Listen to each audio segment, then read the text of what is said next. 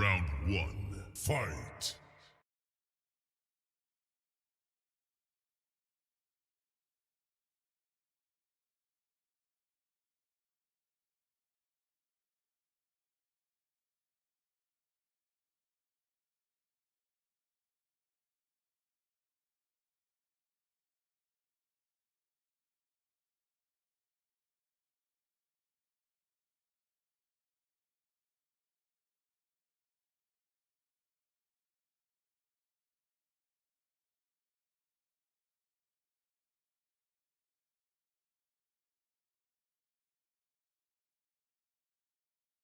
Two seconds later.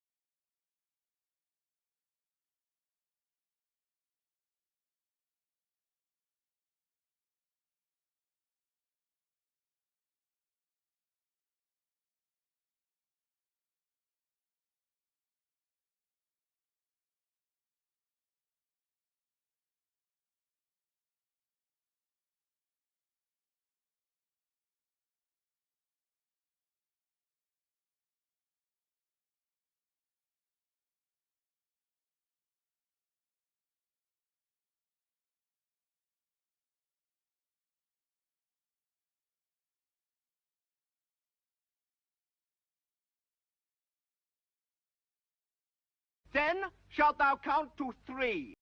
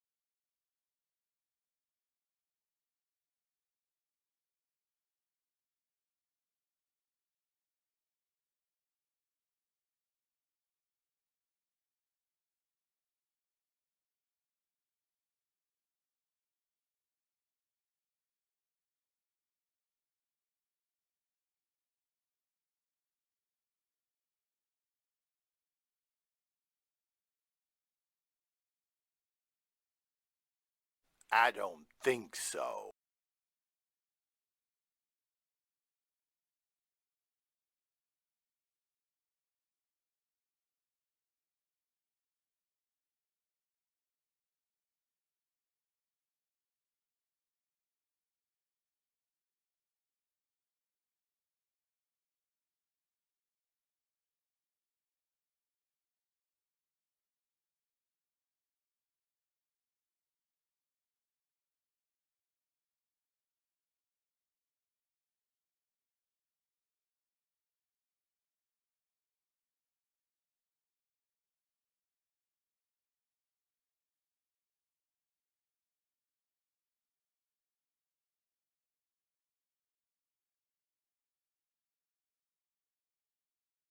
Sure, blame it on your ISP.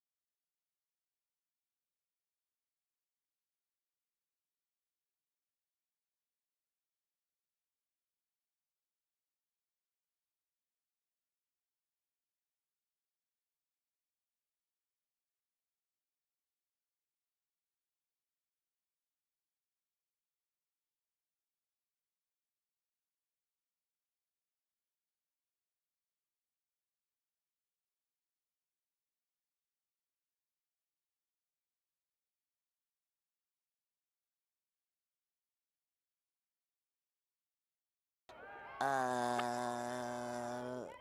don't know.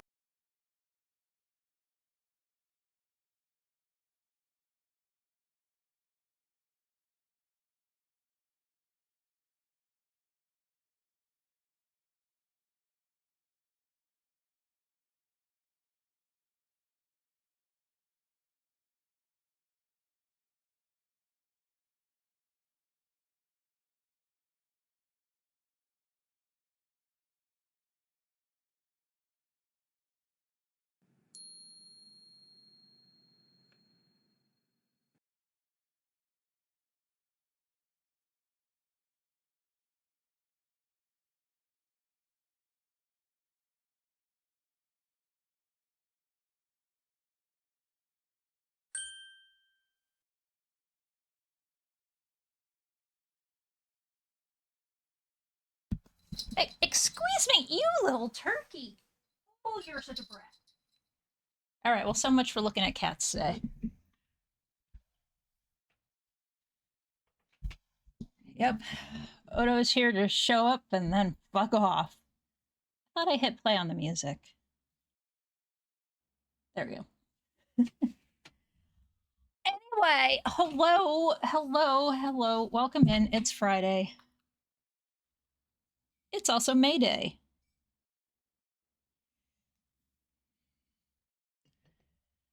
And while there's general protests and stuff going on, I'm going to do a stream as an educational thing.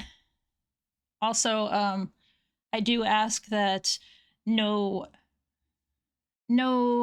gift subs or bits or anything get spent today on my channel, because that would be buying things and go against the spirit of May Day. But since I'm my own employer, technically, I just work with some shitty corp to get out there. But I'm going to use this as a platform for my protest in general. But I figure we can start with some news, because there's been some interesting news this week. Yeah, Odo's also protesting. I'm apparently a very I'm quite the hard employer, it seems. He's also a piece of shit, but hey, what else is new? He's a cat. Yep.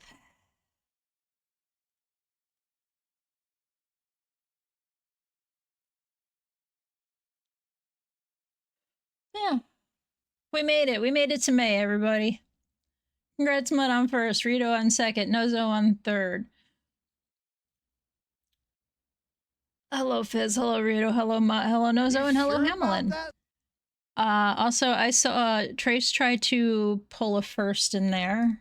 I should probably just pull up Firebot. It at least gives me my activity feed for stuff like that. And Regulus says they were first. So I don't know. Something tells me they're not. It's just a hunch.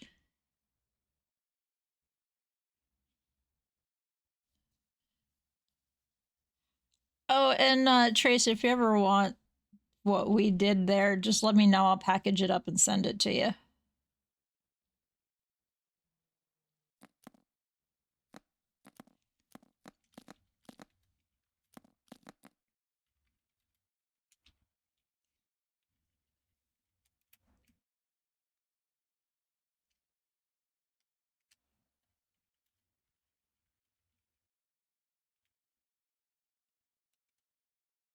Just the bot is AI, you can't trust it. And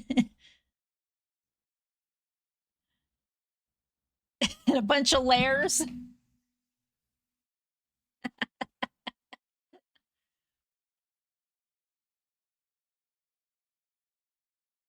Wow, so I'm a liar if I get to Trace's stream early. Got it. Hey, I'm the first Ginpu to get to stream. Can't tell me I'm wrong there.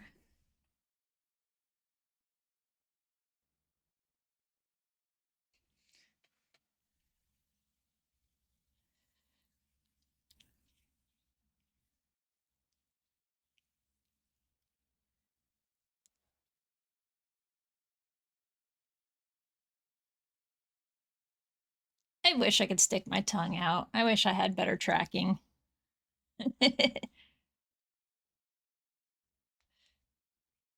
Yeah, Fizz is the one that was saying, hey, if Trace ever wants it, do this and this to it so you can package it up.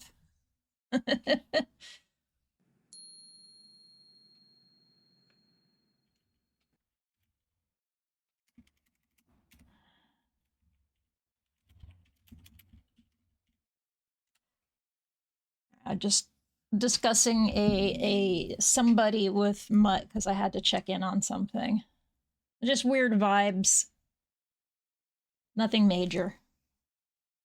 Until Ginpu starts showing up as XXX underscore Ginpu 420 underscore XXX. We gotta like, yeah, we can't even do 42069. Fuck 69. It means nothing to me. Why are you screaming, Hamlin? But yeah, let's start with some news articles that are big. No fucking duh. On this first one, because you can. That's why you're screaming. Okay, as long as I don't have to hear the scream, I'm good. I have large ears. It's sensitive. I'm very sensitive. Yeah, that's it. Anyway. 6-7 affect you instead? No, 42 does. I'm too old for 6-7. God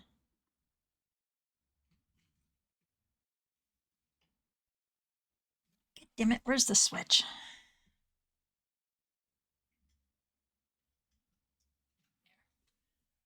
I just wanted to brighten up the cat thing. Exactly. And I've never actually seen where 42 comes from. I've never read any Douglas Adams stuff. I know about it, but I've not done anything with it. It's one of those cultural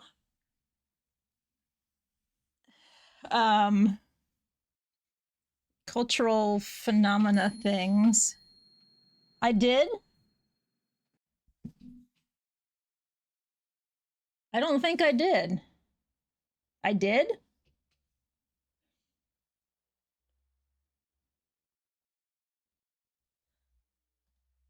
I need to learn how to do things to my character because it's just like, wait, I did? I need like a what?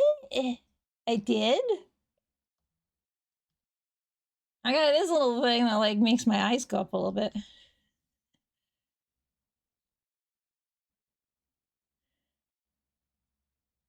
Whole conceit was that you cannot know both the answer to life, the universe, and everything, as well as the question. Knowing both causes the universe to reset.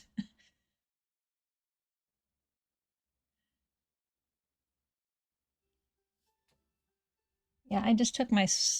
I did take it, right? I gotta make sure I took my after lunch meds. It's empty. I took it. Okay. Oh, shit.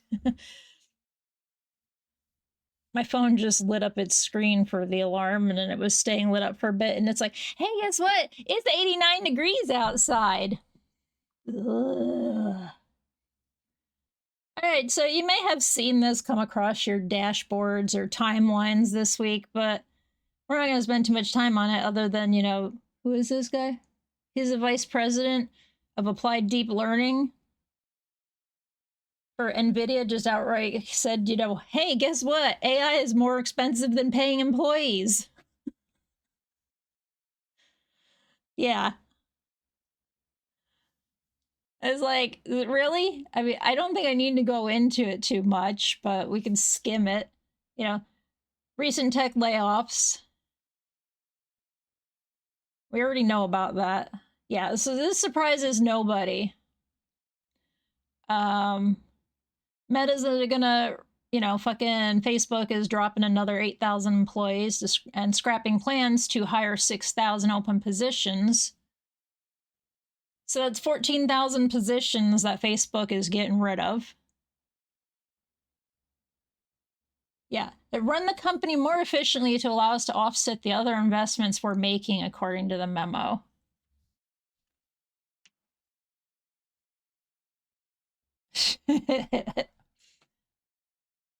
Yeah, Microsoft offering thousands of its own employees a voluntary buyout. AI's, yeah, other tech headers, however, suggest that right now AI isn't saving companies money on labor. It's actually costing them more than humans they currently employ. Like, it costs more for AI than to fucking pay a human being and give them job insurance and like health insurance and life insurance to make sure they can keep living. Yeah, I already know they like to. That's the other thing is, hey, guess what? I did a good job. I get a bonus. Yeah, for my team, the cost to compute is far beyond the cost of employees, he told Axios. An MIT study from 2024 backs it up. But this doesn't even account for the fact that there was something else that popped up on Blue Sky today, and I looked briefly at the actual article. I mean, there was only 54 participants, but it basically says that using ChatGPT or LLMs to help you write an essay is the equivalent of beef brain. Yes, I'm going to use a hypnospace outlaw term here because I think it's very good to use right now.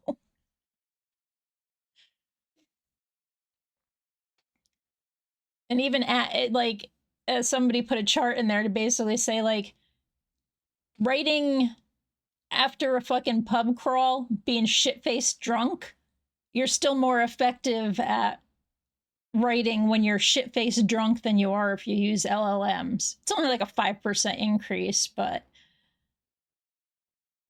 and one of the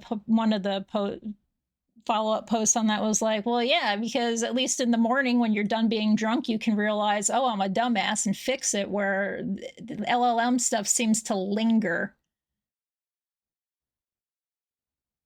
Would test retest against stuff multiple times and burn through them, which is fucking hilarious. Yeah, Fizz talks about AI often. It's like the models that are out are the ones that just didn't fuck up completely, but they still don't know when they're wrong and they insist that they're right. They're as bad as talking to, like, you know, some of your, I hate to say it, but it's like talking to a boomer who lived through something. They're going to insist that their life experiences is all that matters, even though you have the evidence in front of you that says otherwise, and they're not going to budge. AI is fucking stubborn and stupid. It doesn't know it's wrong, and even when you tell it it's wrong, it still tries to tell you, no, I'm not. So, you know. But no, I did not see, I haven't actually caught a Thai stream in a while, because Thai streams while I'm still going on, and by the time I'm done, Thai's usually wrapping up, it feels like, or he's playing a game at that point.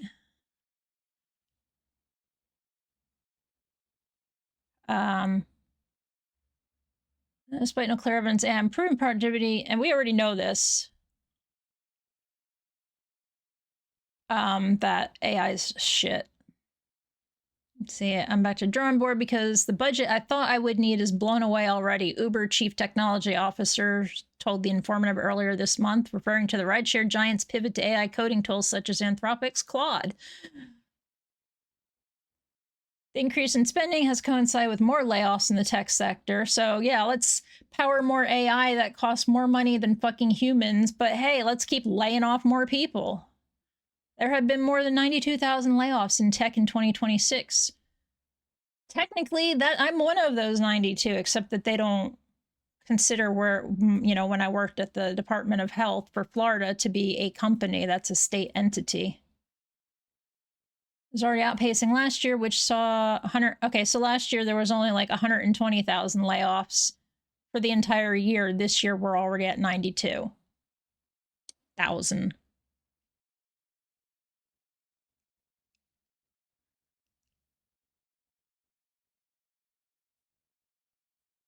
No, I really need to get back to watching my John Oliver. I have totally failed.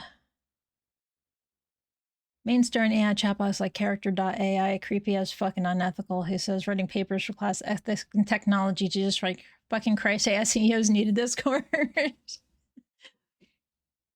I thought this was interesting, and of course I made this a PDF just to make my life easier.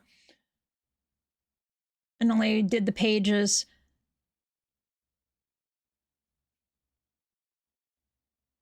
Yeah. The future of AI's economic viability will also depend on if the technology proves its worth.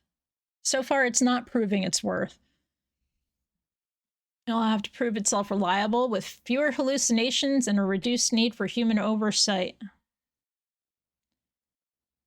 Yeah, LLM is not what we dreamt of when we all wanted an AI to help us with life. This is not what we asked for.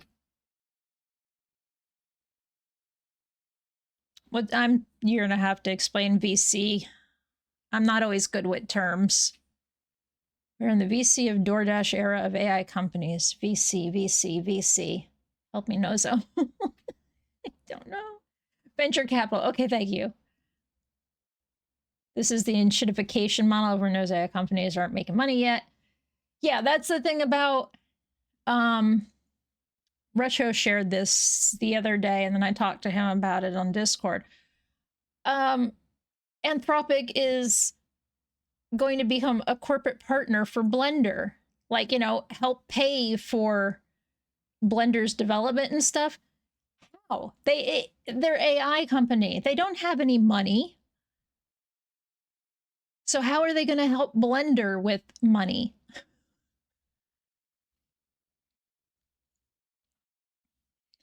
But on a more brighter note, hey, guess what? Passenger railroads see a sharp jump in ridership as gas prices climb. This one I saw this morning, and I had to pull this open because it kind of hits home for me. Because it said it... As average price of gas climbs above $4 a gallon, ridership on passenger trains is surging. Here we go. This is the part. Brightline, the privately owned railroad in Florida, says ridership soared more than 20% in the same month. My county where I live fought tooth and nail so that Brightline didn't stop here. They didn't even want them to pass through here, but guess what? They still pass through here at their 80 miles per hour, and so much money was spent to redo railroad crossings and shit in town, but yet we don't get to use the train because it's not going to stop here because our fucking commissioners and the rich bitches on the who want to keep this county hidden from the rest of the world we're like, no, we're gonna pay and make sure, like, you know, the train can't stop. The passenger train's not allowed to stop in this city. We actually have a historical railroad station here that used to get used. But wait, it gets better. The airport now allows JetBlue to fly in and out to specific larger Northeast cities where probably most of these fucking rich fuckers come from. But yes, JetBlue, a commercial airline, does fly to my my current town.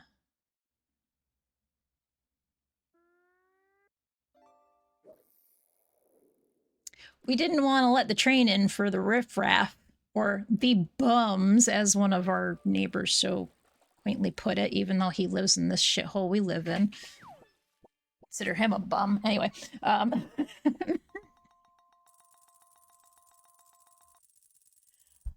well, yeah, most of them do use their private jets, but there actually is, like, fucking commercial flights coming in.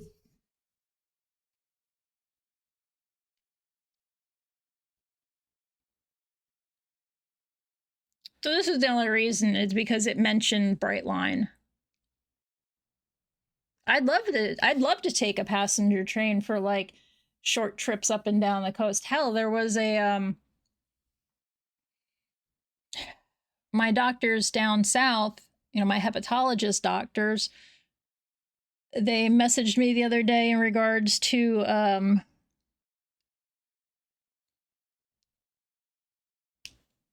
a study for a new medication that could help me, even though I'm already on one that kind of helps pretty good.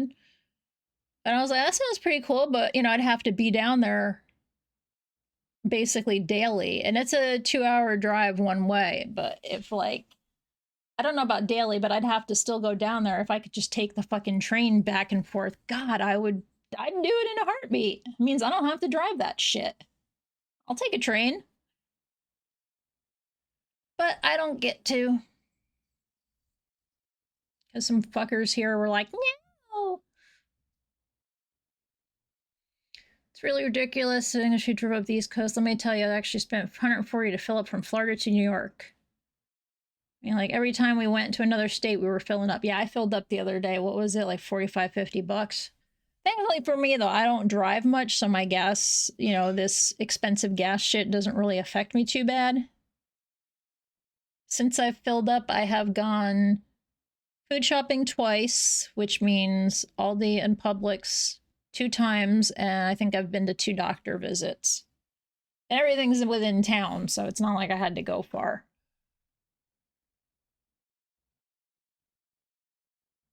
And train's cheaper.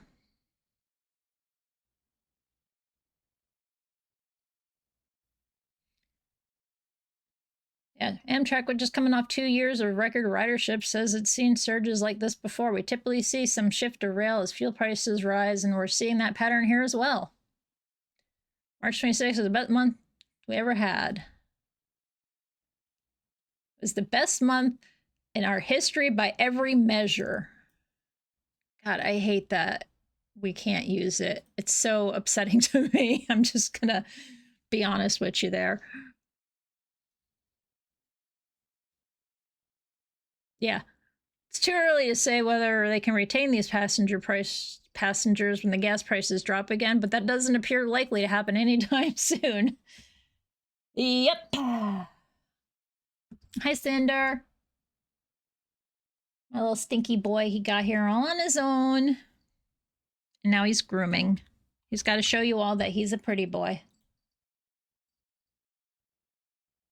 Train back closer to home when I return Wednesday.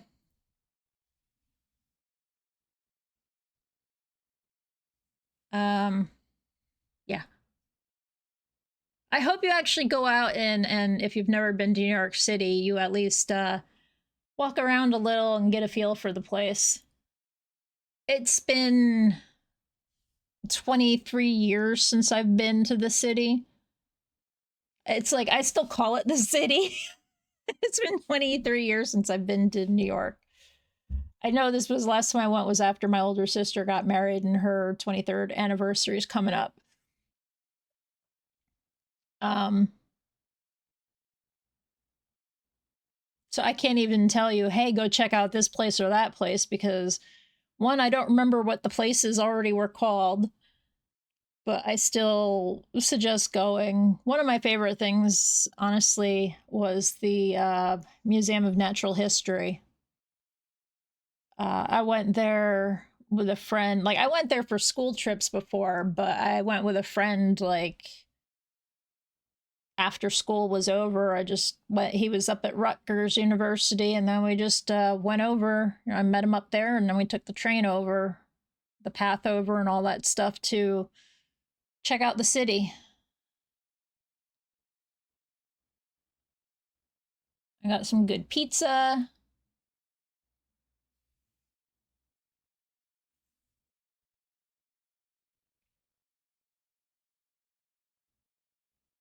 I miss it.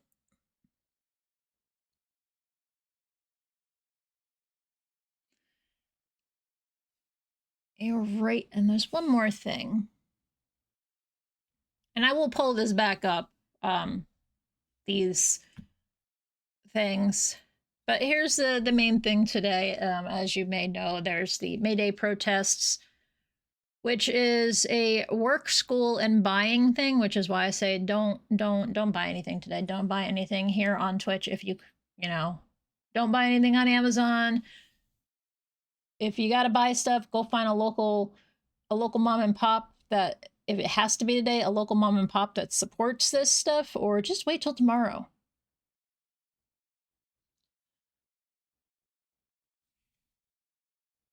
But yeah, today is May Day, where the protest is calling for a boycott of work, school, and shopping to protest Trump's policies and what activists describe as billionaire takeover of government. This shit's been happening forever. It's just annoying that, you know, I basically said like ancestors. And by ancestors, I mean like our grandparents, our parents, even my generation just fucking let this stuff continue to happen. And I wonder how we got here today is because everybody just kept to themselves and was like, oh, the government's not that bad. Guess what? We as fucking citizens have slacked in our duties to make sure this shit don't happen. So that's how we got to today. And it's not like the government didn't do a lot of stuff to keep everybody quiet. Phil Collins isn't even our generation. He's the previous generation. I said that once to one of my boomer friends, and she got so pissed off. I was like, what's right? What's better? And she like nearly flipped out on me.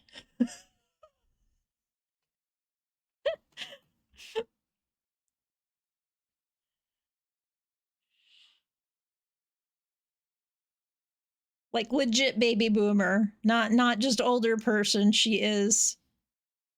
Yeah, I know. It's the same shit 20, 30 years later that Phil Collins sang about, Billy Joel sang about stuff. You know, we didn't start the fire.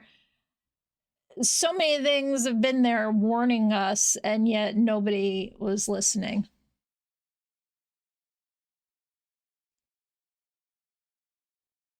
So yeah, May Day strong, protests in various cities. There's one here in town. It's not till like 4:30 in the afternoon, though. From Boston to San Fran are meant to mark International Labor Day. They follow anti-Trump protests under the No King's banner that organizers say has drawn millions of people nationwide.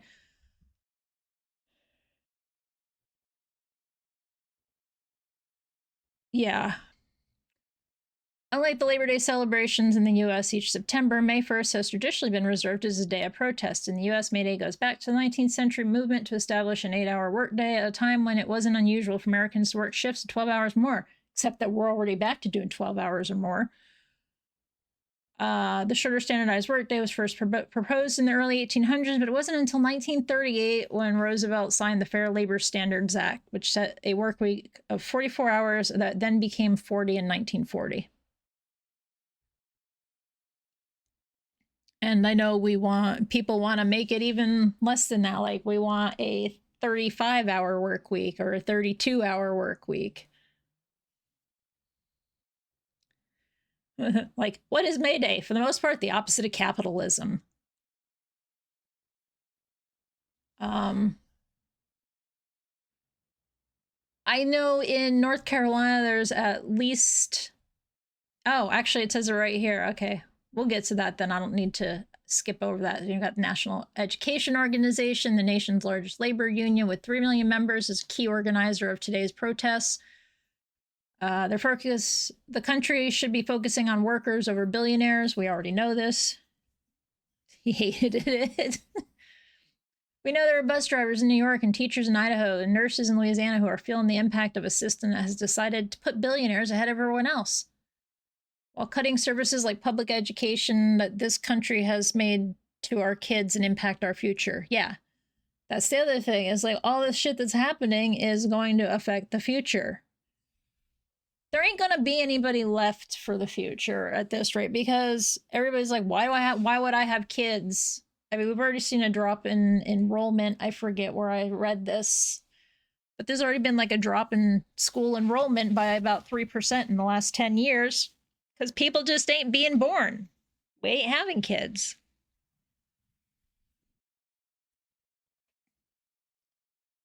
Meanwhile, we have people living longer.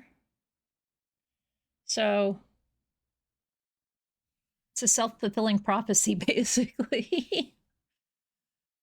More than 500 labor unions, student groups, community organizers, and other groups will participate.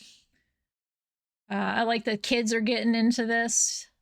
You know, one of those student groups, Sunrise Movement, which bills itself as young people fighting fascism to win a Green New Deal.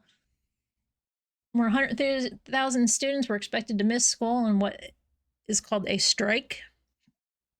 I'm happy to see this, that it's 20 public school districts. The other day when I looked about North Carolina, it said 8. In North Carolina, where NEA says per pupil spending and teacher salaries rank near the bottom nationwide, some 20 public school districts will be closed due to planned staff absences. Educators and school workers such as bus drivers, cafeteria workers, and maintenance staff are planning to rally in the capital to pressure a state legislature for more education funding. I knew about North Carolina doing that. In NorCarls, as Rita would say it, biggest city, Charlotte, the Board of Education issued a statement saying it had voted to call off school on May 1st due to the number of staff absences expected that day. Like, there's not going to be anybody to take care of the kids, so guess what? We're closed.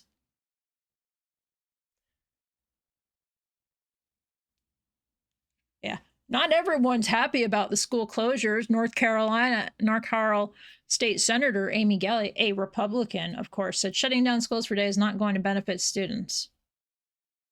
Honestly, it will benefit the students. The students,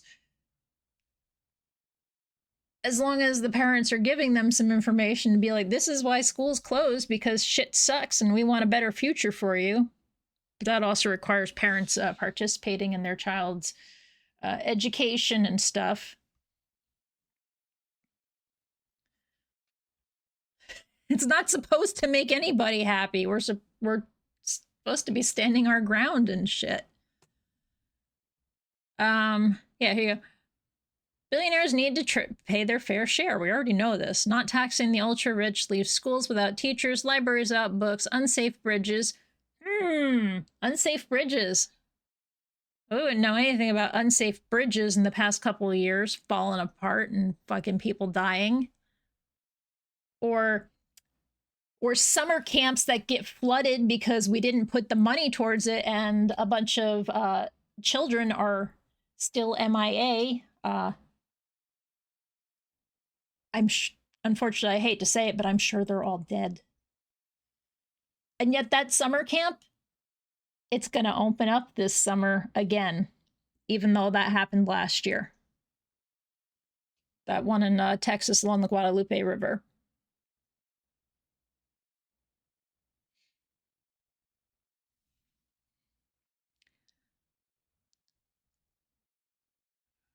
Unsafe bridges, shuttered hospitals, and the rest of us paying more. We want a different future where students and communities have what they need. It's going to take all of us organized and here to make it happen. I know that they list like the big cities, like, oh, Chicago, LA, Seattle, New York City, Minneapolis, Washington, D.C., Albuquerque, and Portland, among other cities. Those are just the big cities.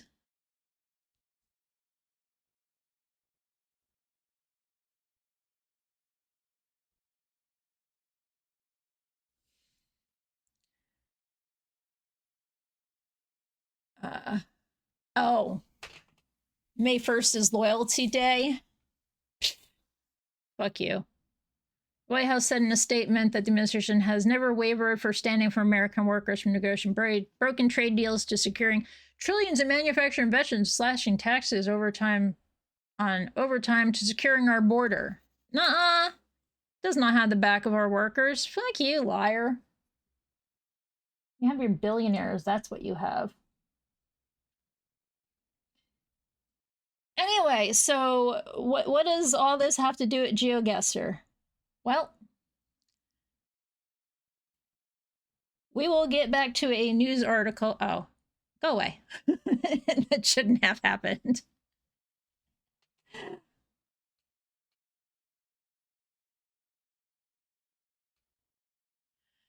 Let me kill this for a second so I can pull the other windows off to the side. Their location doesn't matter.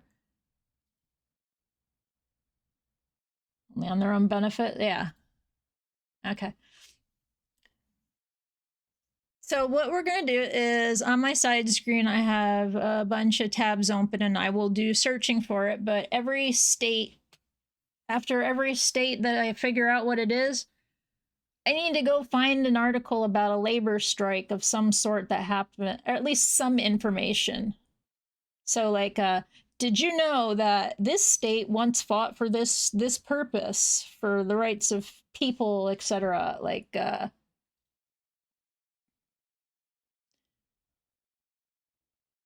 a nationwide strike. I wanted something that was like more. There's a lot of nationwide things. Like, here's one for Georgia. Atlanta's washerwoman strike. With slavery less than 2 decades behind them, thousands of black laundresses went on strike for higher wages, respect for their work, and control over how their work was organized. In the summer of 1881, the laundresses took on Atlanta's business and political establishment and gained so much support that they threatened to call a general strike, which would have shut the city down. That's the kind of stuff we're going to do. So, like, that would be an example of, hey, Georgia happened. This is the power of people, what you can do. And even if you can't, like, physically get out there and do things, do what you can do. Don't go to work. Don't go to school. Don't buy from the big businesses, etc. Talk to your friends and family about it, especially the ones that don't agree with it. Believe it or not, you can have conversations typically with someone like that. It just takes a lot more effort from you to not fall for the guilt they might try to throw at you. You got to stand your ground and stay centered. But I truly believe it is possible to converse with people.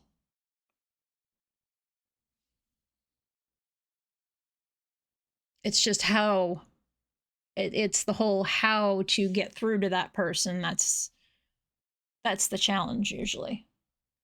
Like, I said something to Fizz the other day, and I gave him 3 different ways I could have said it. And I said, which one's the best one to get my point across without making it sound like I'm passive aggressive or I'm trying to guilt trip you?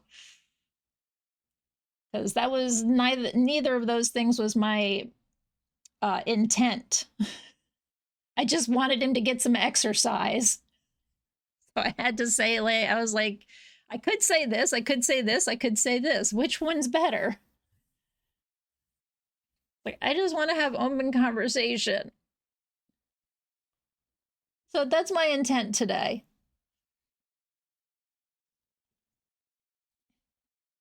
And I probably fixed this. I'm making you all walk. It does not appear that Shift Tab is screwing with anything. That's a bonus. I'm getting pinged for over here. Oh.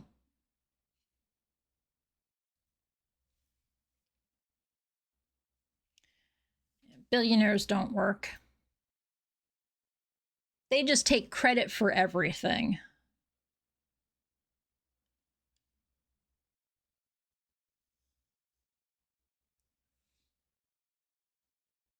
So let's start and figure out where the fuck we are, right?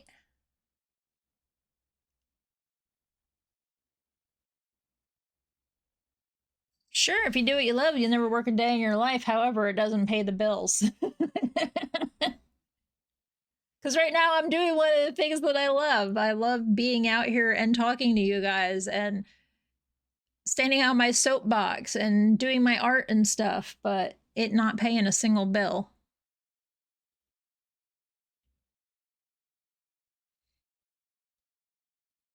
I was about to call this IKEA, but it's Goodyear. 404 not found. Oh. So we got an area code 404. We've got a billiards.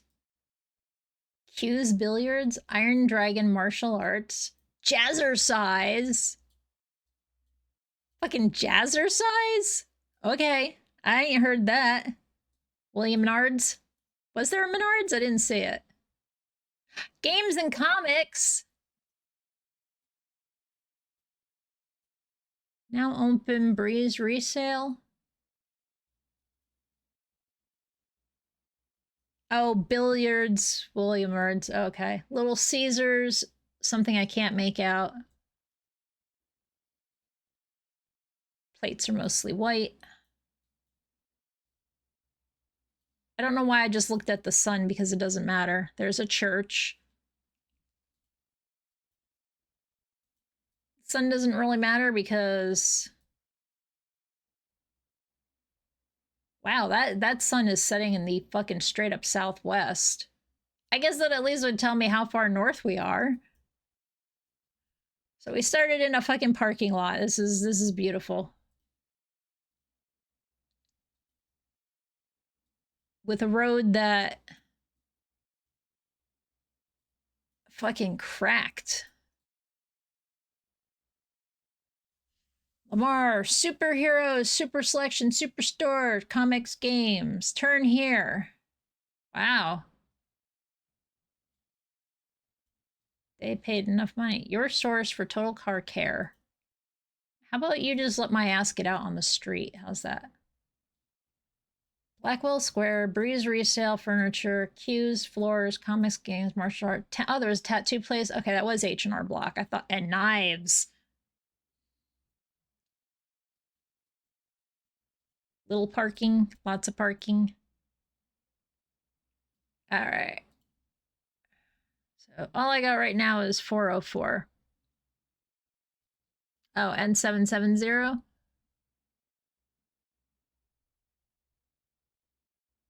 Oh shit, we're in Georgia according to this big toe sign. Dang, I picked a really good first thingy. The washerwomen's, the laundresses. I just picked that one because I definitely saw it was specific to Georgia. Like, it wasn't a nationwide thing. As long as this isn't fucking Calhoun, Georgia, I'm okay with it. I don't know how well that goes over. We've been there before.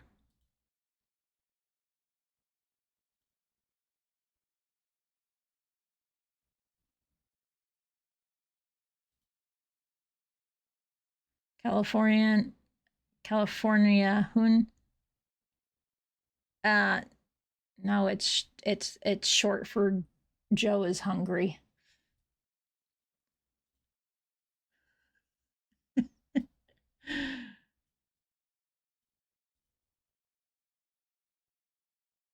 We got Kroger.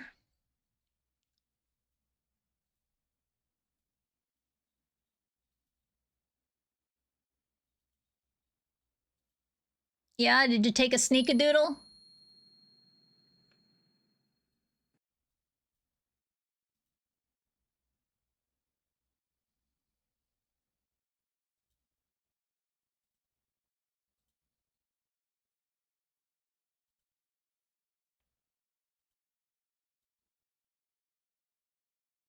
Does that say fish warehouse? Oh, fish market. Okay.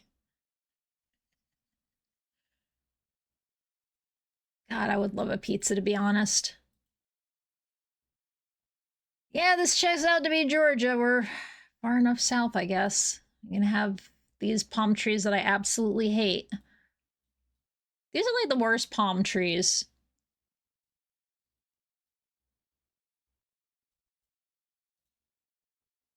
They're so scrubby looking. Anyway, that's definite palm tree, so we can mark that off.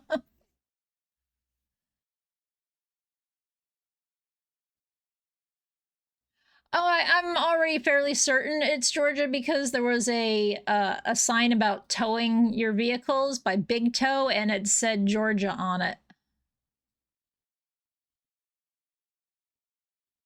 Shaw Park, Northeast Cobb Community Center.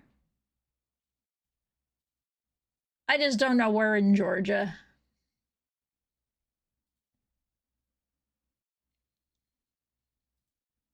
Because I don't know why you would be using a tow company outside your own state. Like, why would, if you were like, I had to think what states are near Georgia. Like, if you're on the edge here, near, let's just say you're in Holy Trinity, Alabama, would you actually use like Columbus? Would you use a Georgia tow company, or would you use your own, you know, your state, something else that's in your state and city?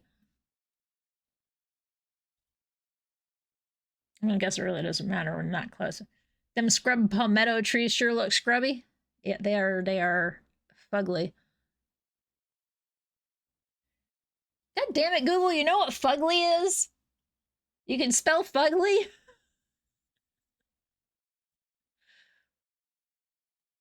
I'm just trying to get more info as to specifically where. Like here, if I go, no, what did you do to me? I was on this side of the road.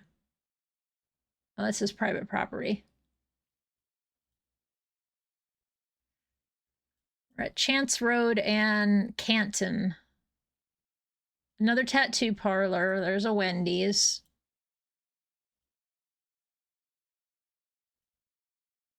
Yeah, scrub palms, scrub daddy, scrub mommy, scrubby palms.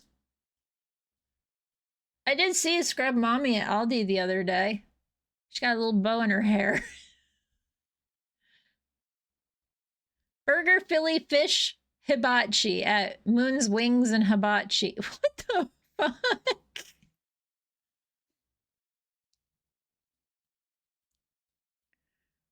Yeah, somewhere in Georgia with Wendy's, a Sitco, a Mickey D's, a Little Caesars,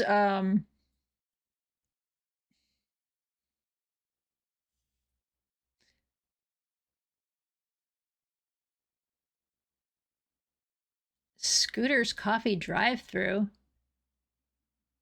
That looks like a that looks like a Checkers.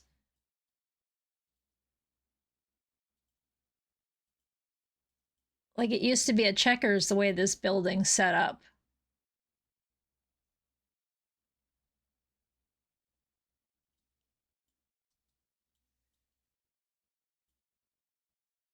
We got a Big Lots. That doesn't help. Planet Fitness. Yeah. Old Time Pottery. Like hair braiding.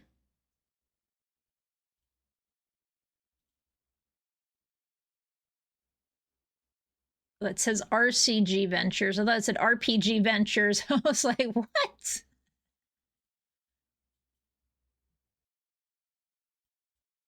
I believe that's a crepe myrtle.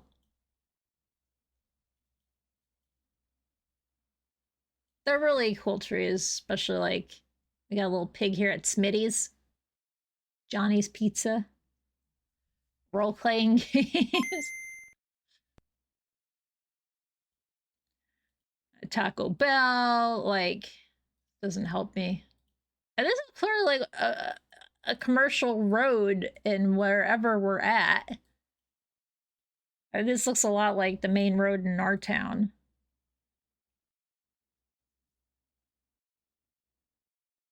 Luxury or premium sod for luxury lawns. Closed. Visit Cobb Parkway. Oh, they had a Crystal Burgers thing. I've heard of that. I've never been to a Crystal. Fucking Go Nuts.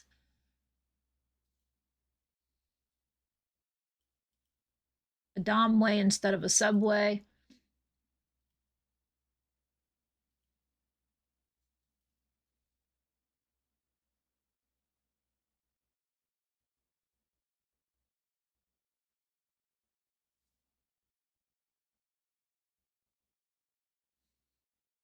No, no reaction. Okay, great. I didn't try hard enough.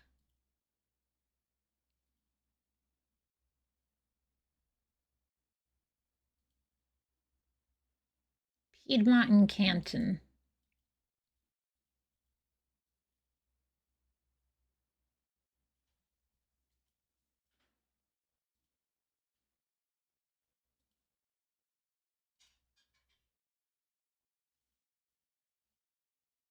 Could I get a road sign?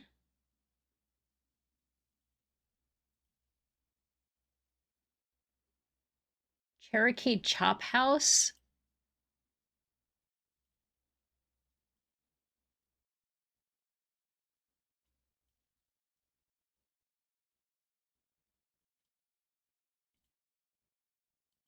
I feel like we're getting further away from the commercial aspect of paint protection film. I don't have a single sign on the road that says route this.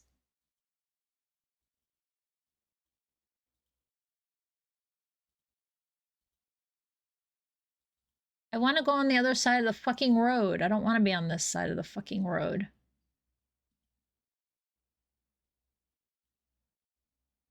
Oh, Jesus! I ended up in a parking lot somehow. Yeah, let's see what they got for sale.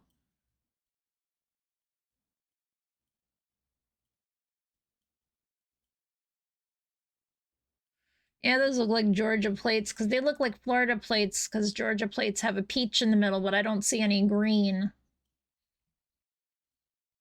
Florida's green. Georgia's not got green on it. But they both have orange shit in the middle. A fruit in the middle.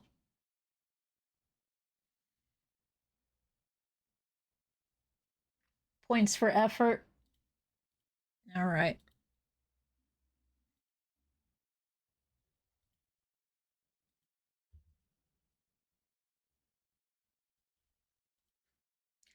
I did have I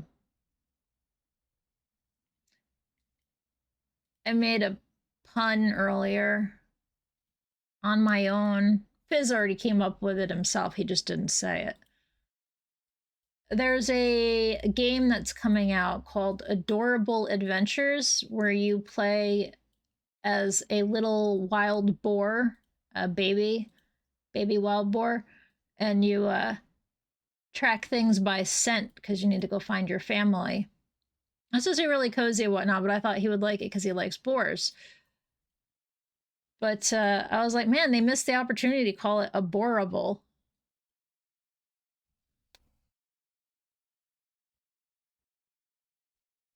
on, you little fucking bug. Not horrible. VA.gov packed. Yeah, that's not telling me shit. All right, let's go back to where we started and go the opposite way, I guess. I forget what way we went when we got out of here.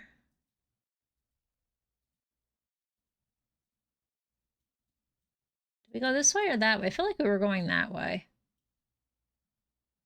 Maybe we went that way and I don't remember. No, we did see the public storage. House of Prayer Brazilian Church.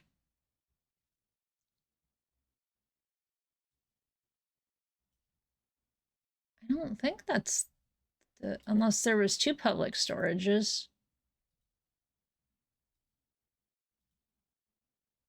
Blackwell. No, I didn't see a Shell station before. Whoa, Dollar Tree. Domino's. Hello, help, I just got turned around.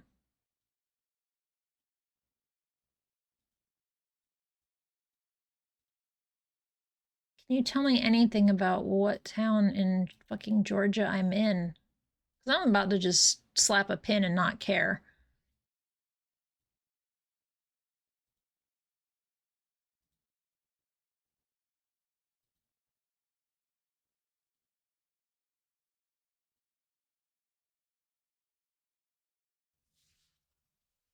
No, we went this way, didn't we? This is the way we went the first time. Shit. Pine Straw King. That sounded too familiar. Let's go back the other way. I don't know where I'm going. Hey, guess what? We still ain't figured out for sure where we are. Welcome back from the ad break. You missed nothing. Be happy to know you missed 0.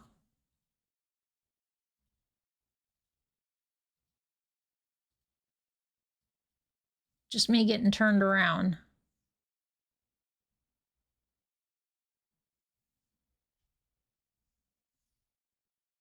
Gun show. Chattanooga gymnastics. I suppose we could be in a part of Georgia that's close to Tennessee. It does have more elevation, which would put it up here.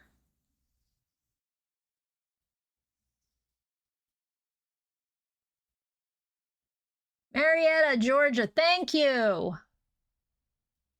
I've heard that. Yep, it's right here, right outside Atlanta.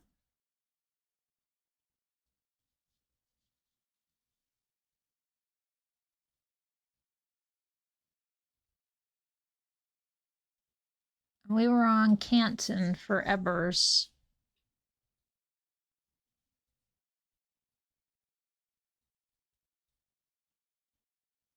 Polkburnt, Hickory.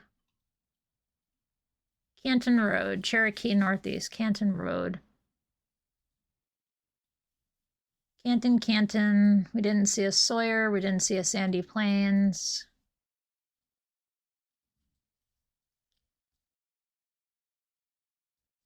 We did see a Taco Bell.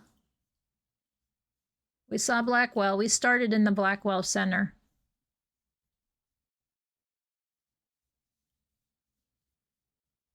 Where's Goodyear?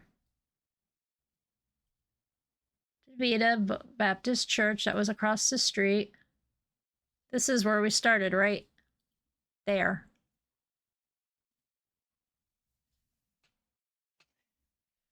$6 meters, yo! Perfect score! And it's Georgia.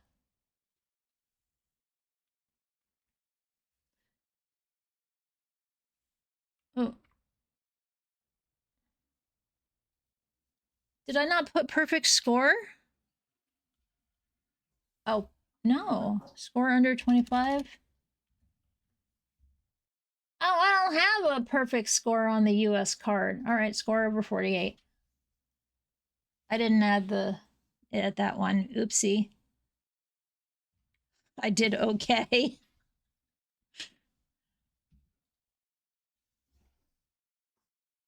Wow, I just did okay. All right, so let's find a another Georgia thing here. Hola, Bridget Endeavor, please enjoy your stay. Hey, Bridget.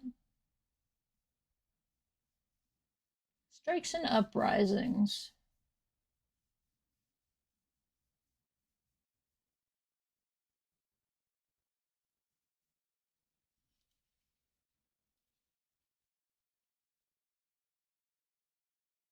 That's Pittsburgh, Chicago,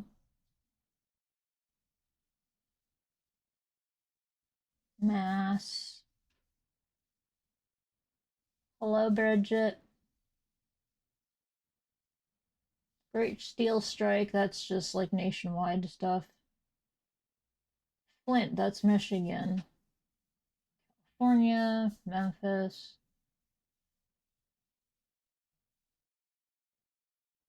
New York, okay.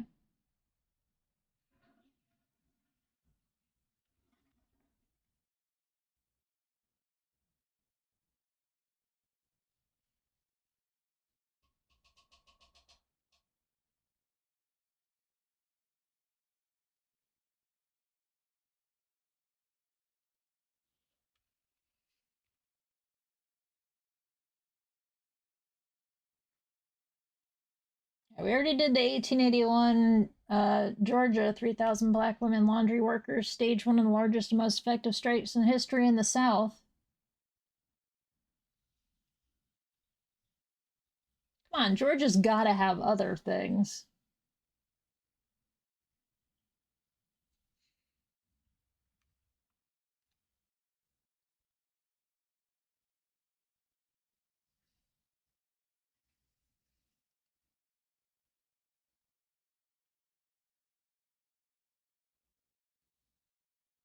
Okay, states.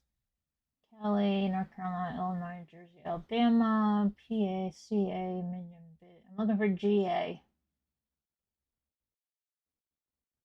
Okay, this is a multi one, but this is from 1994 at least.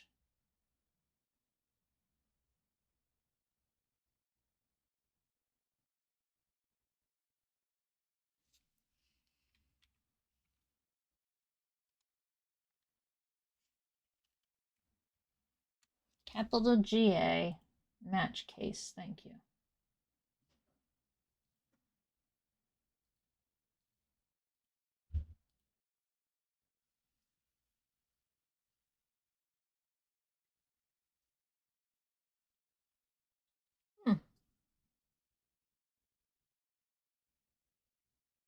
Looks like most of the time Georgia does things.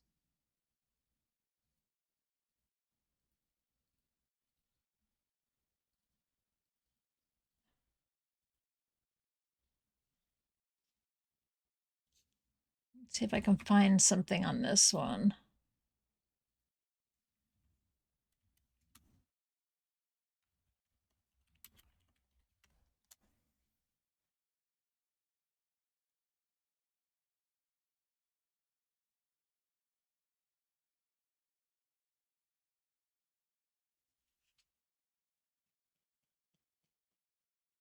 Oh shit, this actually works perfectly because this was this thing, this strike specifically that I just pulled up.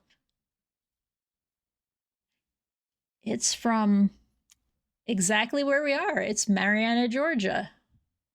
All right. So March 15th, 2002, a strike hit Lockheed Martin in Marietta, Georgia.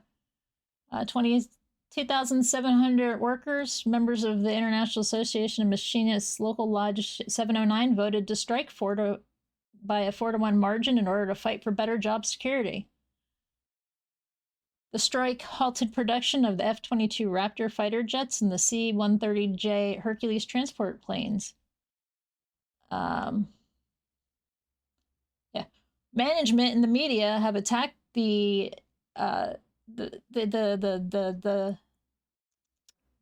lodge, the IAM, as unpatriotic for striking during wartime. Fuck you. If you want to call someone unpatriotic, you need to call the company that because they are outsourcing jobs to foreign countries. Everybody paints us as the bad guys, but look at Lockheed Martin CEO. If you divide what he makes by 40 hours a week, you will find he makes $8,000 an hour.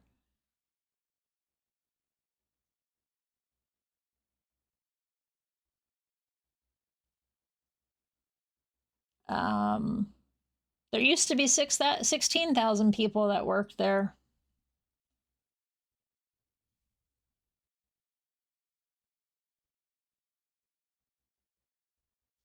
It was a walkout in Marietta, the first in 25 years.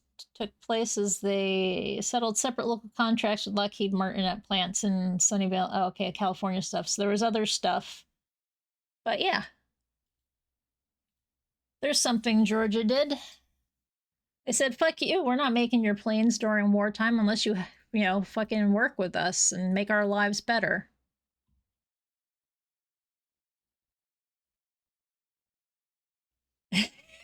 Exactly.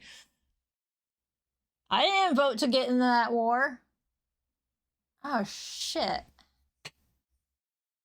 Like, I'm sorry, I said oh shit, but it's not like a major oh shit, but I'm looking outside at my one palm tree and it's got a bunch of its little seed potty flower things going out. So yeah, that explains my sneeziness lately. My palm trees are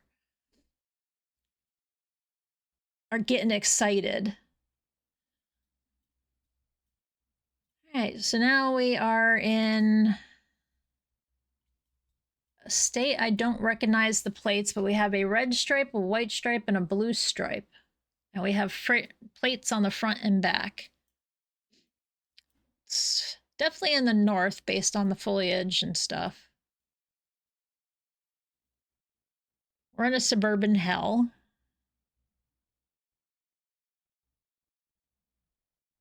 Allergic of seed. Wait, what?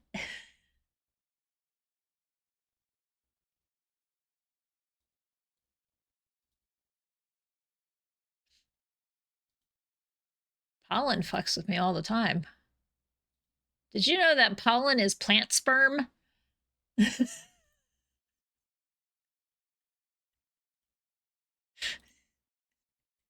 You got plant sperm up in your sinuses.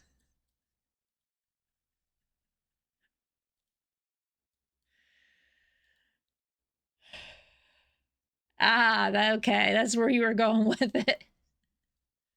I felt that's what you might have been saying. No, let's not use that word, hun. I personally don't like it. And I know several people who don't like it as well. So, not the best word. I believe the scientific term to describe... I feel like it's kind of derogatory the way that word's been used. Scientifically speaking, plants are hermaphrodites. Typically. As they contain both organs for reproduction. And how am I in this suburban shithole? Okay, well, anyway, we got elevation out there.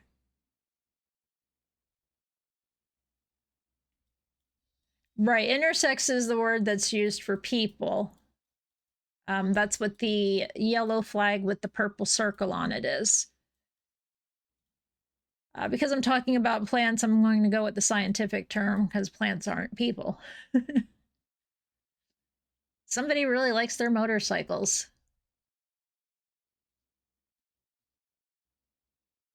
Harleys, Indians.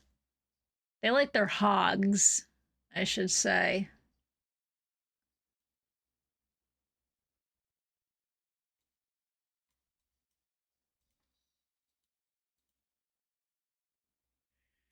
It's okay. Yeah, Fuda definitely has like the fetish content to it and stuff. And I've seen plenty of intersex people, or at least claiming to be intersex, complaining about it and not liking it. So that's why it's like, no, that's not a good word. But that's what we're here for. We're here to learn. Because not everybody can know everything. And I didn't get all pissy with you or anything. I just said we don't really like that word. I couldn't explain it very well. Thank you, Mutt. I wish this brings up something from the other day. And I thought about it in hindsight, and I hope I didn't upset anybody here. I might have upset the new person, who probably will never come back again. But the other day when somebody came in, they said something about miss, and it just really triggered me for some reason. I don't like, and that's when I did like the pronouns thing. I do not like those titles, salutations, because it high desert. Okay, so are we in Utah?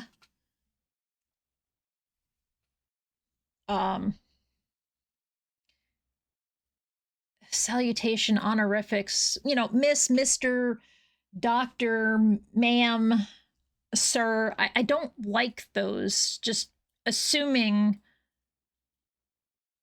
to call somebody that. They just always felt so. For me, it always feels like I was being looked down on. It's like, just say, excuse me. Hey, can you help me? Idaho. I'm on Idaho. Call me by my name. It's right here in the channel. I'm Ginpu.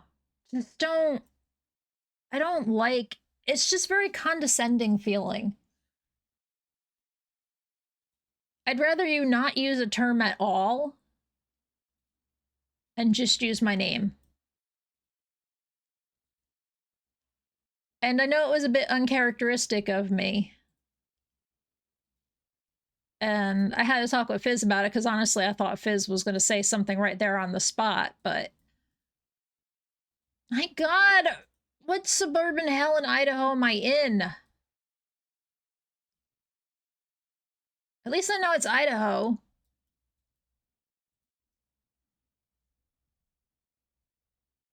And it said something about Amon.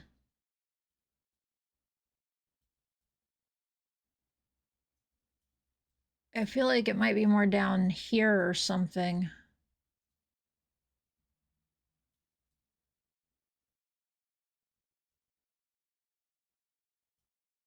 So it's not quite into the mountains. They're in the distance.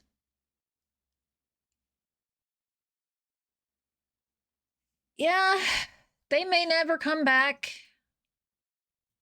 But at the same time, they probably weren't a good fit for here if as much as I hate you saying that, I'm also okay with it. I mean, shit, if you're gonna pick something, if you need to pick a salutation or an honorific like that, just call me doctor. I don't care how real it is. When I write my congressmen and stuff, I use doctor because they don't have the one I want. They don't have the title I would prefer to be called. So I slap doctor in there, which is what a lot of the places say, like, hey, write your people. And it's like, what the? Excuse me?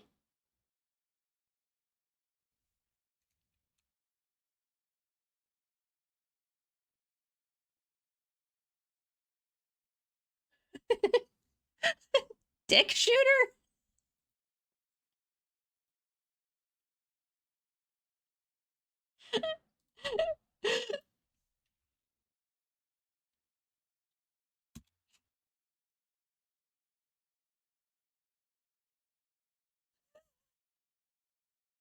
Putting this one in general with no connotation whatsoever. All right, that just went into Discord. I'm not saying anything more than dick shooter. You know what? I don't know where we are, but we're in Dick Shooter, Idaho, because I am not getting out of this suburban hell. Do I have a suburban hell? Yes, I do. Let's see how close I was picking Dick Shooter. No, it was over here, Idaho Falls area. There's a mon. It still isn't that bad.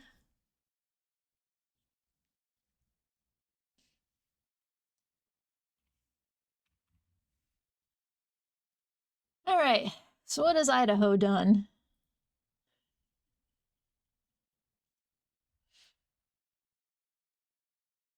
Ooh.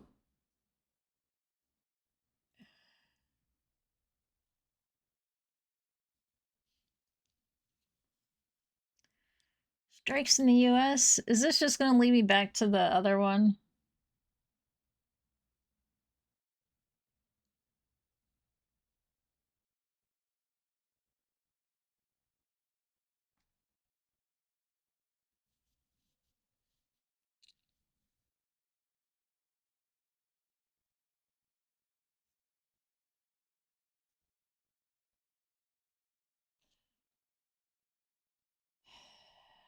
Still not really helping me there. Okay. Let's use Bureau of Labor Statistics. So we are in Idaho. That'd be an ID. Let's see if there's one that they did on their own. No, it looks like there's only one. And it's the International Association of Machinists. Multiple states did this.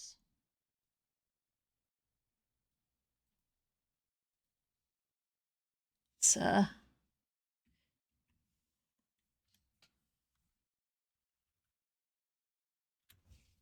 strike, what year is this? 1996, it says.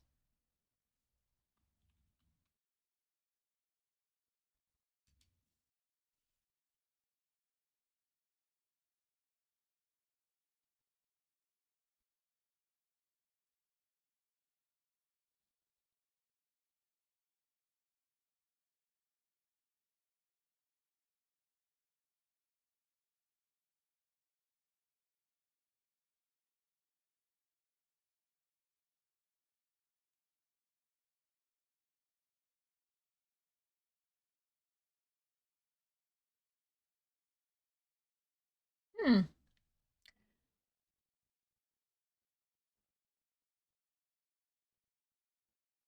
So I don't think Idaho was involved in this one. But this company, Crown Cork and Seal in 1996, the machinist thing had a strike in 96, but here's something that just showed up from 1992. Anyway, it was like 9 arrested and 200 fired as U.S. Crown Cork and Seal Company breaks a South African union.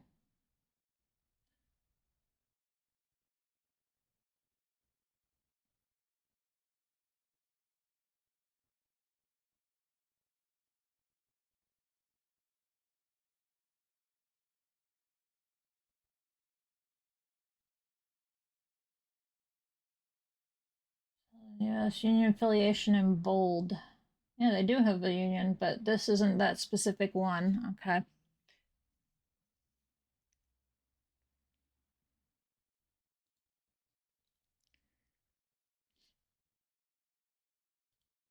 I'm working on it.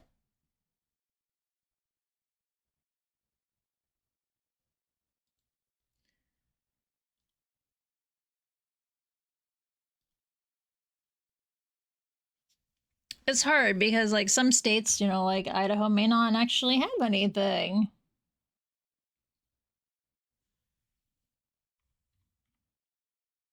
Nothing there. Okay.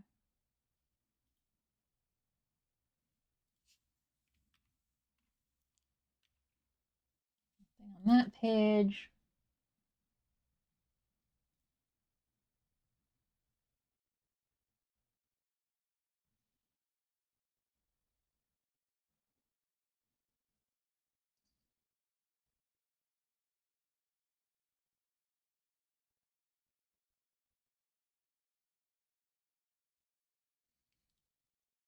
I pulled open a lot of things, but there's still like, what the fuck?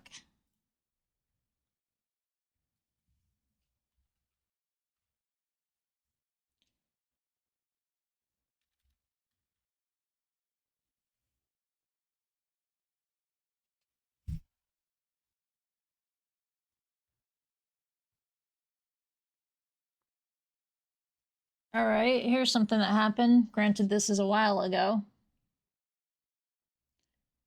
But still, here's a thing in Idaho, specifically in Coeur d'Alene. I can't say it, but anyway, someplace here in Idaho, probably in the mountains. Let's see if I can get a good idea as to where, so I can show you guys where. Okay, it's really close to Spokane. Where's that? By this lake, right? Spokane's over here. Okay, here we go. This town right here, this Coeur d'Alene. There we go. That way I can show you guys where this is. This one is.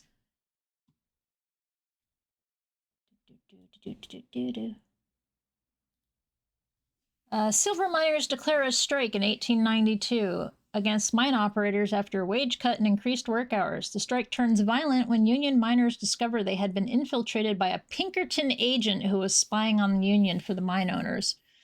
A pitched battle ensued between the Union miners and a large force of strike breakers. Although the miners drove out the back legs, the governor declared martial law and secured federal troops from President Harrison. We had a President Harrison? Anyway. The army moved swiftly and ruthlessly to smash the strike. All known Union men were arrested. Several hundred strikers were imprisoned for months in a barbed wire concentration camp or bullpen where they were starved and mistreated. Afterwards, strikers were blacklisted throughout the industry. Yeah. The Pinkertons suck, by the way, if we didn't already know that. Well, that's a thing that can happen when you stand up for your rights. You got shitheads like that.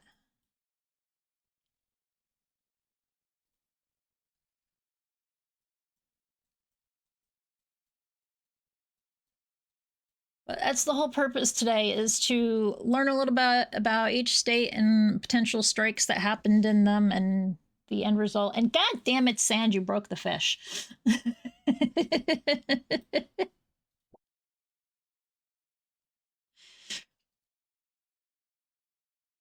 I'm blaming you for breaking fish. I know you didn't. It's just fucky. But I still think it's funny. Yeah. Fish at Sand. Fish went on strike. Yeah, it did. It said you're working me too hard. I got used once today. That's it. I'm done. Also, hello, Bendy. All right, I did a stretch. We're in the north again. Probably. Well, that's sandy soil. So maybe we're along a coast. Don't show my house! Okay, I won't show your house, but I'm gonna go and find out who your neighbor is. Spring Hill Woods Drive. Murex shellfish?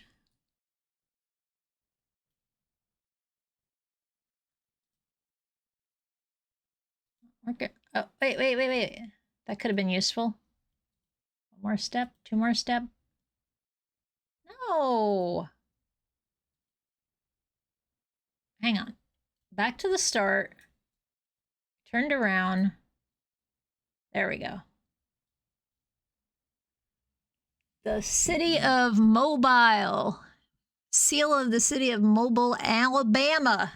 Guess where we are? We're in Alabama. Specifically Mobile. Mobile, however you want to say it. Down here. We're down here somewhere. Alabama. Trash day giving it all away. Yep. I rely on trash cans half the time to help me really narrow it down.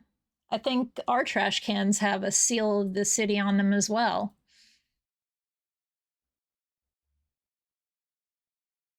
Oh, hang on. What horse shit is this? Is this horse shit? Oh, those are just school flags or sports team flags. Okay. I thought it was like some special flag, like Blue Lives Matter or some shit.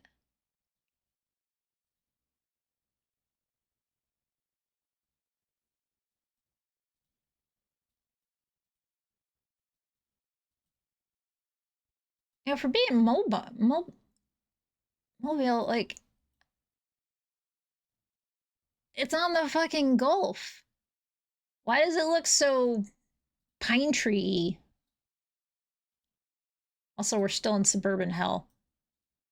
I feel like I'm just going in one giant fucking circle. Wait, this looks like a possible exit. The road split. Spring Hill Woods. Okay, that was a development within a development. Great.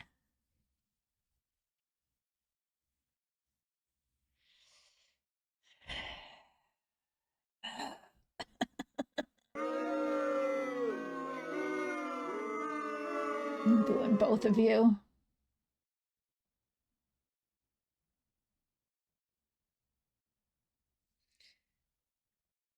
We have a giant green bin for waste management, but the recycling bins, every unit here has one. And that's where those have the trash collectors on. Ooh.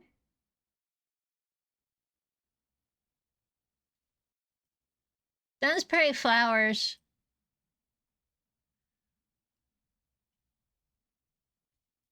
Very pretty flowers. What are those? They're like tree lotuses. That's not dogwood. No, that's not dogwood. I don't think that's dogwood. Dogwood's pink.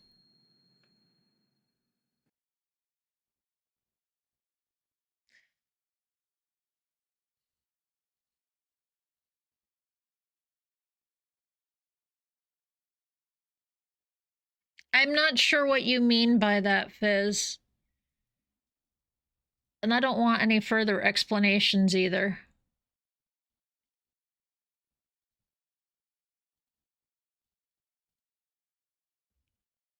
But I have a feeling I need to check this one off.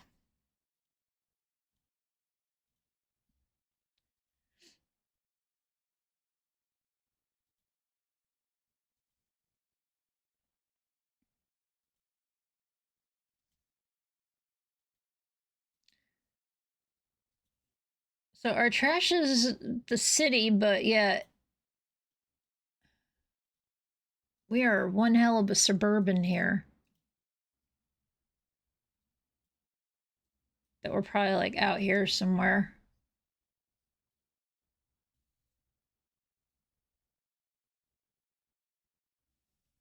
Yep, well, it certainly felt bad.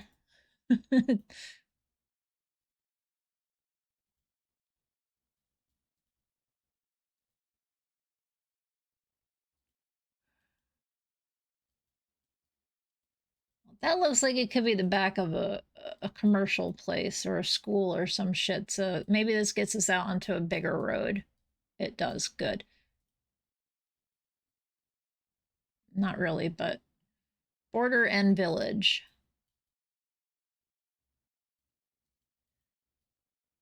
There's a stoplight this way, so we're going to go towards a stoplight because that means there's enough traffic to need a stoplight.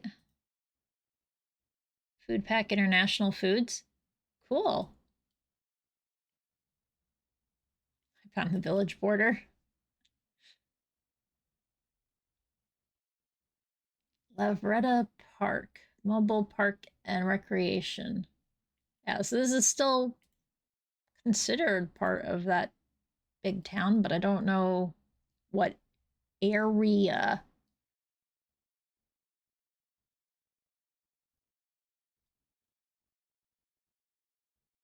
Spartan Stadium. It's got a park. Dotson Park. Joel Blackmore Memorial. What was this one called? Where's that sign? Or is that back here a little bit? I was back here a teensy bit. Okay.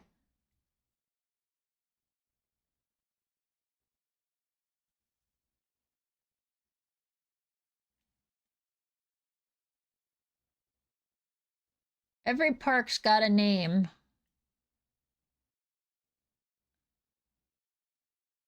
And they're going to be green.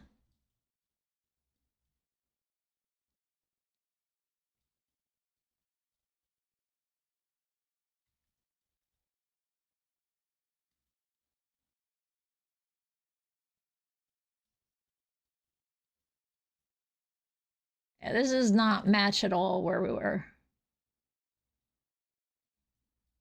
I feel like we're out here more, though. Well, I already got a perfect, so I don't have to be perfect now.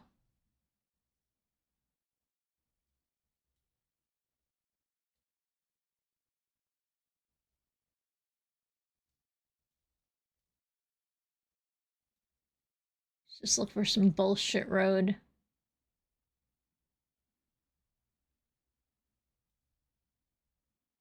This area feels good. Just north. Close enough.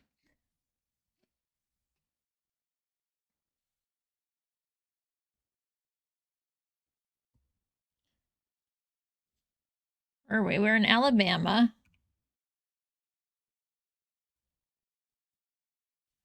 Kilometers. Let's. Oh, we forgot to do that from earlier. This one's for now. That's not that. Oh, and before I said there was mountains when we were in Idaho. All right. So what has happened in Alabama? This one I feel like is going to be a lot easier to find. No, nothing there? Okay.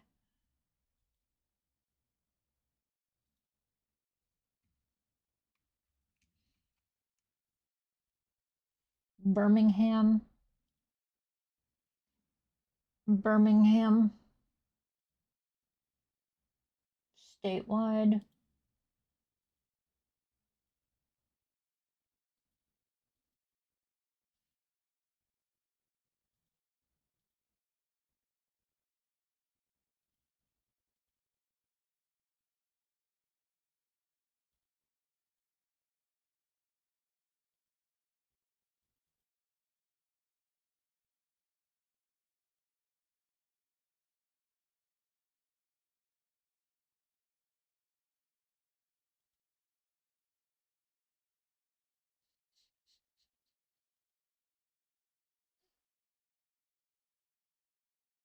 Mm,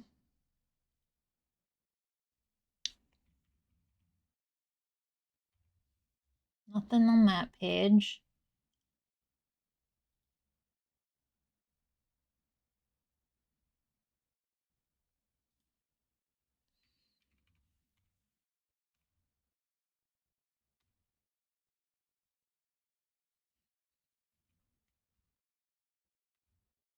Nothing there. All right.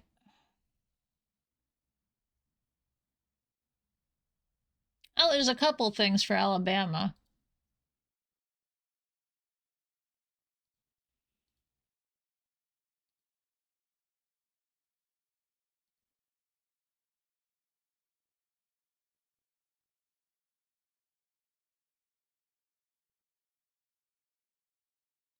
All right, what's this one? This is against private industry for the United Food and Commercial Workers.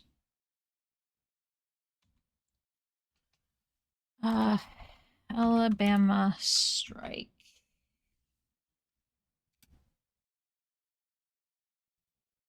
1999. That was nearly a month-long strike.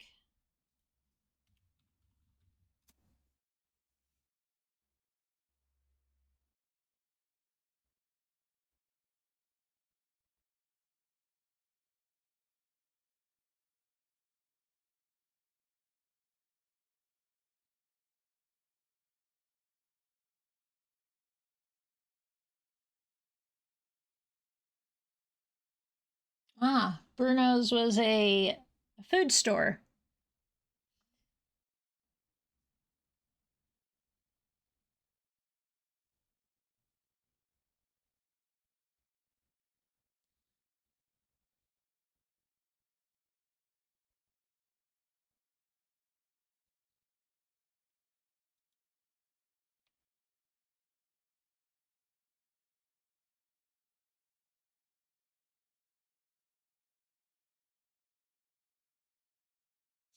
Okay, show me the thing I'm looking for.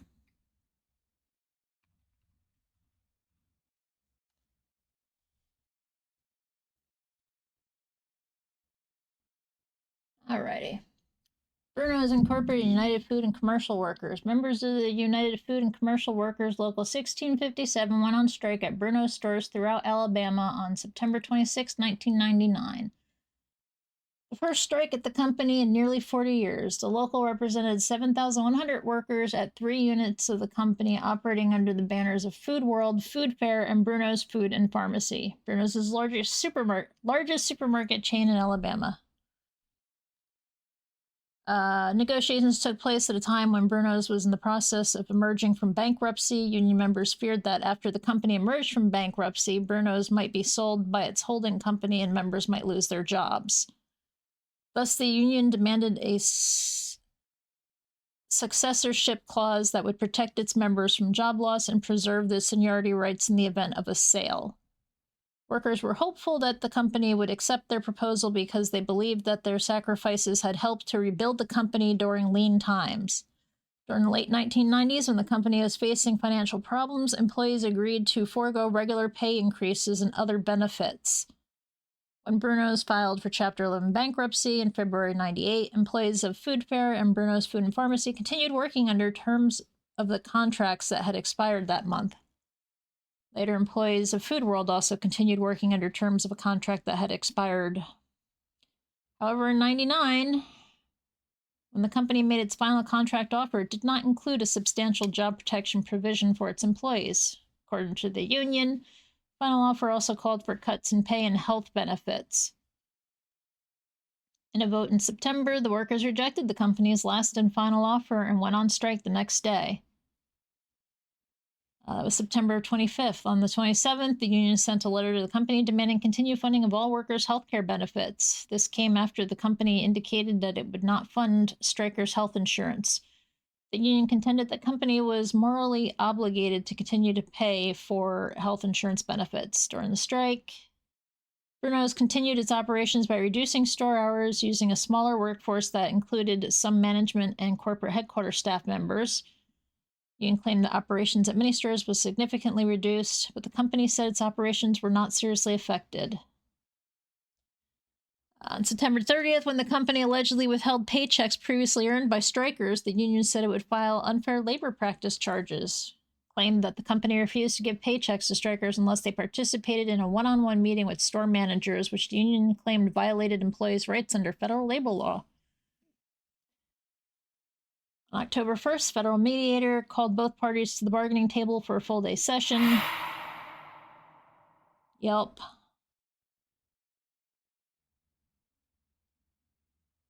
What is that email? I'm not ordering anything from there.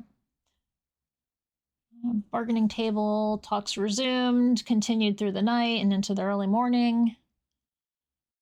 Long session resulted in tentative agreement. And the union agreed to remove its picket lines before the ratification vote. In meetings on the 4th and 5th of October, union members approved the terms in 3 separate but parallel contracts. Terms of the new 4-year contracts include job security language assuring workers that in the event of a sale, they will continue to be represented by the union and will be covered by the terms of existing collective bargaining agreements. In addition to settlement, required the company to continue to pay the full cost of employees' health care and pension benefits. Contracts called for hourly wage increases of $1 over the term of the agreement for Food World employees and 80 cents for Food Fair and Bruno's. New contracts also provided 2 consecutive days off per week. Oh, that's nice. Yeah. Have yourself a weekend. Doesn't matter what the weekend is, just get 2 fucking days off in a row. Unions weren't good for you. The CEOs would spend billions telling you what they were worthless. What are you talking about? CEOs don't spend billions. The company spends billions on the CEO to tell you that they're worthless. Also, hello, Larian, and thank you for the 15 streams. Oh, and if you worked on Sundays, part of the union agreement was you got also an extra $1 an hour. Oh, previously these workers received time and a half pay for Sunday work? Oh, that sounds like you got the shit end of the stick, buddy. Not gonna lie. There's that. That's a Alabama thing.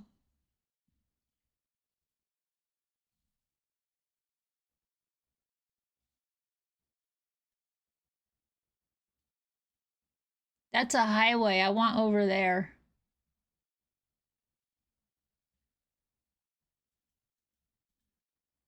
Holy shit, parking lot. What are we, outside of Disney? This seriously feels like event parking, but I don't see anything large enough. Oh, never mind. There it is. We actually are at a stadium. Do I still have stadium in here? No, I do not have stadium in here. I had a campus. Maybe it was campus? Campus, college, museum, sport. There we go. That counts.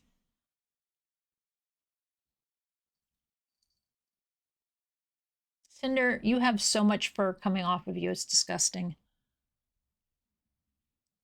I have no idea what stadium this is. Oh, wait, it says Aloha. We're in fucking Hawaii.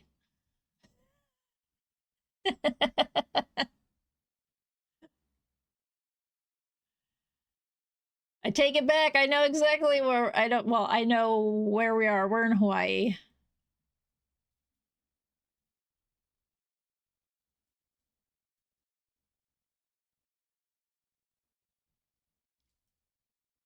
That explains a lot.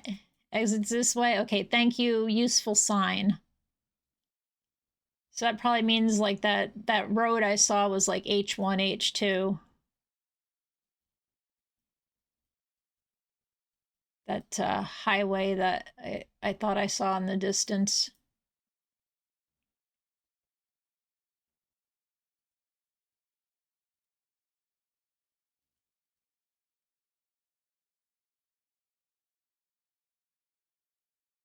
You'd think at the entrance there would be a, hey, this is where we are.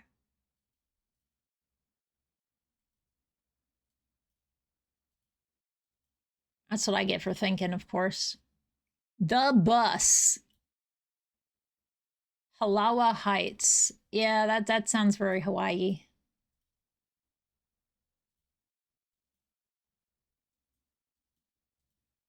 So the Aloha Stadium is probably near Honolulu, to be honest.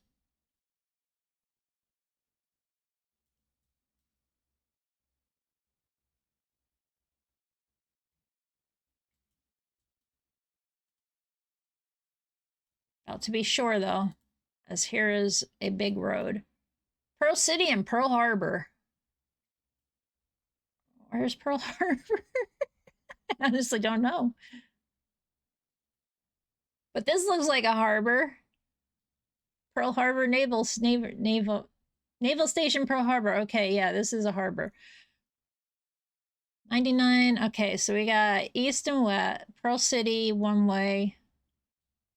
And Aiea is also listed there, going that way. Pearl City is west. Pearl Harbor is east. We are on H1. Anyway, show me where the fucking stadium is. It should be around here somewhere.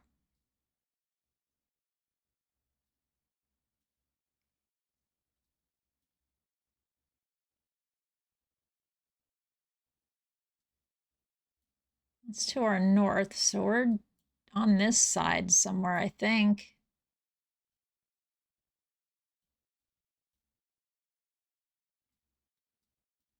But those are to our west, so we have to be over this way more.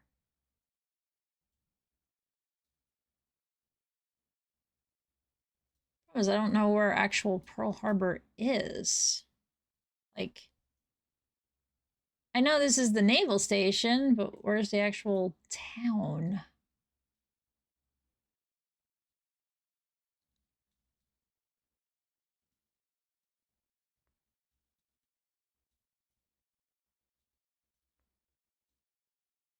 Oh, harbor's down here. Okay. Aloha Stadium. There we go.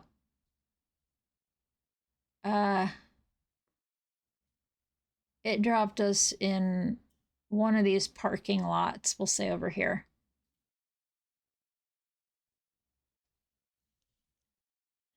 Taking these here from a titanium lot. I could use a phase plant on a beach right now. It's almost 50 here. Man, I could use that. Can I have a 50 instead of this 89?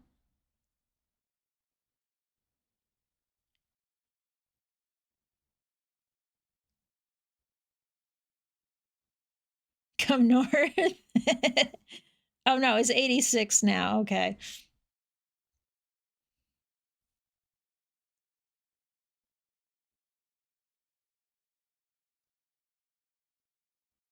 Oh. The FedEx ship center that's across the railway from here will be permanently closing. That's what this is. So if we need to pick up something from FedEx, we probably have to go like the next county over or some shit.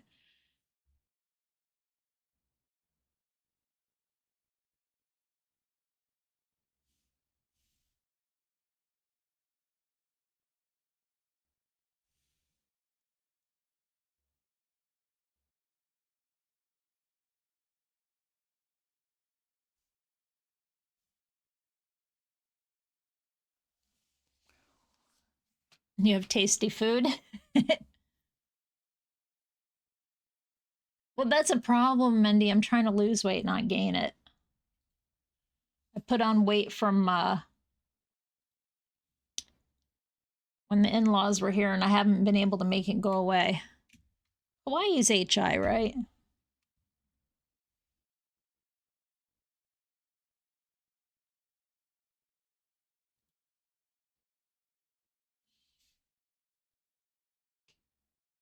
Oh.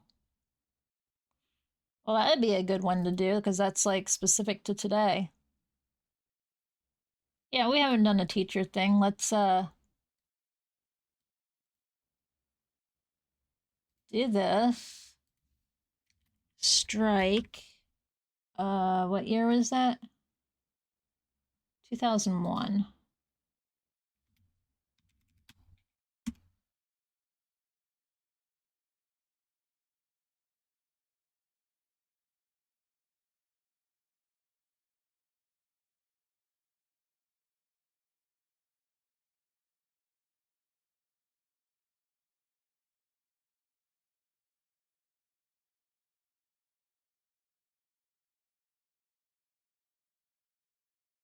Oh, look at the LA Times.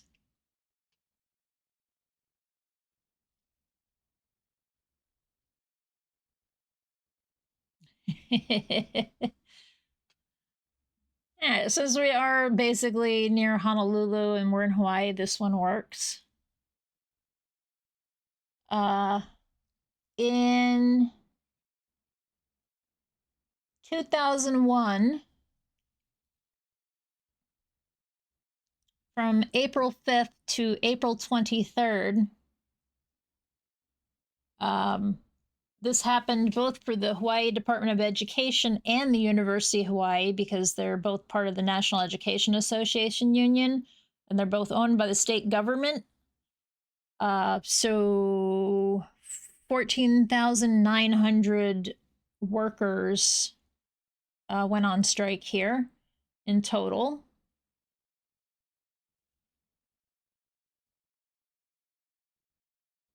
It looks like the university settled 5 days earlier than the public schools. But under threat of federal investigation, Hawaii's public school teachers and the state settled a 20-day strike Tuesday that kept 183,000 children out of class, frazzled parents, and drained teachers' pocketbooks across the states. This has been a tremendous struggle, but we've all come out of it unified, says the president of the Hawaii State Teachers Association. It's a good contract. It'll help us compete on a national level. I'd like to say thank you to the teachers, the 99% who have stood tall and strong.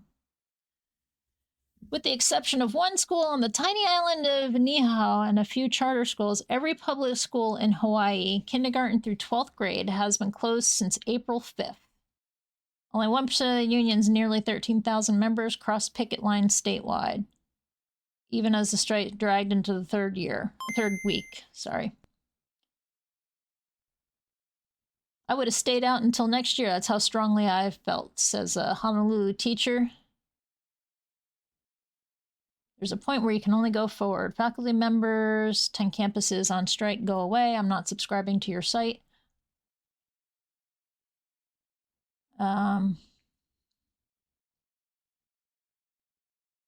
the University of Hawaii has 10 campuses went on strike the same day as the primary and secondary. What were we going on strike for besides, okay, teachers would ultimately be paid from $33,000 to $64,000 annually under the new contract, which was an increase from $29,000 to $58,000. It's not huge, but they stood by their guns and got themselves a 4% across the board pay hike for the year, 6% the following year, plus one-time payments totaling $1,100 per teacher to compensate them for the 2 years that they have worked without a contract. Yeah. It would also provide incremental raises for teachers according to seniority. Teachers with master's degree would an additional 3% hike. Those with doctorates would get 6%. I honestly hate that. But whatever. It's like one of the things I said to my boss is like, because he was like, and my old boss, it's like, well then, new guy would be getting paid as much as me. And I just looked at him and I'm like, new guy already gets paid as much as me. And I've been here 15 plus years. I'm not complaining.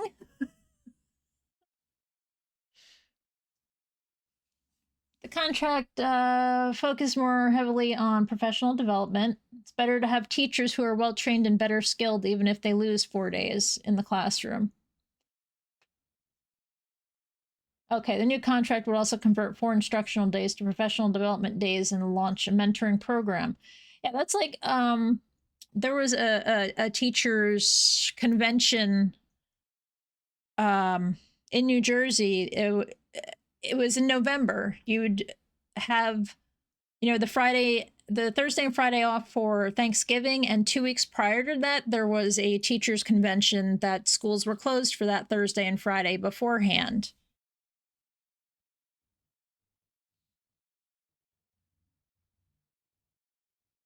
Yeah.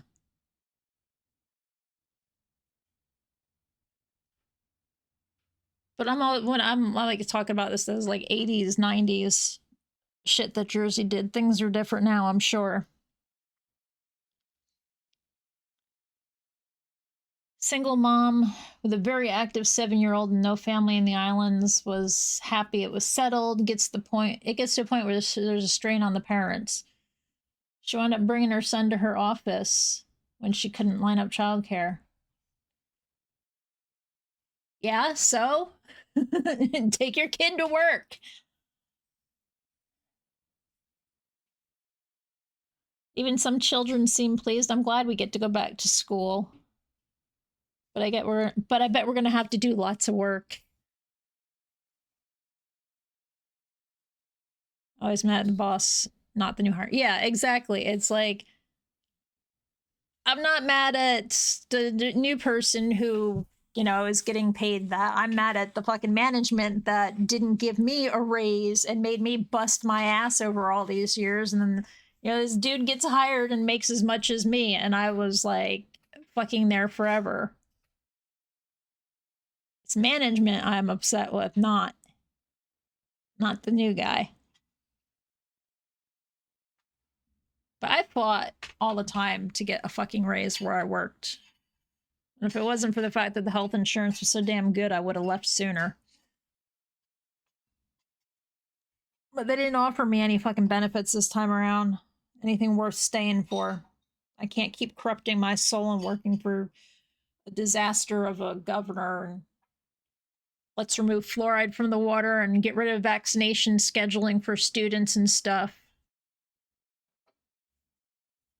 And when I started in that job, we actually did primary care and shit, and now it barely even can handle STDs and family planning. Or they can. I gotta remember not to say we because I don't work there anymore. Despite hassles, teachers on the picket line said they were overwhelmed by the community supports. So yeah, people...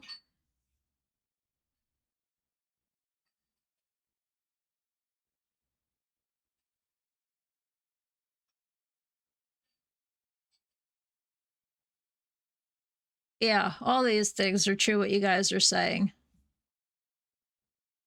But, you know, in this case, Hawaii, got what they wanted. Sometimes, you know, it doesn't always end up with the Pinkertons. But that's just a chance you gotta take to stand up for what you want, what you want, what you need, and what you fucking deserve to exist in this world. I know ads are running, but I gotta get up and stretch and use the bathroom. I had a coffee before stream, and it's telling me it needs to leave. So I will be back in just a few minutes. Enjoy a Eeping Cinder and some really bad clips.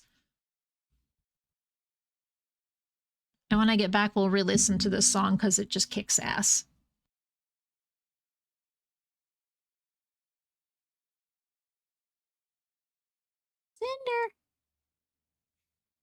Cinder. Cinder. Did you... Oh.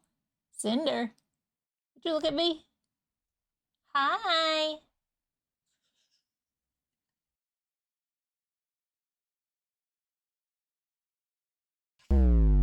I can hate. I didn't know that bingo was the arbiter of all good games. Okay. I'm just standing here for the bingo way. Okay, but I need to take a picture because you turned around. Hold on. Sorry. You need to see what I see. All I right? see what you see. You see what I'm floating in the air. Okay, as long as you see it. I just look over and I'm like, what is happening? 3. Oh, okay. Let me go back. Okay. Y3. Can you pet that box? What box? Hey, Retro. Oh, Mud's box. Oh, God, that... Somebody clip that! Somebody clip that! Where's Ryudo?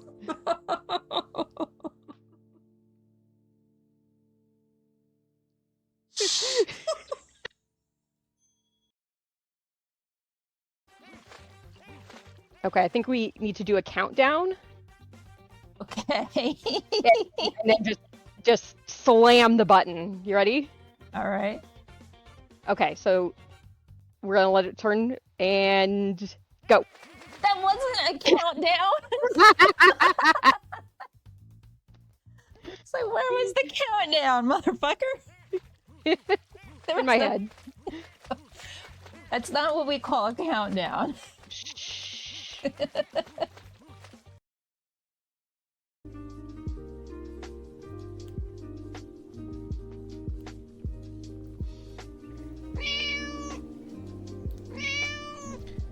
Why would you do that to him?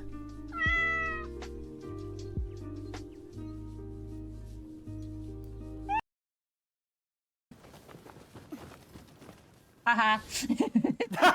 Damn it. I can't believe I got ladder pranked. I was just like, oh, I got on first. Sweet.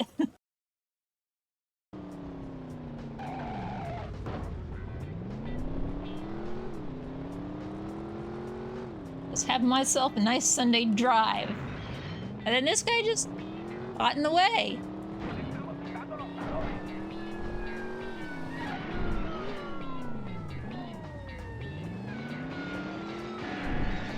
See what the cops did? They run into each other.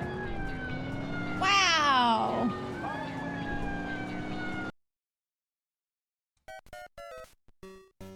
That's I'm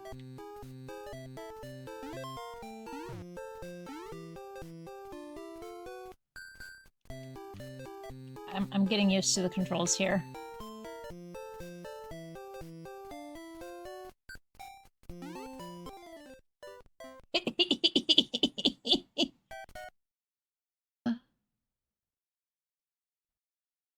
Why your little butt? Don't you fucking tell me that's where my stick goes. My stick goes in the hole. Give me my stick.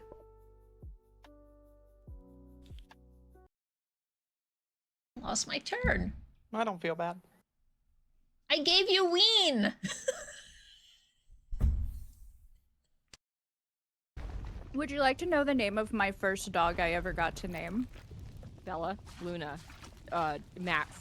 No, I couldn't Rocky? decide, so I named her all of the names. Her name was Ashley Blossom Lovely Flower. I worked with somebody whose dog was named Ricky, Frankie, Bobby, something because Rocky, Frankie, Bobby because they couldn't decide on a name. He was a little chihuahua thing. Something smells bad. Sniff, sniff, sniff, sniff. No, I want to go on the road. I want to see this blue sign. Bring me closer.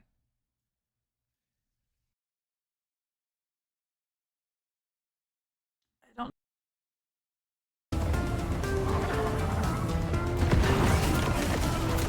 Oh shit, I'm alive.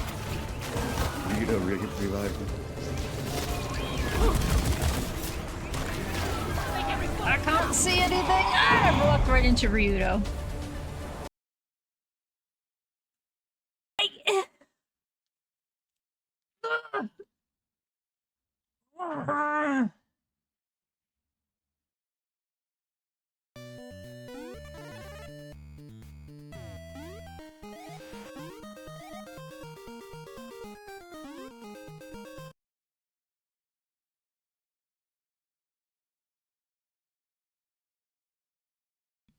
Okay, I'm back. I was looking something up because I'm like, why did Marietta, Georgia sound so familiar? And then I thought maybe it had something to do with Joe, and it very well could because they're on 75. It's like on I-75, and it's like Atlanta, Marietta, Center, Cartersville, and then Calhoun. God damn it. That's all I can say is, God damn it.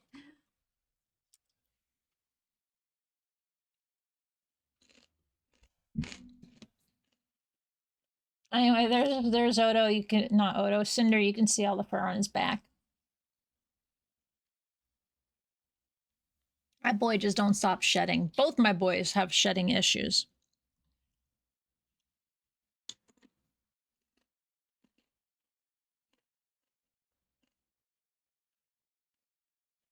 All right. Next. They never stop shedding. That's the problem. It was like, wait, no, they gotta stop. I wonder if we're in America.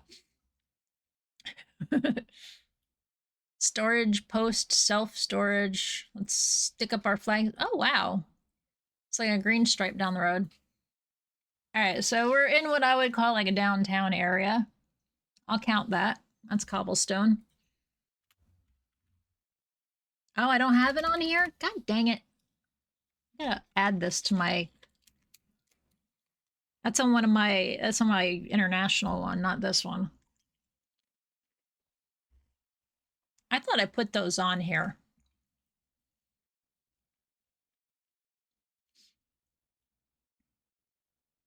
I feel like this is the better option.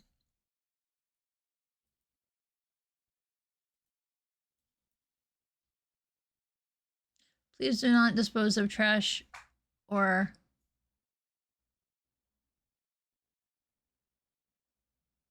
unwanted items if you... But that's a trash can.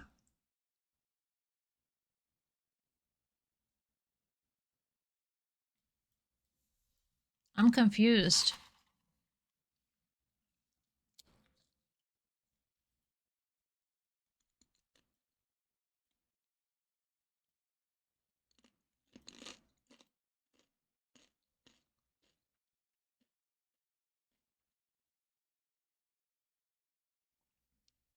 Jefferson. Maple.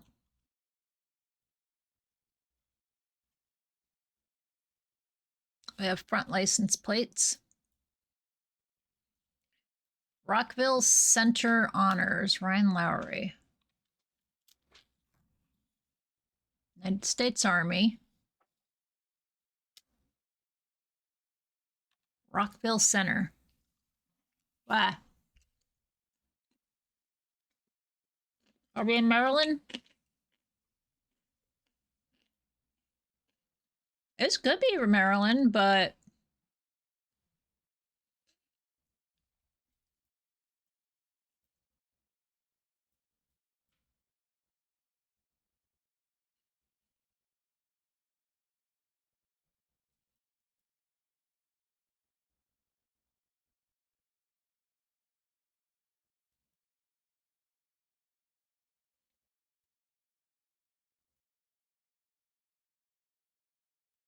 yeah, it's like these buildings are northeast, this train overhead thing.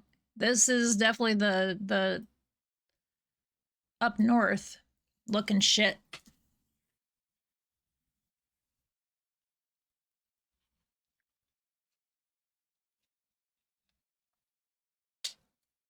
Incorporated Village of Hempstead.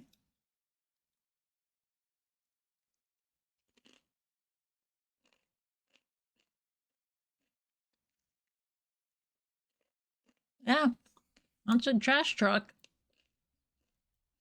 With a paw print. Long Island Railroad going your way.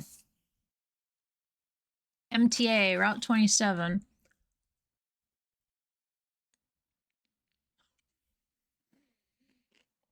Yep, that's... Yep, Hempstead, and yep, furry trash. That's where Mutt goes. Mutt goes in the truck. Okay, Mendy as well.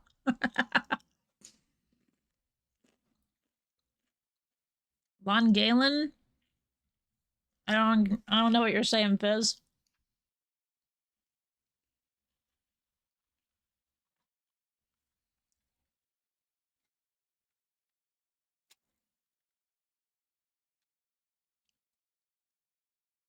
Long Island? Oh! Long Island. Gotcha.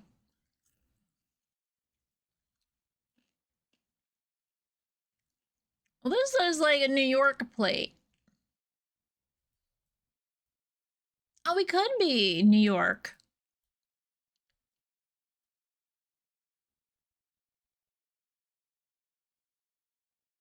That would make more sense, huh?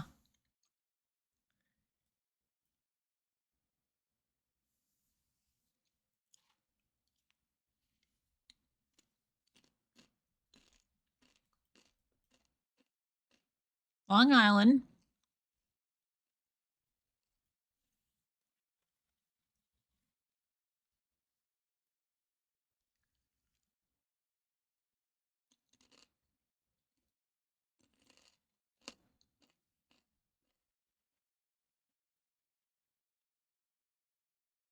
I'm not seeing these names, though, that we've seen already.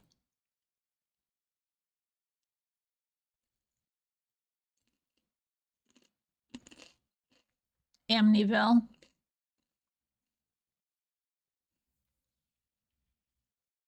Nope, there's Hempstead. All right, we're in New York then.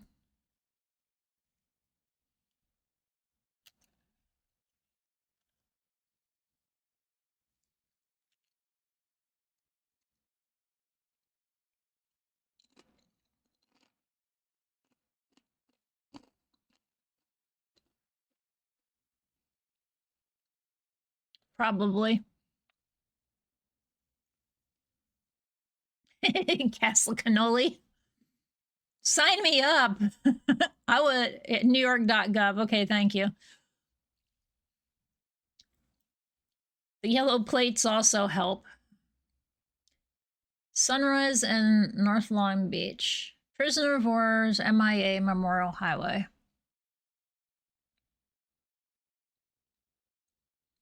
Hempstead Turnpike, Greenwich, Atlantic.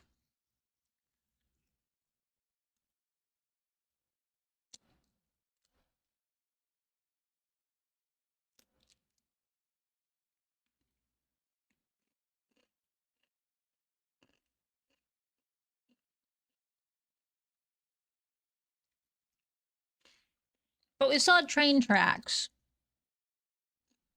Here's train.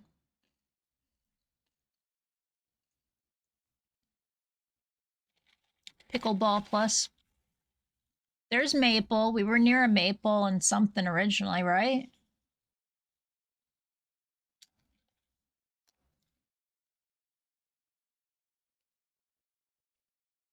What was it? Maple and... That's Brower and Maple.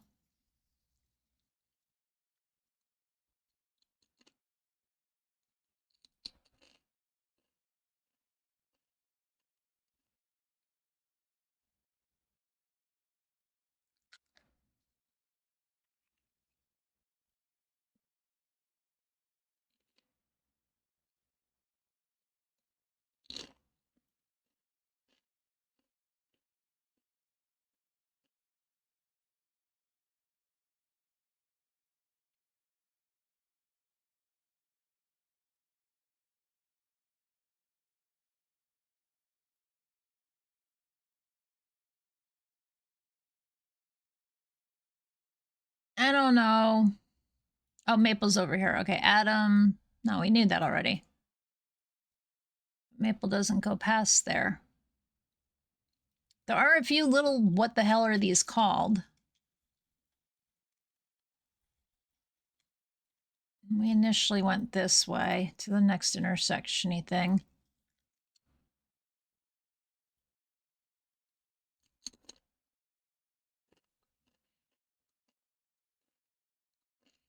Yeah, I didn't see a Jefferson. But we did go under railroad tracks, so I'm going to say we're somewhere here. Ow. Maple also goes down here. Nothing like having... Oh, that was Maple Street. God dang it. And that's Rockville. Okay. I was on the wrong side of the lake.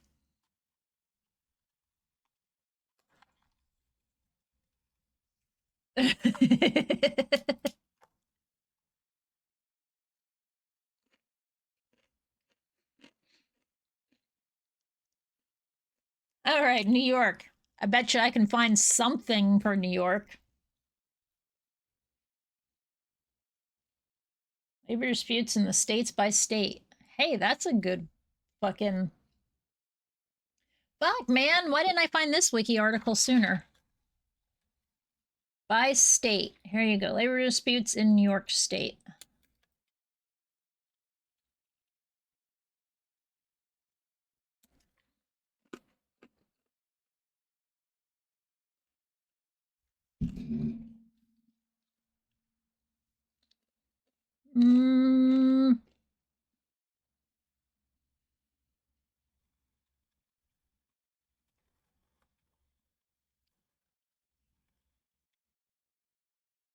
Oh, there's one specifically for New York City. Okay.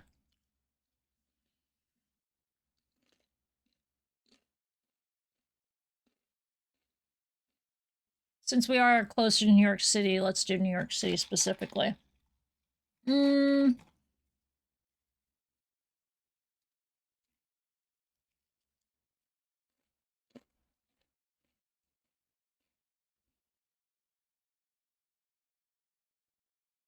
Yeah, I like this one. 1912.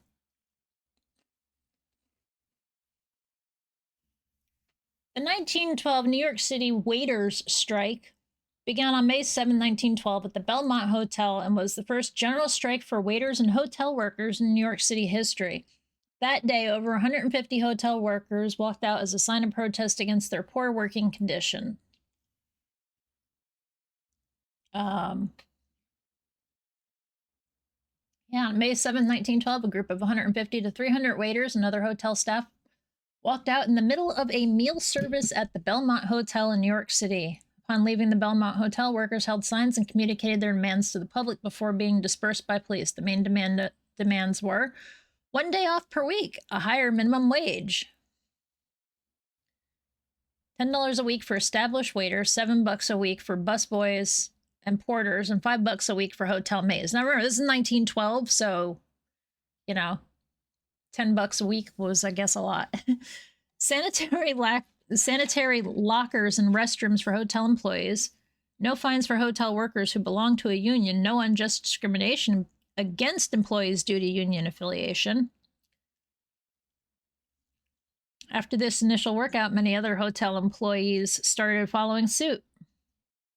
The IWW then created the Hotel Workers International Union. The next day, the State Labor Employment Bureau announced that the strike had ended, but the union announced that they were still on strike due to the unsatisfactory treatment of waiters who were union workers.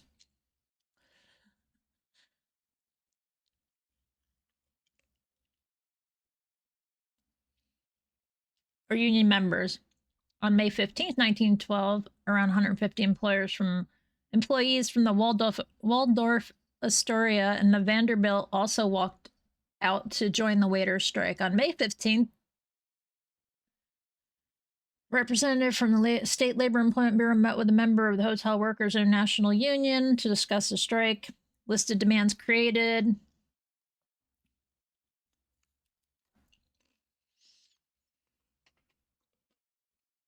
The New York Labor Bulletin stated the union demanded 1 day off a week, a maximum 10-hour workday, sanitary lockers, overtime pay, and no fines for being a union member.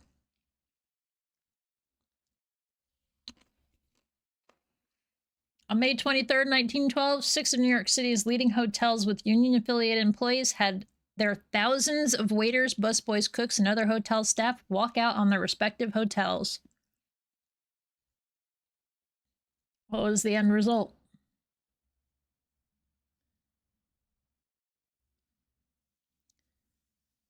Uh-huh.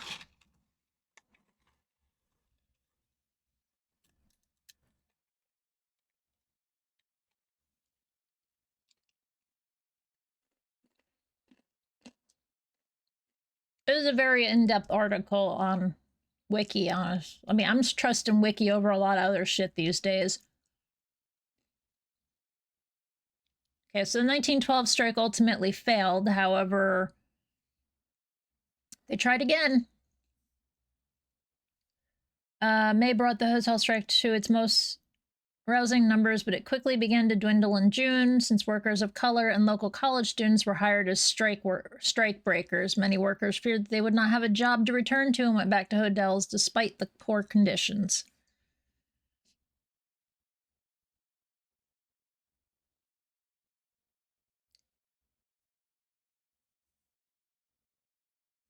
The strike ended June, and many of the strikers had already gone back to work. Police had been showing brutality against strikers, deterring many from coming back to picket. In addition, management from various hotels had agreed to some of the demands of the union. However, they refused to recognize the union. This brought most of the workers back to the detriment of the union itself. The most intense strikers found that they did not have a job to go back to, since many of them were blacklisted from the industry. The entire strike, although only lasting May 7th to June 25th, cost 117,000 days in lost working time for hotel staff in New York City. This concluded the strike. However, they continued to strike in 1913, 18, 29, and 34. They did not receive adequate representation until the Hotel Trades Council was formed in 1938.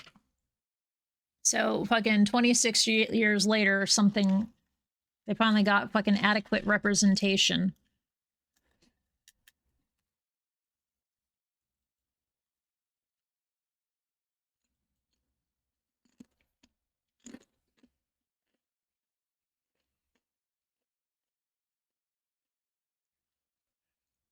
Propaganda is cheaper than paying workers, but AI is more expensive, and yet we're still going with it.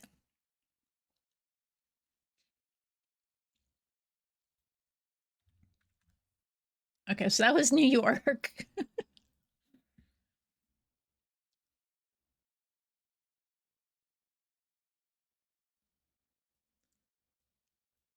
What the? Oh, okay. It just was that far away. We did pretty good today. We're like 49,000 points plus nearly 5K in all of them except for Idaho.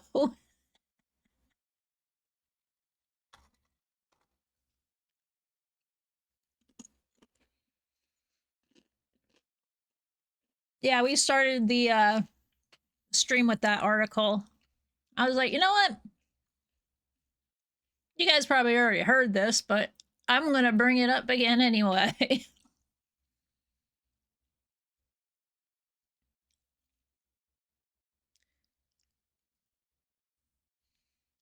This is a educational stream today. New Hope Church, State Road 1733, Sunday School, Baptist. So we're probably in the south. Mount Pisgah. Piss. Wake County, Durham. Gee, I wonder if we're in North Carolina with names like that. You see, Wake County is basically the area around Raleigh, if I'm not mistaken. Because Wake Forest is up here. Durham's over here. This is where I want to move, actually, because my sister's around here, Kat's around here, Trace is somewhere around here, Ryudo's out this way. There's a lot of people I like that are over around here. So Durham is 18 miles that way, which is west.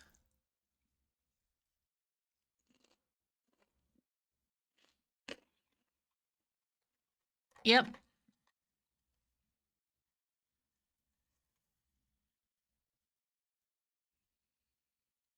There's already good people out there for me. Now, if North Carolina would just get its ass in gear and stuff, is that sand or snow? Because if that's snow, I've got a bingo square. Let's try to move closer and hope the seasons don't change. That is definitely snow. Okay.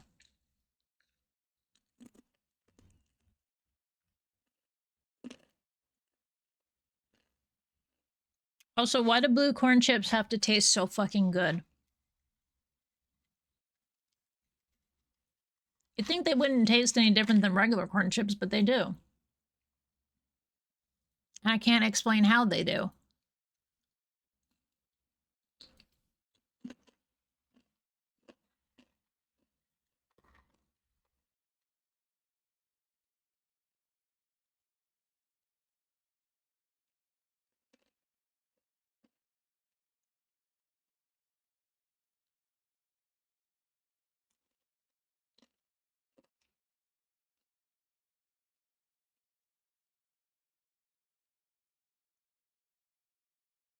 Markham Plantation. That doesn't reek of the South at all. Nope, not at all. Plantation?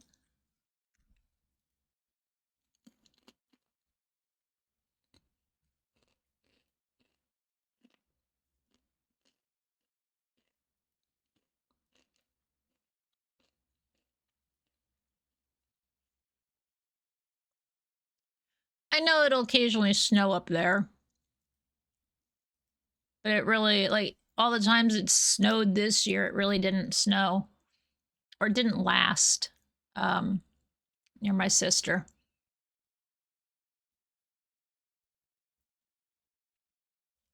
American Tobacco Trail. Town of... Wait, what? This is Cary?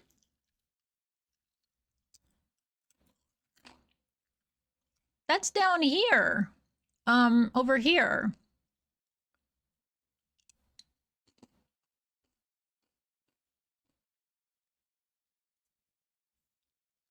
Yeah. You know what I know.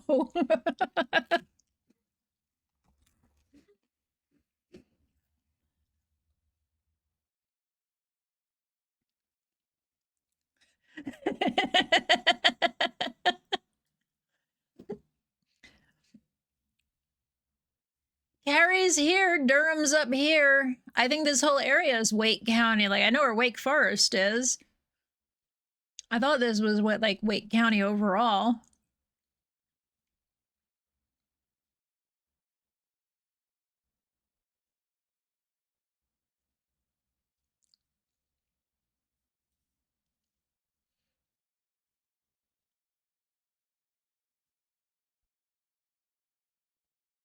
All right, the youth choir. What fucking road are we on?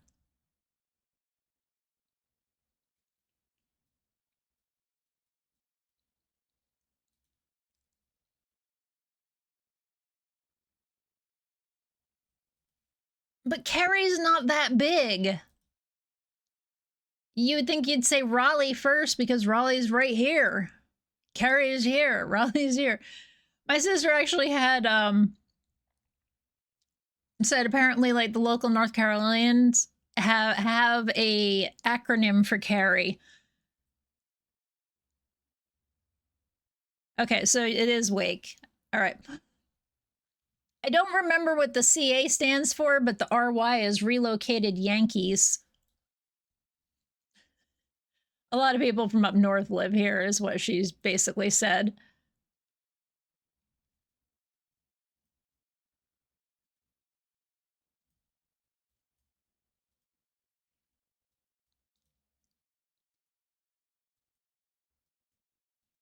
Even though she's a relocated Yankee as well. State Road 1716, Yates Road. Get me back in there. I want to get a better look at the other sign. And New Hope Church. 1716 Yates. New Hope Church.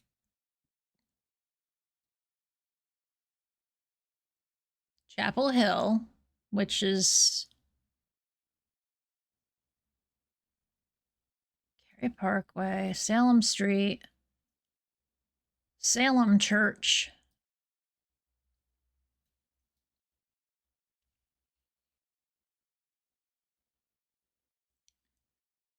These roads still sound like they're, even if it says it's Cary, it still feels like it's out here somewhere.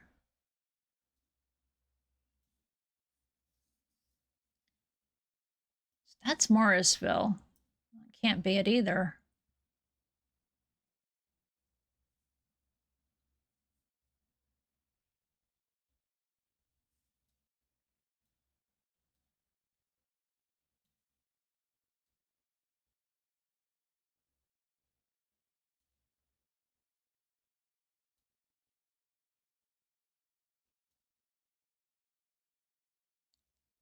Black Creek Greenhead Trailhead. Okay, so that's a trail. Where's the tobacco trail then? Greenway.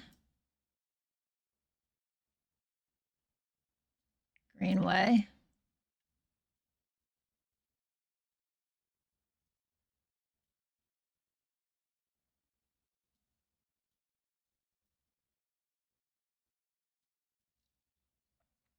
It's just like finding specifically the roads is the harder part, I feel. Because neither of these roads feel like they'd be a bit. Wait. 1621. 1613. We're looking at 1716 and I forgot what the other one was.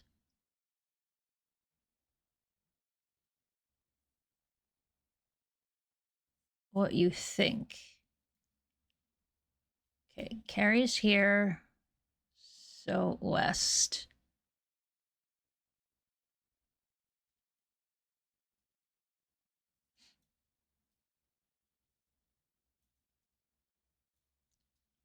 High House. Council Grab High House. Davis, Waldo.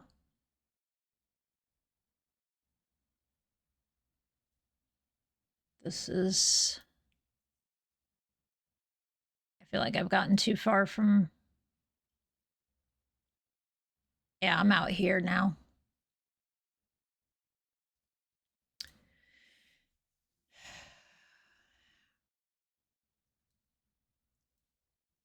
I need another road. This is like crap for road answers. Town of Cary Greenway. New Hope Church Road. Yeah, I know you've got, there's lots of greenways around Raleigh area.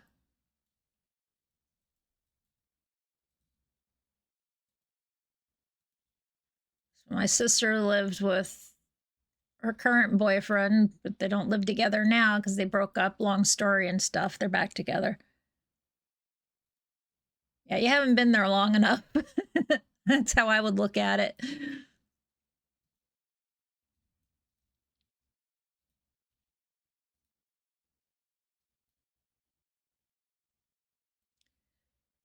Ron Yates store in Ashton. Ashdown, whatever the hell it said. We're getting more into the suburbia area. Well, I know it was dark the last time I was in this area. The houses look the same. Lexington Park at Amberley.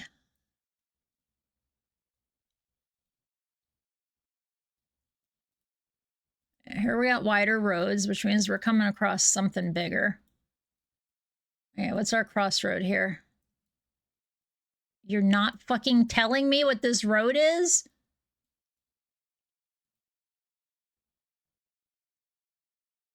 Carpenter Fire Station. Jesus, none of these are anything I've seen so far. I know who to ask. If I really... You know that one? No, don't go doxing yourself too hard. You know, Carpenter. This way looks like it's got more people.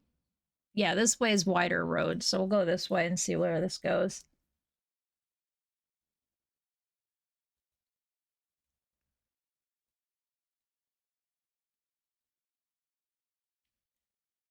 It's not that close. Okay. I'm just putting it out there because one day I actually nearly doxed myself because I knew exactly where the place was. All right, now we're getting into more populous area. Green Level Church. I still didn't even see that name anywhere. Carpenter and Green Level. These are bigger roads, so I should be able to find them easier. The fuck are you, Carrie? I keep losing you. Here you are.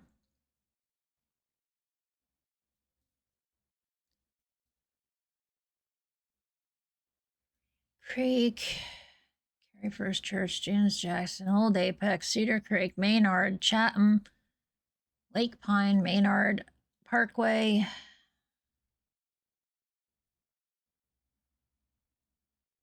You will not.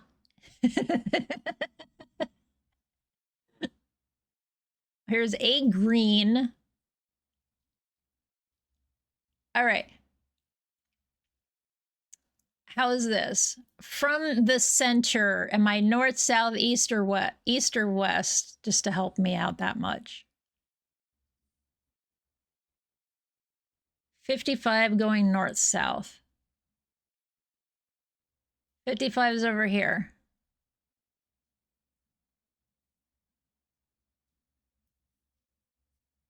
You think west from there. Green Level? Is that what I said it was? Green Level Church. Okay, here's Green Level Road. Doesn't say church, but that doesn't mean it's not the right one.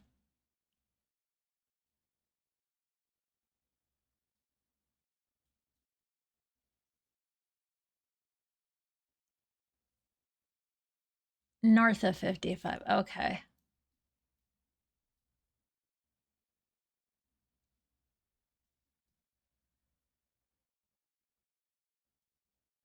A flying biscuit. Wait, Arlington Park at Amberley. I saw something at Amberley before. Carpenter Fire Station. Here you go.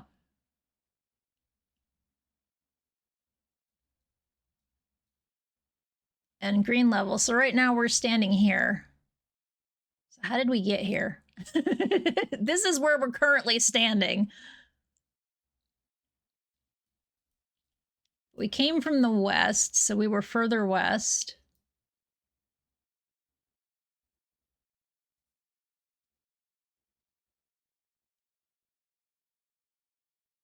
There's Yates. Okay, we started on Yates. There's New Hope. American Tobacco Trail, New Hope. We basically started really close to this, just a little bit further up, maybe here. Was it Indian Creek? No. Plantation. Church Road, New Hope Church Road.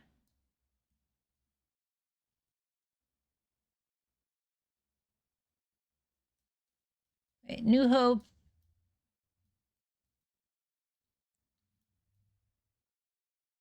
We landed on New Hope. We came from something and ended up on New Hope. Hang on.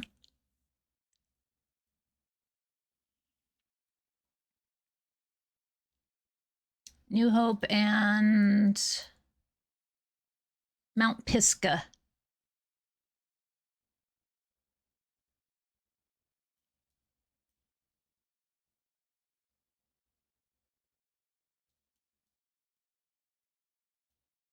Mount Pisgah.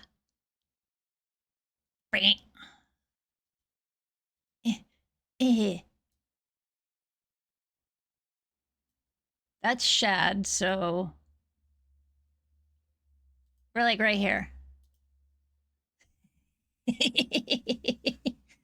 Another perfect.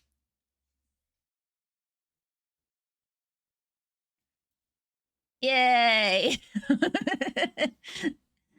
I got help.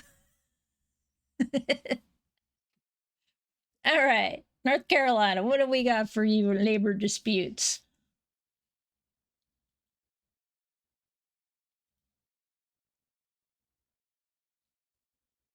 Where you started is where it wants to be, where you have to put your pin, not... Yeah, well, my sister's hometown was on the map too, a large portion of the time where she lives, so. Well, there was a prison strike in North Carolina?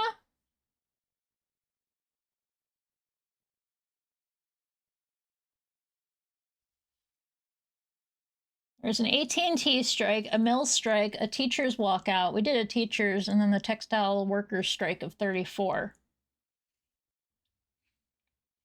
I'll look at the prison strike real quick.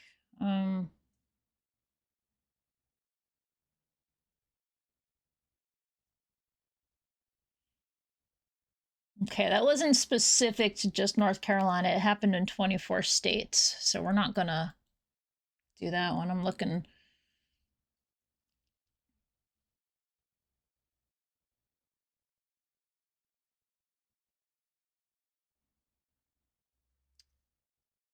So largely unsuccessful. That's okay. This one looks like it could be good. It was an attempt. Not all strikes have positive outcome, perfect outcomes. Gastonia, North Carolina. Where's that? No, Gastonia. County seat of Gaston County, populace in the county, 80,000 people, Charlotte Concord, North Carolina, South Carolina.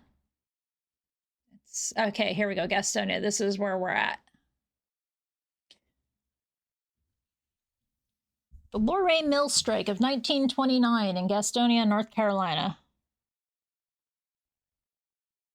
Yep.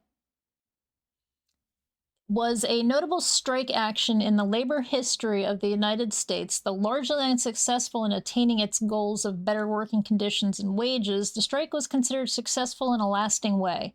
It caused an immense controversy which gave the labor movement momentum in the South.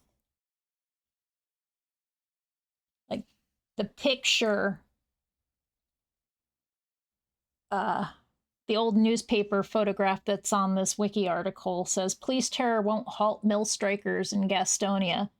Police attacks like the above have not dimmed the Gastonia mill strikers' spirit and determination to win. Photo shows a militant picket being arrested.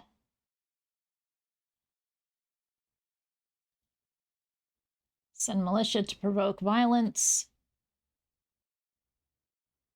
Demonstrate solidarity and defy troops. Labor defender. Both men and women. Largely men in the group, but... all right.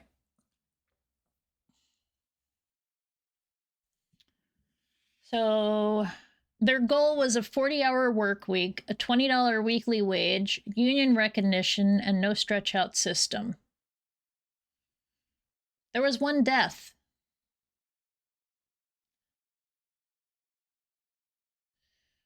Okay, located at the southwestern Piedmont in North Carolina, Gaston County has ideal resources for manufacturing because the large potential workforce of former sharecroppers and failed farmers. Many northern industrialists move south in search of reduced cost of labor. Wow, imagine that.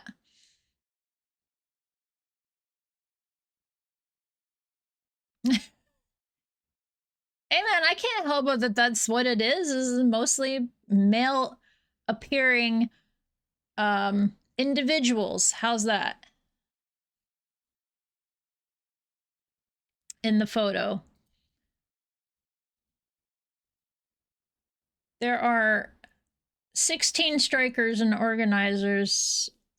Oh, of the National Textile Workers Union faced death and long imprisonment.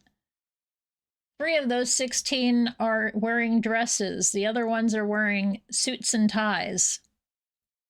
So 13 are male presenting. How's that? And 3 are female presenting. Is that better, Fizz?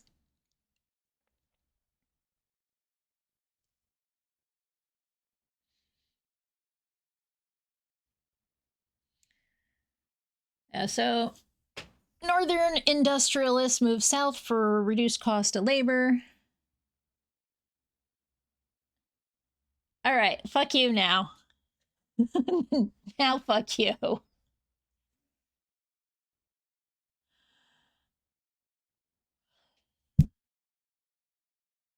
They moved to the south in search of reduced cost of labor. World War I brought great prosperity to the southern cotton mills, fueled largely by government defense orders for uniforms, tents, and war material.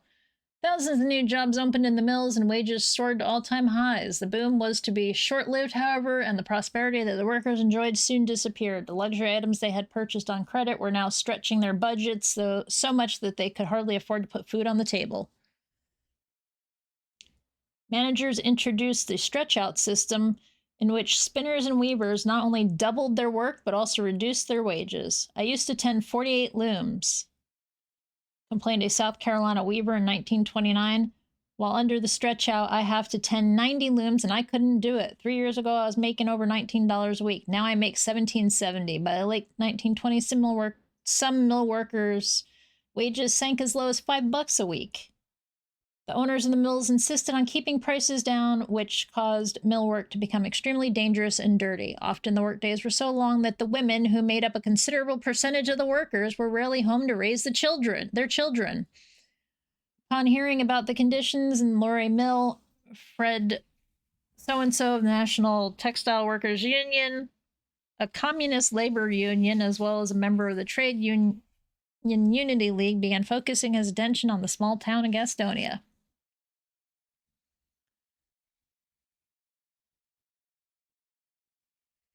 Yeah. On Saturday, March 30th, 1929, the Union held its first public meeting in Gastonia. Ellen Dawson, the co-director of the strike and VP of the NTW union, urged workers to stand resolute. The seemingly frail woman was in fact a tough, experienced organizer and superb stump speaker. At 3 p.m., Beale took a vote, and the workers voted unanimously to strike. On April 1st, 1929, 1,800 mill workers from the Laurier Mill walked off their jobs to protest intolerable working conditions. The strikers demanded a 40-hour work week, $20 weekly wage, union recognition, and the abolition of the stretch-out system, aka skeleton crew. They're pulling the information from old articles, I'm gathering. Like, yeah, because it's cited for 6. What is 6? Salmon 20 footnotes.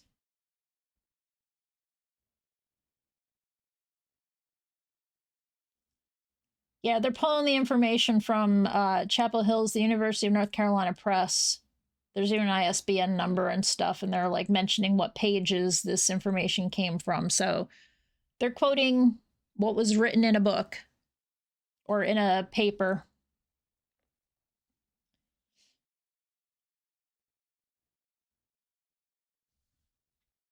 In response, management evicted families from mill-owned homes. In an effort to retain order, the mayor asked the governor for assistance. He immediately sent 250 National Guard troops who arrived on April 3rd. The strike escalated throughout the month.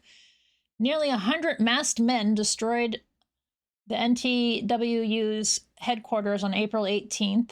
As a result, they started a tent city on the outskirts of town that was protected by armed strikers at all times. The situation continued throughout the next few months as the workers continued to strike despite the return to production at the Laurier Mill, making their situation appear hopeless. On June 7th, 150 workers marched to the mill to call out the night shift. They were attacked and dispersed by the sheriff's deputies. Later that night, 4 officers, including the police chief, arrived at the tent city and demanded that the guards hand over their weapons. An altercation ensued, and the chief was killed.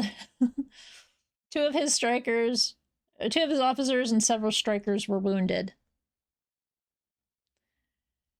FrySquint.gif. Oh no. The police chief got dead.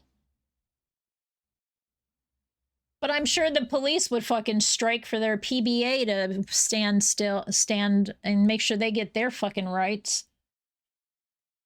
In the aftermath, 71 strikers were arrested, 8 strikers and another 8 members were indicted for the murder of the sheriff. During the trial, the juror went insane after seeing some disturbing evidence. A juror went insane after seeing some disturbing evidence. As a result, the judge was forced to declare a mistrial.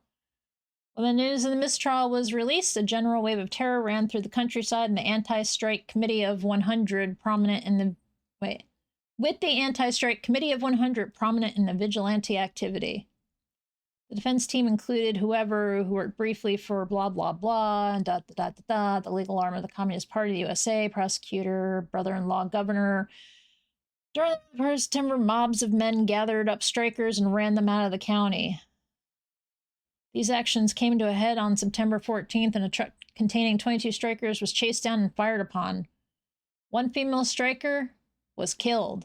In a retrial in the Elder Holt case, 7 men were charged with his murder. 6 of whom which were mill workers or mill employees, all were found guilty of second-degree murder and sentenced lengthy terms of imprisonment by the judge.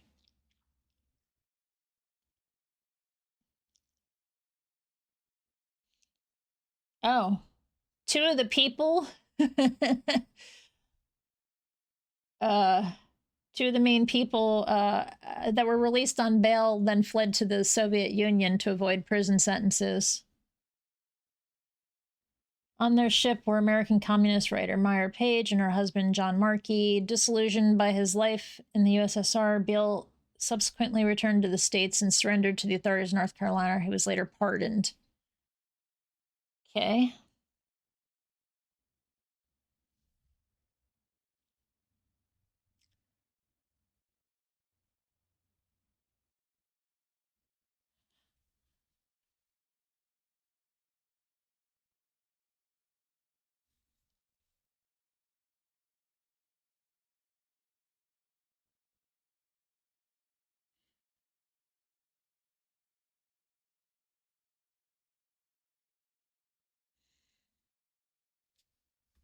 Oh, it won't? Good. Overall, the strike, here's the impact. Overall, the strike was not a success, but during the same time period, there were a series of other textile strikes throughout the South. The main objective of these strikes was the abolition of the stretch out, and some met with a measure of success. The success was difficult to come by, though, as strikers were branded by the press as radicals and labor organizers as foreign agitators. Wherever a strike broke out, state troops were immediately sent, and to this show of force were added police, deputy sheriffs, and ... vigilantes. Over time, the spontaneous uprising of textile workers in the South allowed for the formation of the United Textile Workers, the first significant breach in Southern anti-unionism. Breach in the Southern Wait. Was an industrial union of textile workers established through the Congress of Industrial Ones and they merged with the in 76. Okay, it's the way that was written sounded like it wasn't a legit union. Okay.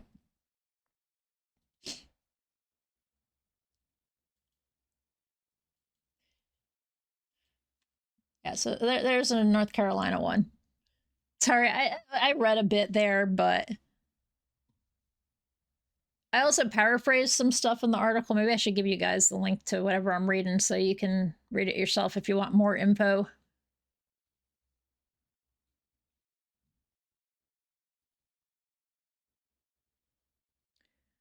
Pharmacy, optical, at Shopco. I've never heard of Shop. Whoa!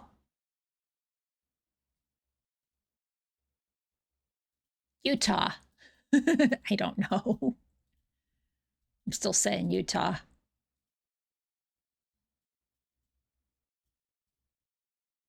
I mean, it could be California too, right?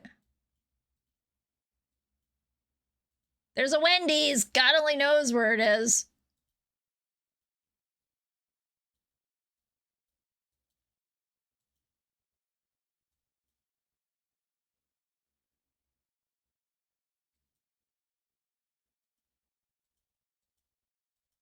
Some should just feel so out of place. Like this family restaurant looks so 50s and stuff. Just like this motel, which really looks like just like a house. But then you have like new buildings right here on a newly polished road.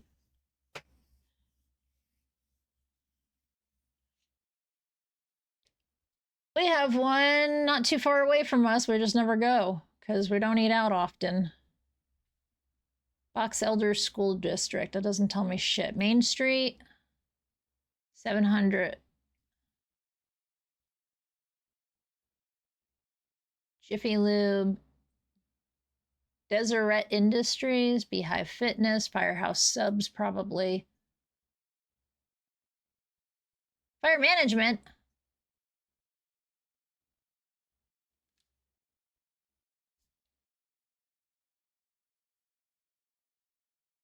Your emblem almost looks like it's the Utah shape. You're going this way, though, Fire Management. I want to see where you're going. Dang it. Get back here, Fire Management. Why were you going this way? Oh, wait. That looks like it could be useful. Mount...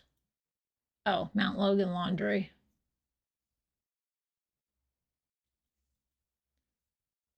Well, sometimes you do have to burn things. That's why we have, you know, certain kinds of burnings and stuff. All right, this is just way too residential to give me an answer.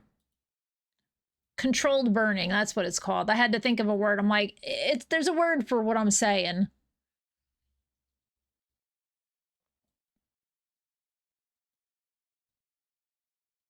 Yeah, I came across a quote the other day that I meant to add to the bot. I think I took a screenshot on my phone. It was by one of the guys that I listened to meditations on. What? A pizza hut?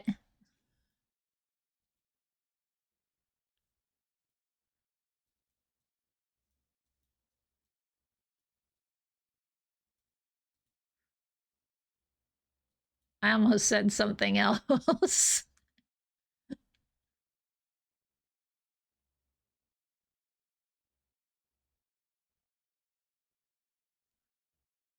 Yeah. Controlled burns are important. There's a reason it's controlled, because you're watching over it. And it's easier to do a burn than fucking go out there and rake and chop down everything. There's more man hours in that. Florals with feelings. Trusties, rusties, rusties. Vintage power motorcycle, ATV, lawn care equipment. Just have AI do it. Oh God. Such a disturbing thought. Chicken dips. That looks like an old Sonic. With that roof.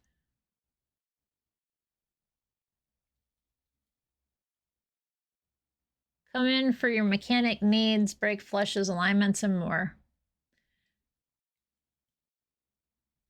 We didn't have enough N's, so we're using the U's.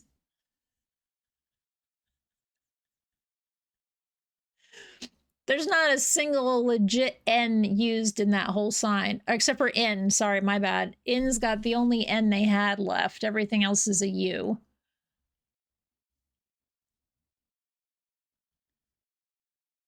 Oh, yeah, I guess mechanic did get it. Okay, so they got 2, and then everything else got a U.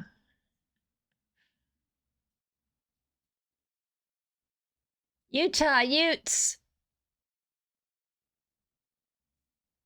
I mean, I thought I was in Utah, so at least there's that.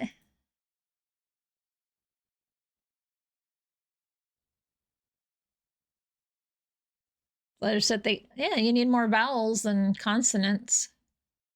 Or some shit.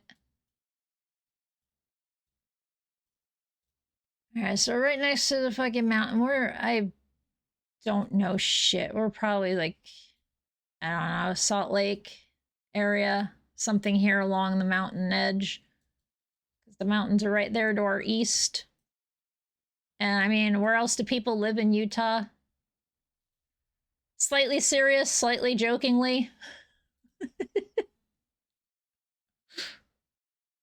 It's the biggest area, okay? That's all I'm gonna say.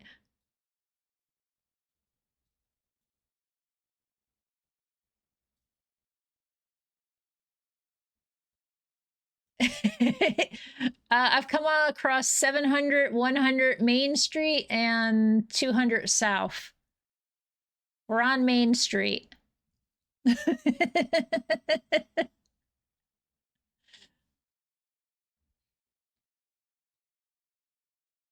I don't know where Main Street is. 900 East. 700, 100, 1300, 23. Oh, it doesn't? Okay. The fact that the roads are like numbers. Wait, here's West to 900 South. Oh, that says Main Street. Ah, the big ass fucking church. 200 SO.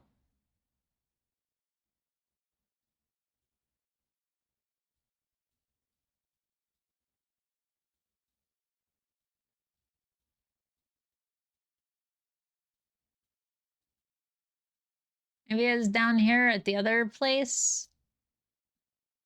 Like, here's a 200 in Linden.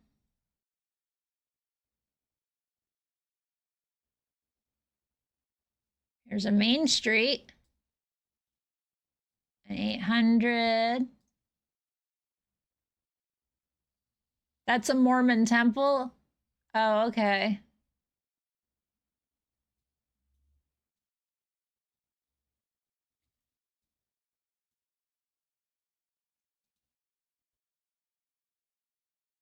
Maybe that road that sign says something. Oh.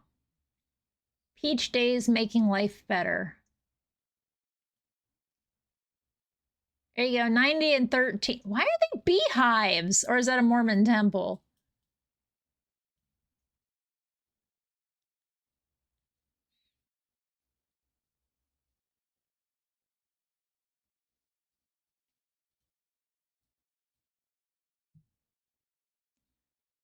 Those are boobs. I mean, yes, they're also boobs. It's a more men Templar or largely.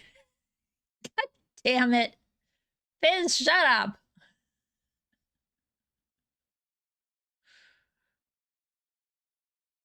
Museum of Natural Curiosity? What the fuck does that mean?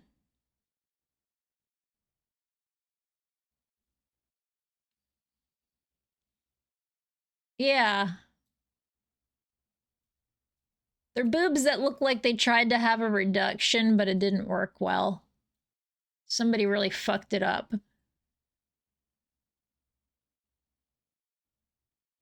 Don't go telling me that! Shushies!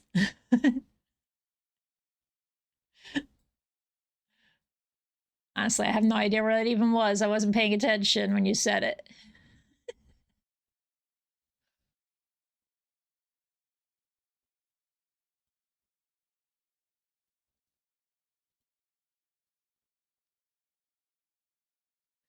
So earlier we were in a place that Trace, i.e. War Omelet, was familiar with. We've been in a place that I'm familiar with, and now we're somewhere Nozo kind of has a clue.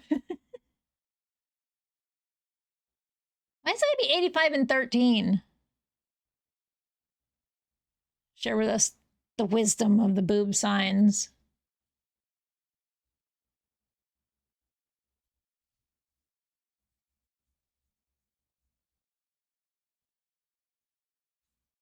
Wait.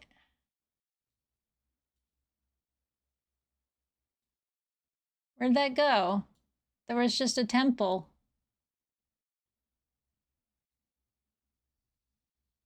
No, that's not the one we saw.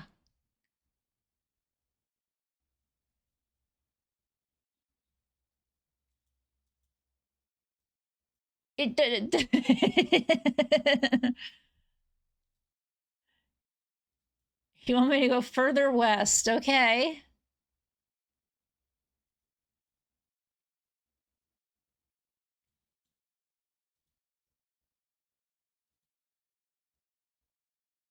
Let's get to this intersection. We're at 100 and Main. If I go further west, it's just...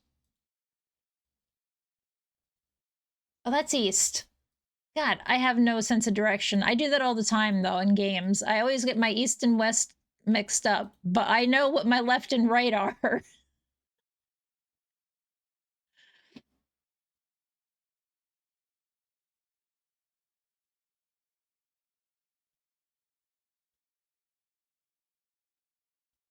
Utah bus.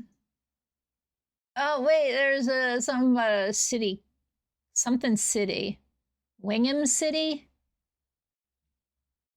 Can I go over here? I want to see that sign better.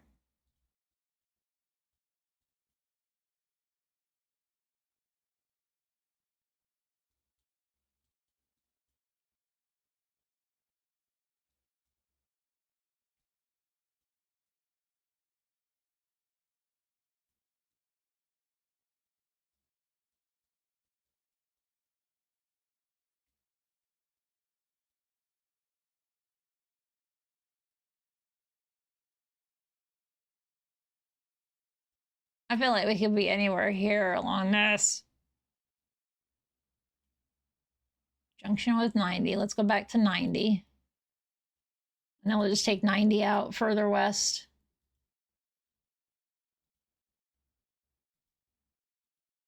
Come on. You can do this.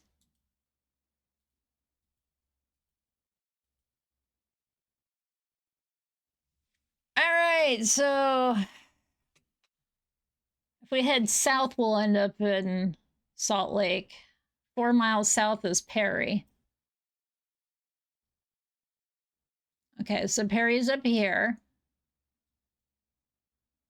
Are we in Brighton or Honeyville?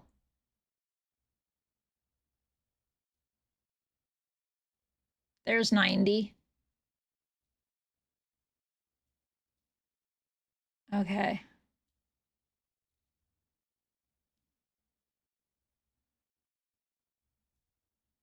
Let's go back to the starting point. Wasn't there a Logan City? No, there's a Brigham City. That makes sense. Brigham.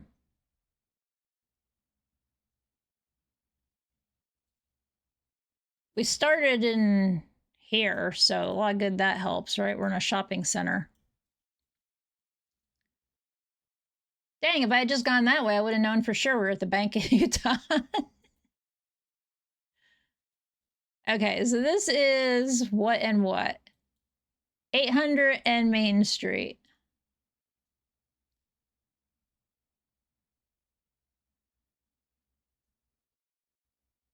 $800 South.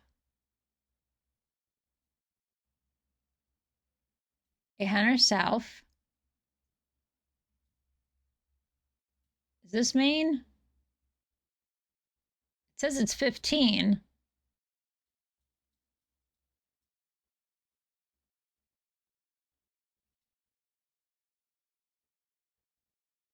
It's got to be Main Street.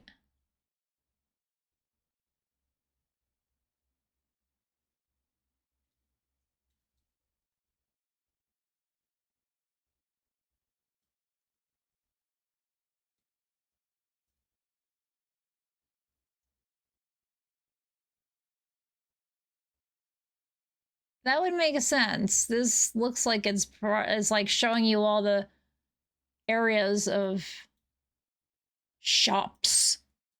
Oh, shops isn't here now. They're building it or taking it down. Oh, there's Arby's. Hey, Trace. They got fish strips and boneless wings at Arby's and 2 for $7. Now hiring shift managers and crew members. Do you want Arby's? It started us like here.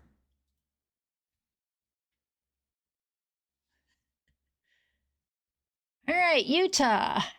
Oh shit, we probably didn't mark off North Carolina, did we? You guys will let me get away with not. This is my third perfect.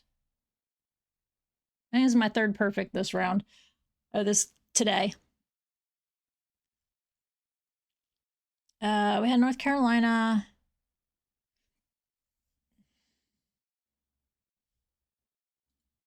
I need to look at bingo real quick. Only 2 of those. Okay. A whole week? Wow. For me, perfect is just average. Hey. I'm a perfectionist. Leave me alone.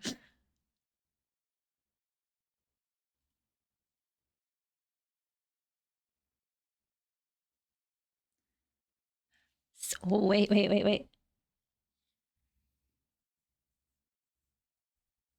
He was just running in his sleep.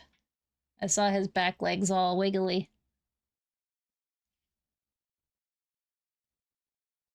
We're gonna see the.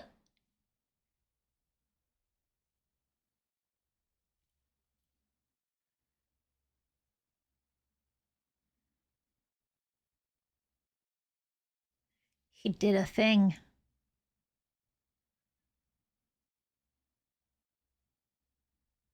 But he's not hanging out of the bed. All right, we've had English.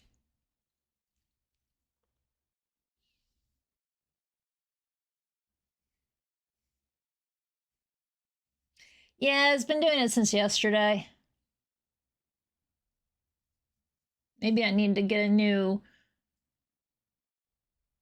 thing for the toasts. Maybe it had an update and I didn't know about. I didn't realize it. And I need to update my overlay. It still says like, oh, you know, vote ended, game started, the generic shit, but not the things I have typed in here. Okay, we're in Alabama. I think North Carolina is the only one that I missed so far.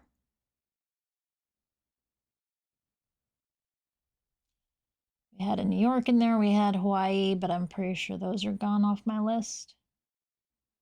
Oh, I never marked Hawaii off. Okay, never mind. There we go. There's Hawaii. We had Georgia, North Carolina, Idaho. Now we have Utah. We had New York. There's Utah. We did have a railroad when we were in New York. Utah, I will call arid. Fuck, words. We did mark... Screaming. We did mark off words are hard, I believe.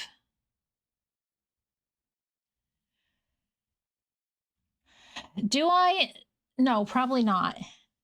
But the whole point of today is to highlight labor disputes and general strikes and stuff by states in the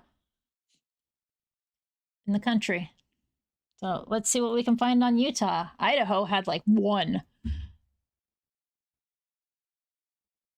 Oh no, it looks like there was more. I was just looking at a different thing at the time that only gave me one. Okay. So what does Illinois Central Shopman strike of 1911 have to do with Utah? Carbon County. Okay, that's mine worker stuff. That's Tucker. Industrial Workers World. We had a silver mine one earlier, so let's do the Tucker strike. Let's learn about the Tucker strike, which happened in Utah. Oh, very, very small. Not a whole lot of information here. I might have to try to find this somewhere else. The wiki's very small. The Tucker strike was a 1913 strike action organized by the Industrial Workers of the World, IWW, against the Utah Construction Company's railroad track-laying operation. That's it. That's all it says. 1913. Can I get more info off of another site?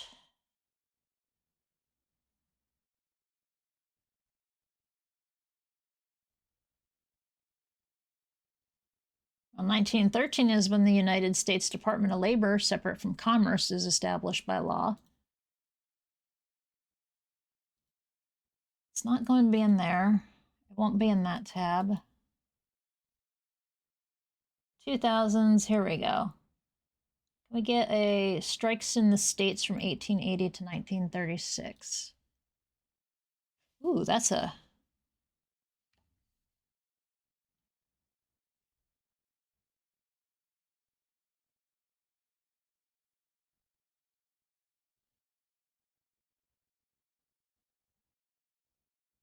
Strikes by states. I want 1913 in Utah.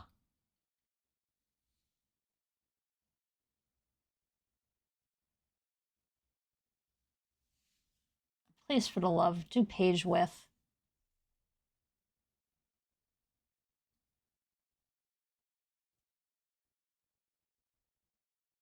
It's not telling me 1913. Where's 1913?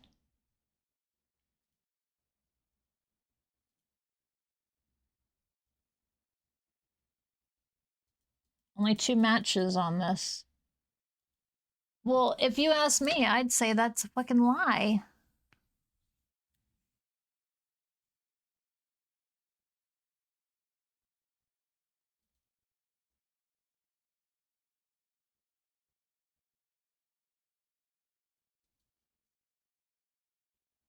Yeah, it's like 1913 doesn't exist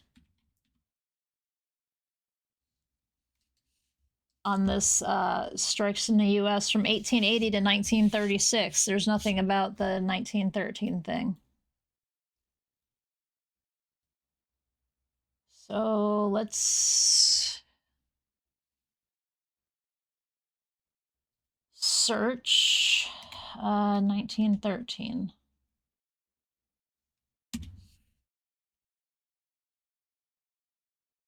People's History, Utah.org.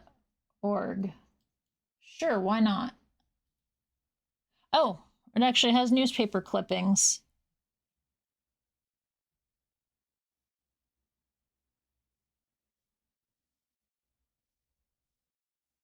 Okay, here we go. On June 8th, 1913, around noon, a strike was called and 1,200 railroad workers made their picket line between the Tucker Mines and Soldier Summit near Cedar City, Utah. I don't know where that is. Where's Cedar City?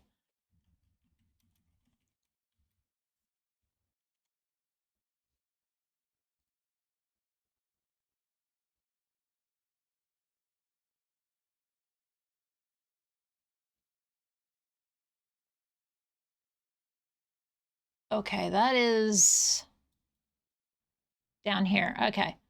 Down here is Cedar City. This is where our strike information is taking place. In the south of the state, as opposed to where we are, is in the north.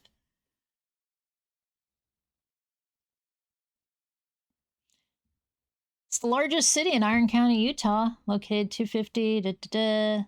Yeah, okay, whatever. We don't need that. I need to know about the strike. The strikers were railroad workers employed by Utah Construction Company and members of the Industrial Workers of the World, Local 69. Nice. Their demands were simple. A wage increase of 25 cents, a shorter workday, 9-hour workday, improved bathing and laundry facilities. Instead of yielding to the workers' demand, the Utah Construction Company used their profits to hire a private task force to break the strike. The strike breakers roster was made up of mostly former and current members of law enforcement.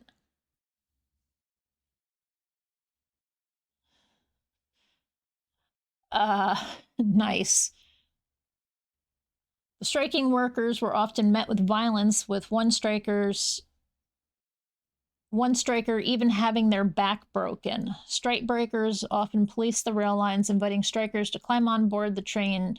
If folks refused, guns were fired over their heads. Once aboard, they were escorted to the rail depots on the outskirts of Salt Lake City. In total, the deputies removed around 300 strikers and arrested 16 IWW members deemed responsible for the strike.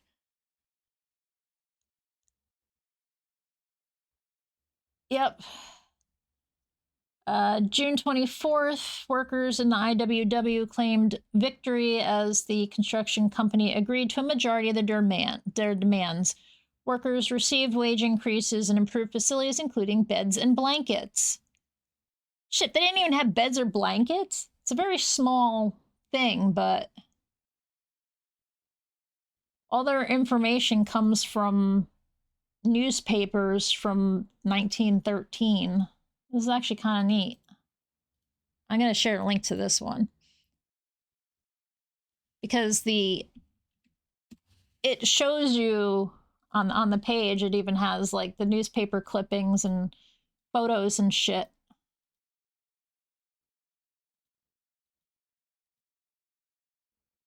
$1,200 men employed on railroad construction work at Tucker, Utah went on strike for an increased 25 cents a day and better working conditions. Secretary says strike ended. The IWW strike in Tucker hasn't settled in all but one camp. It was an announcement made by local secretary of the IWW. However, he said the strikers were not strong enough to alter the 10-hour workday. Okay.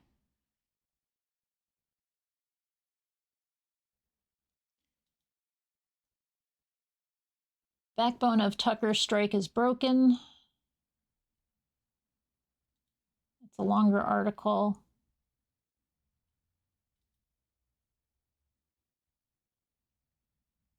The Eastern Utah Advocate, a newspaper published for people now on Earth. Next Saturday is Flag Day. Like, we give a shit about Flag Day. Shorter hours and bathtubs. Industrial worker, an injury to one is an injury to all.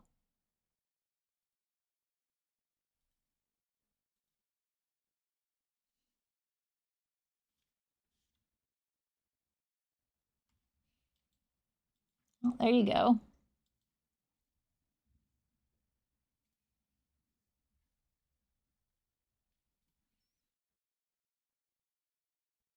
Get Wi-Fi now!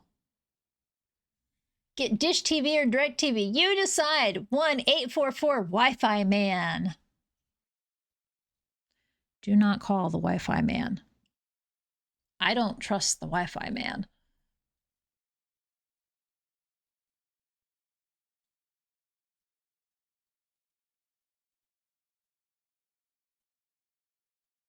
I don't know why, but these trees make me think. Oh, wait. I was going to say, it made me think of South Carolina. They still could because scrub ass palm tree is here. They could also be Florida.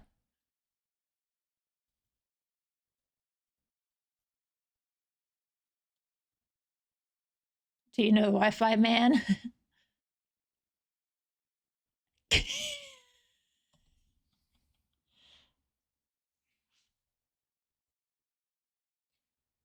Hi, little boy.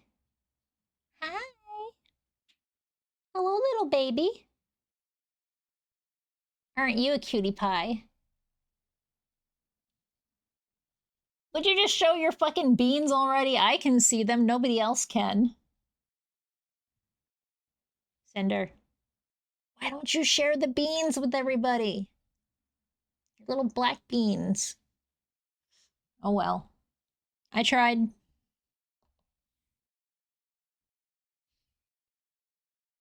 Back to what makes me think of, we're somewhere down here. Well, I guess technically we could be parts of Houston. There we go. We're like somewhere here.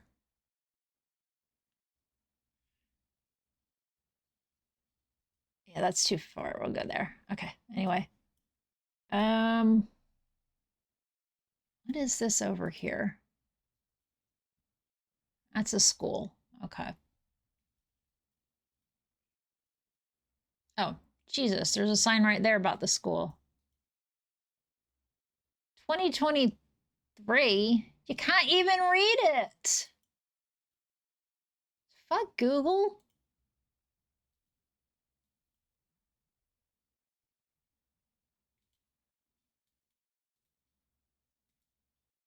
You should clean your lenses once in a while, yo. Still can't read it.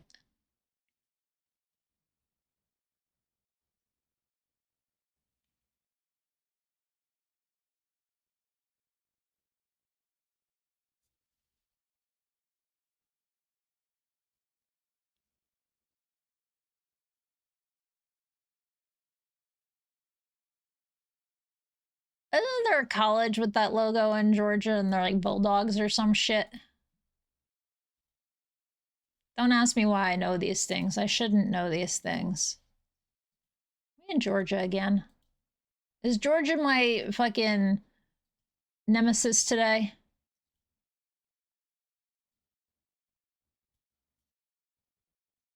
Old Coffee and Smith.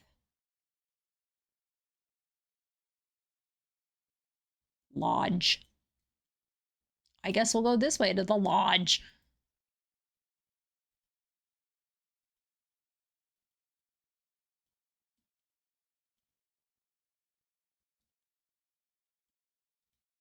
It feels very Florida with the canal-y water shits. But also it feels very Georgia because Georgia's also wet.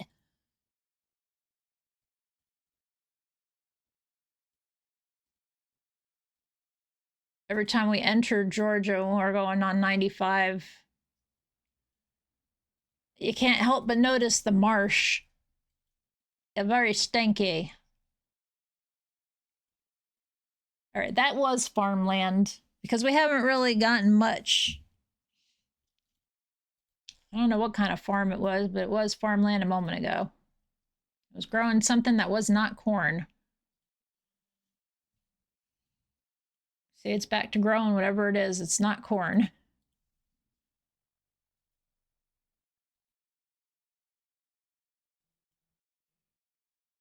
I take it back. It's now corn.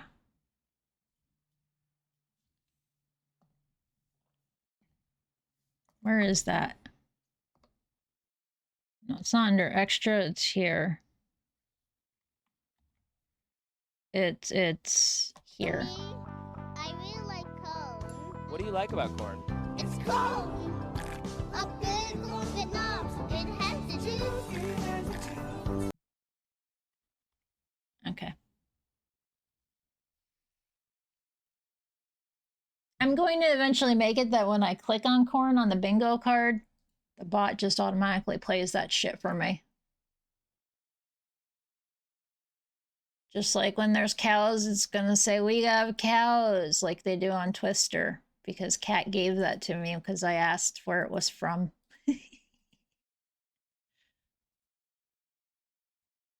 And every time I see cows on when we're doing Geoguessr, that's what always comes to mind. Mimosa tree, a pink one. That's a good thing for butterflies. Oh, swallowtails? Shit, man, they show up for that. I think we're getting more rural every step I take.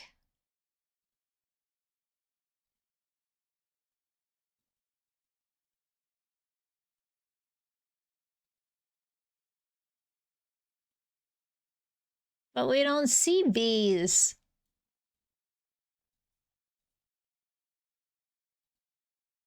There's no bees in Geoguessr.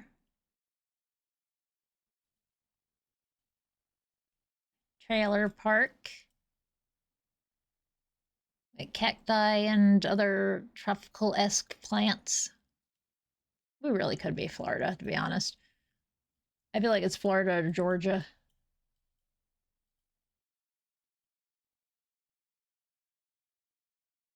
That's not your typical scrubby-ass palm.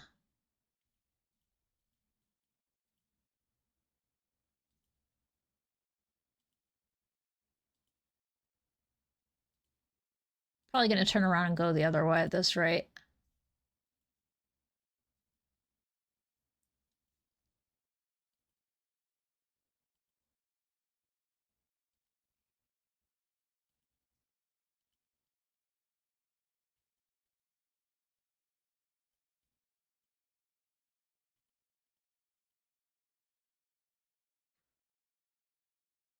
But it almost feels like the palm trees we're seeing were actually just brought in. They don't naturally grow here because I don't see them mixed in here, which kind of makes it not Florida.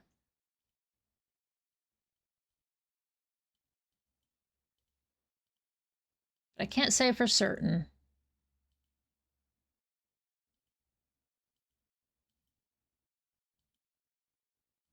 Yeah, I think we're turning around. Do a few more clicks forward and see if anything... There's a dirt road. But I still know I know the bees you're talking about, Larian. Sorry if I didn't mention that part.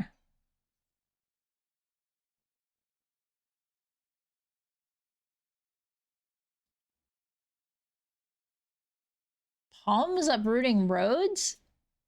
That sounds honestly a little weird. Because they have a ball root. They don't really have like wandering roots like a ficus does.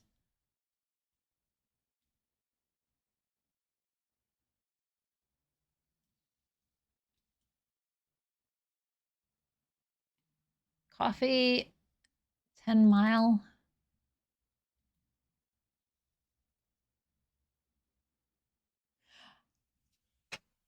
Oh,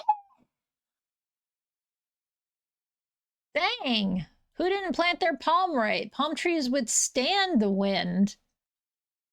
All the fucking hurricanes we've had, not many palms actually fall over. It's all the pines and shit that break. They're, yay, cows and goats. We have animals.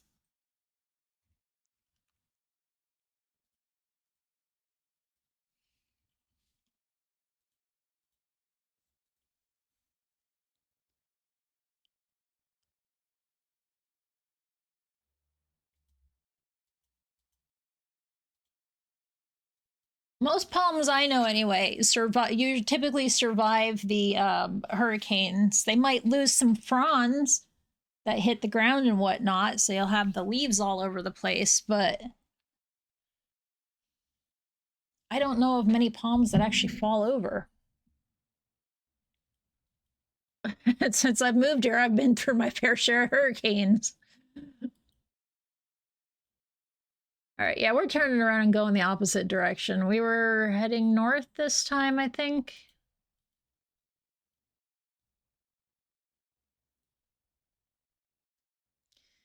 I'm just gonna ignore you. Well, we went that way, so let's go this way. Right?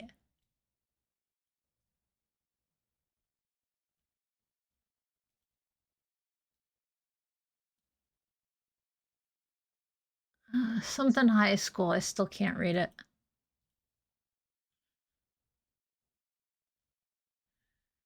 Looks palm enough to fool me. I'm certainly not an arborist either, but...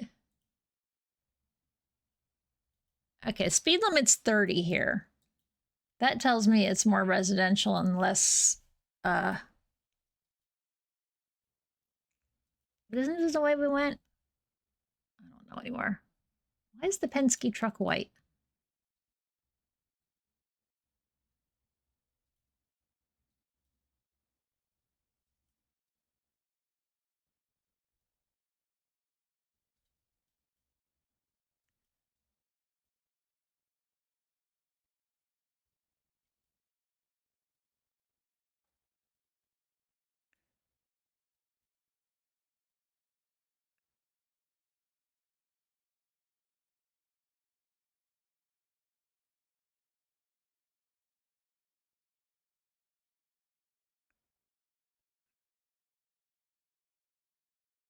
All right, my bike in the middle of the road. Don't get me started with how stupid that is.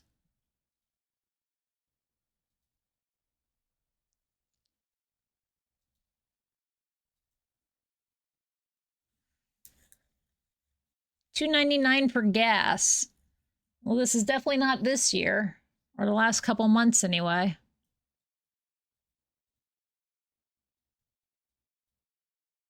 At Holiday Market. Where the fuck are we? Is that just a WM trash can? Yeah. Does the recycle? No. It looks like the one in the middle may not be waste management, but I can't see what it is.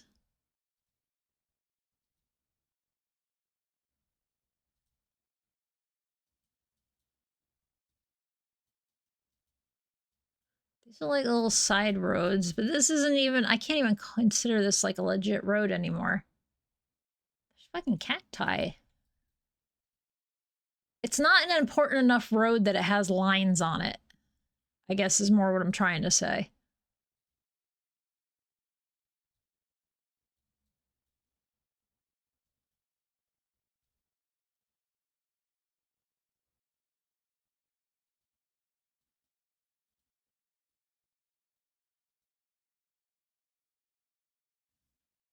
This one at least has...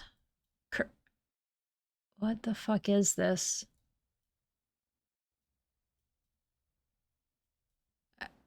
I don't understand.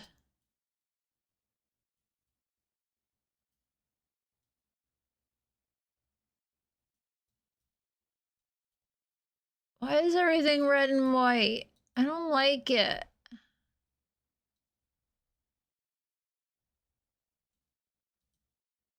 And there's statues everywhere. I don't like it. There's that G. Griffin Waste. Oh shit. 4 o'clock happened. Nobody said anything and I forgot.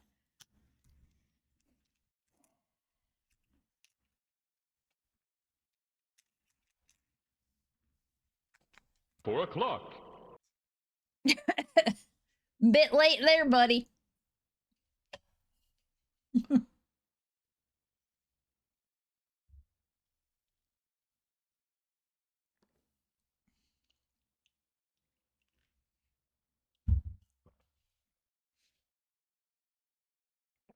Water consumed. This road's important enough to be lined.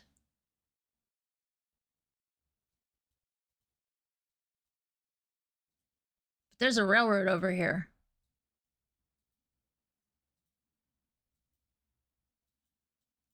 I thought.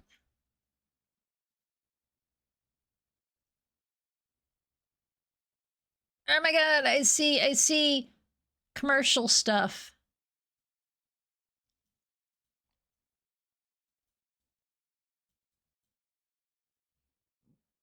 Family medicine. South Georgia Medical Center. I don't know if that's right.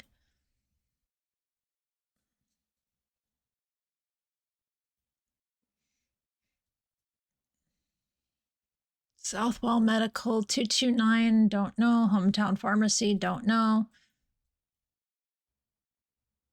Dollar General Market, East Dennis and East McPherson. Stop and Shop.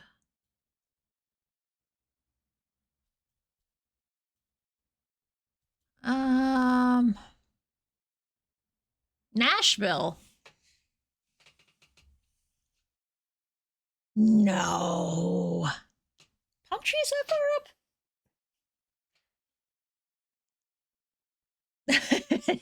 Now you're in a rabbit hole.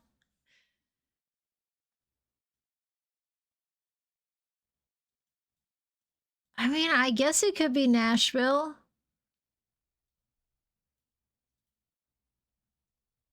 And maybe there's more than one Nashville in the whole country.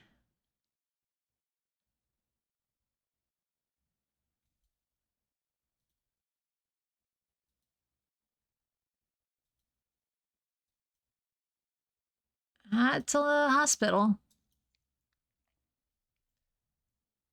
SGMC Health Varian.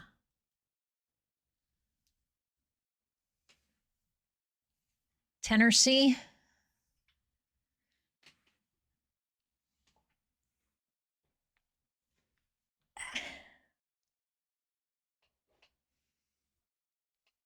Yeah. It's like, come the fuck on, man.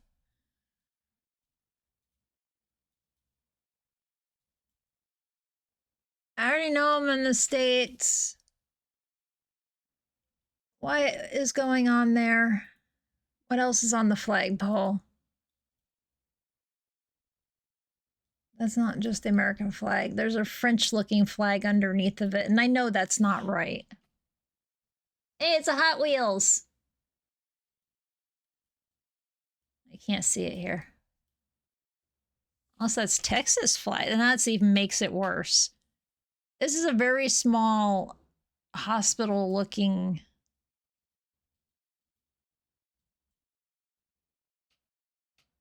Deep South Sanitation. All right, Nashville feeling even more likely now.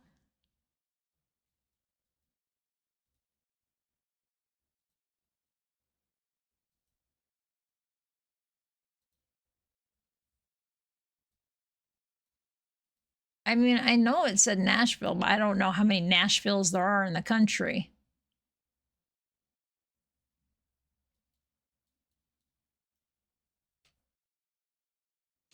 I mean, there's a place called Yeehaw Junction.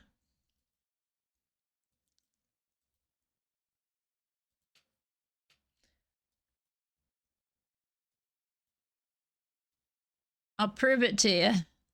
It's right there.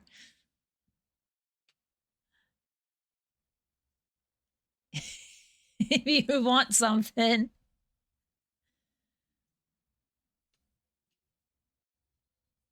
Like 13 on the list you looked at? Okay.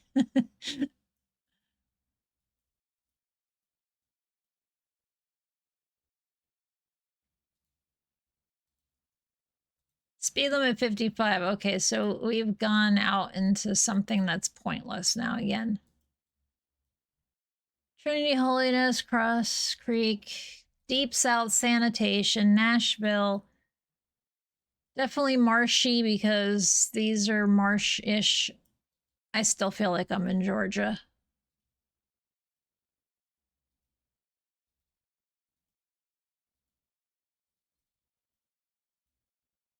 I don't know for sure, though. But I can feel like it.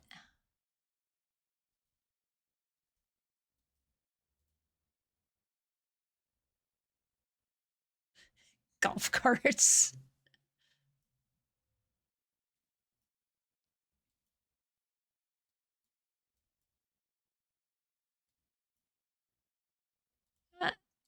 Let's just go this way and see what's on the other side.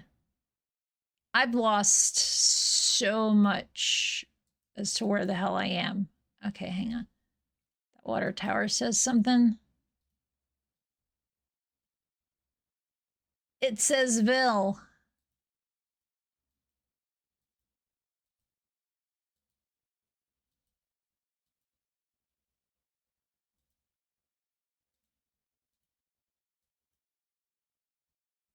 It says Nashville. Okay, so I am in a Nashville.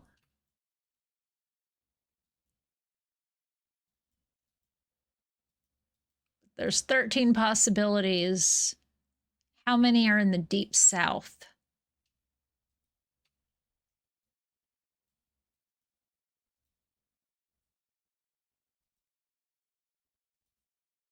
There's nothing about this that screams Tennessee. Nashville, Tennessee should be huge, not like this. Nosy looked at it. Small detour back to AI. The Planeteer CEO things, legal war crimes would be great.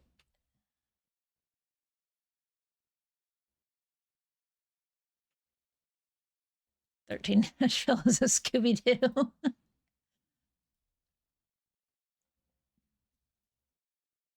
It's okay. Drains to waterways. Made in the USA. Dump no waste.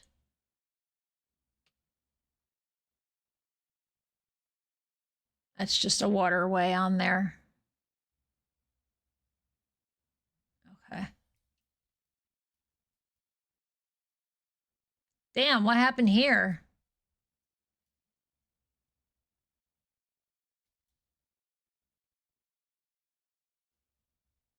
Tornado?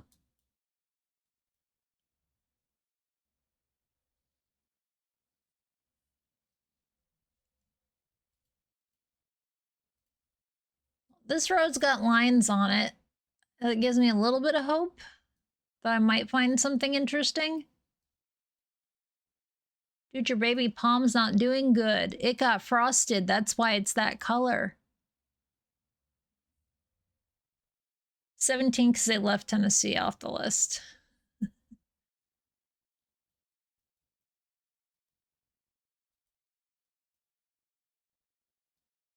Nashville, Georgia. God damn it, I was right. It was Georgia again. We've already read 2 articles for Georgia today. I don't know where Nashville, Georgia is. Besides, it feels very much out in the middle of nowhere.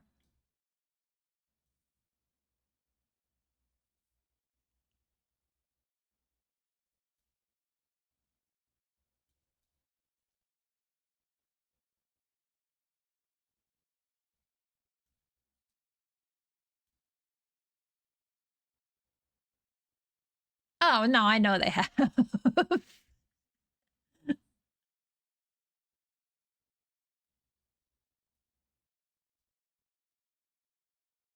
Where do I want to shove? Because of how marshy it is, I'm leaning it's more on this side.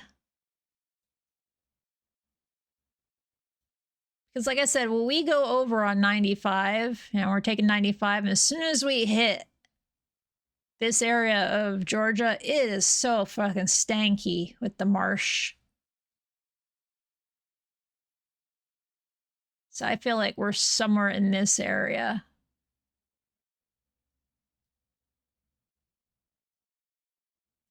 I mean, most of the stuff near 95 is really that way too.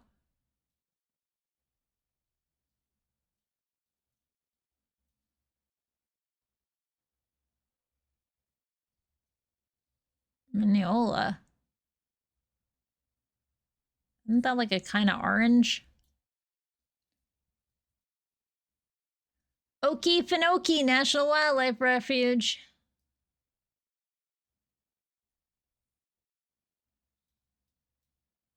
There's this little bit here, St. George.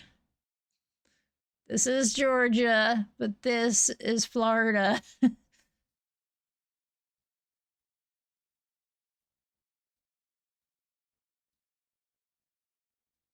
What if we follow this? There's a Tallahassee, Georgia.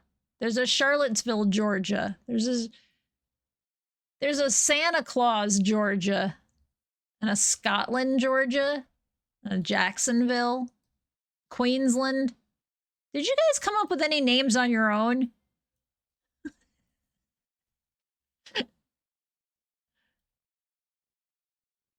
Alright, that one's good. Kibby. I like that one. So even here you can see all the water. It's very marshy out here.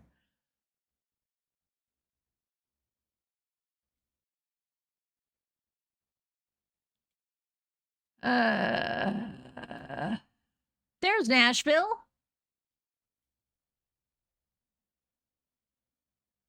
There's Coffee Road.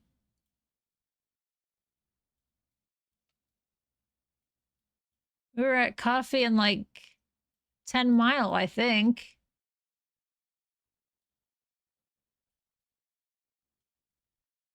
"10 Mile" sounds familiar. At some point we hit 10 Mile. So we're gonna say we're here. Oh, we were further down. We were that close to fucking people? How did I feel like we weren't anywhere near people? I went the wrong direction, I guessed. Here's McPherson. No, it's just a really tiny town. Never mind. Everything was much for... Here's the health center. Okay? There just really ain't nothing here. Got it. Hey, Midas. You've spotted a Fargo? All right, so we had Georgia again today. Let's look for another Georgia labor dispute. Wiki lists 16 different ones.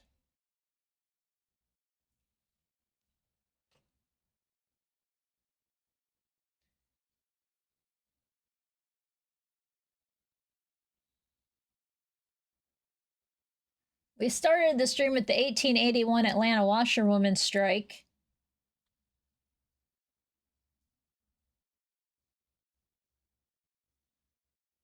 You need it for bingo.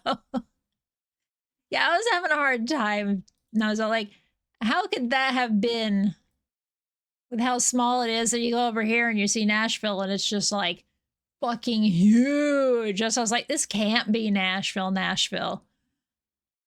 There's just no fucking way that was Nashville, Nashville.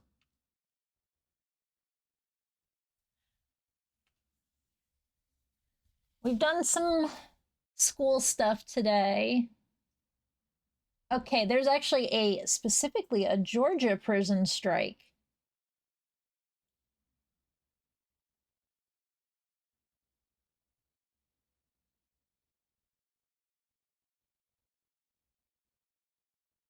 That happened 6 years before the one in 2016. We also have a streetcar strike, a transit, a sanitation, an AT&T, railroads, John Deere, Nabisco, Scripto.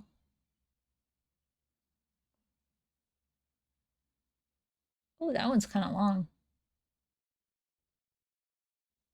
Says this strike wasn't important. Okay, we're going to go to look at the Scripto one. Because it covered almost it lasted 1 month, 1 week, and 6 days. It started at the end of November 1964 until early January 1965. Scripto. Okay, Scripto is a pen company, and they made lighters, writing implements and lighters. All right, workers for the Scripto company in Atlanta, Georgia, United, held a labor strike from November to January 64 to 65. It ended when the company and union agreed to a 3-year contract that included wage increases and improved employee benefits. The strike was an important event in the history of the civil rights movement, as both civil rights leaders and organized labor activists worked together to support the strike. What the fuck? McCormick. What the hell?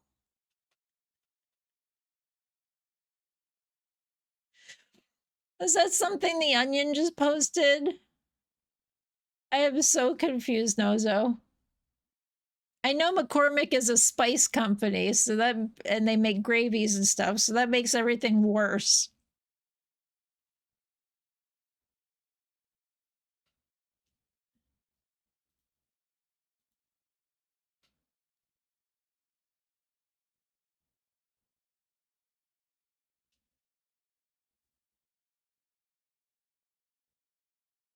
Wait, this is an actual Onion article? Or is this something else?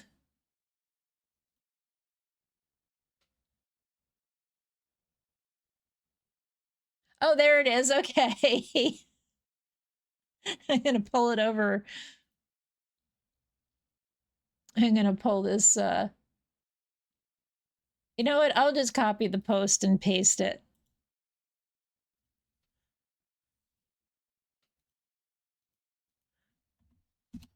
There you go. There's a Blue Sky post. McCormick introduces new transdermal gravy patch. I don't know. It looks kind of good, to be honest.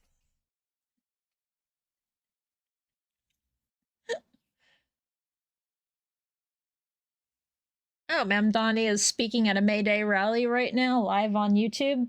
Video by Reuters. Oh, right. We were looking at a strike for the pen company.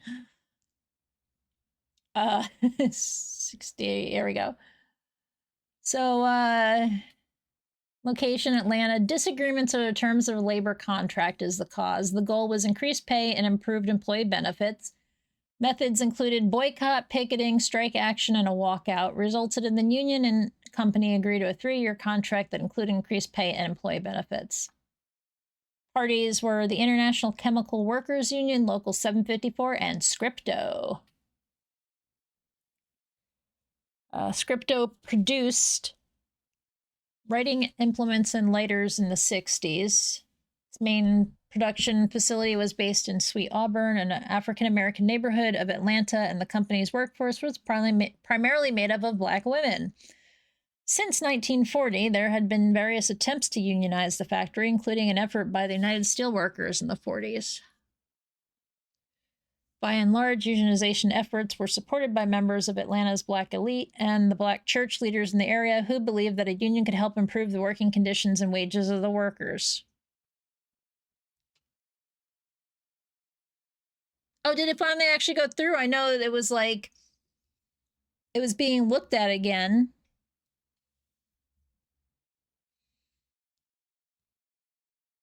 I guess I missed the part where it actually went through.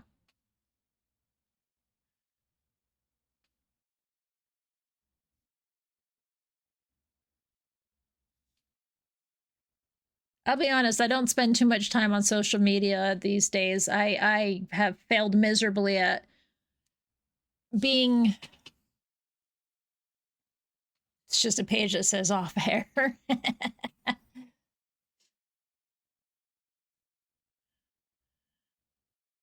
I've been very quiet in Discords as well since the job ended, because everything I've been doing is just like,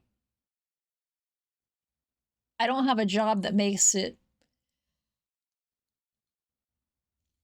want to just waste time by scrolling, doom scrolling, and reading every freaking post in a Discord somewhere. Now, most of the time I wake up, I have breakfast, I get ready, I go to a doctor's appointment or do something else. I watch Mutt stream for a bit, and then I'm off to doing my own shit again. Anyway, in 63, the Chemical Workers Union, ICWU, was able to unionize the plant.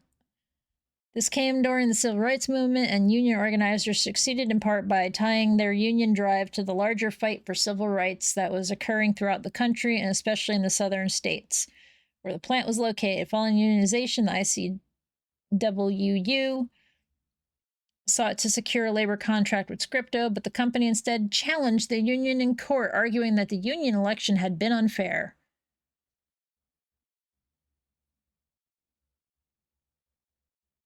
I do not know that. I did not watch any Zim. I read other stuff by the creator, but I've never watched any of it or read any Zim if it was in comic form. After the National Labor Relations Board ruled against the company, they remained reluctant to negotiate with the union, and negotiations continued into November 64. The main point of contention regarded wage increases, as the union wanted an 8% raise across the board, while the company pushed for a 4% wage increase for skilled employees and a 2% for unskilled. I hate those terms.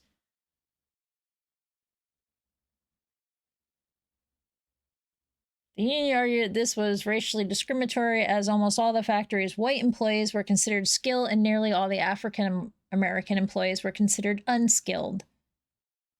On November 25th, the day before Thanksgiving, many workers gathered and announced plans for a labor strike. Working over the holiday to prepare picket signs and coordinate logistics, they began their strike on the 27th with about 700 workers performing a walkout. From the onset, the strike had the support of several civil rights organizations, including blah, blah, blah. We don't give a shit about that part. Oh. And the Southern Christian Leadership Conference, the latter of which was led by MLK Jr. He was a avid supporter of the strike, as many of the strikers were congregants of Ebenezer Baptist Church, helped coordinate nationwide boycott of Scripto. However, the strike continued. Both the union and company remained in impasse for negotiations. Eventually, King began to negotiate in secret with company president over an agreement to end the strike. After several weeks of discussions, King agreed to call off the boycott if Singer agreed to give the striking employees their Christmas bonuses. This deal, which was made without the knowledge of the union, was announced on December 24th and saw an end to King or the SCLC's involvement in the strike. Union representatives were upset with King's actions, which some historians say may have constitute an unfair labor practice. However, by this time, the union's strike fund hadn't been nearly depleted. Without the support from the SCLC, they were willing to negotiate a compromise with the company. On January 9th, the union and company signed a 3-year contract, which saw an across-the-board wage increase of 4 cents per hour for every year of contract. Additionally, workers improved employee benefits such as additional vacation days and increased pay for working afternoon shifts. In the aftermath, King received criticism from many groups. Okay, that's great. Oh. Yeah, because of what MLK did,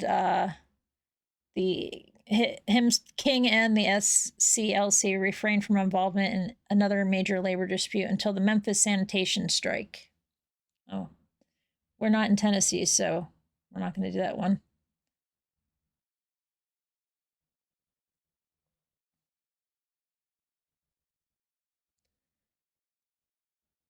That's the short of it. It's a very, very long fucking article. I'm not reading it all. Sorry, guys. But there's more on it. This has got a lot of fucking info in it.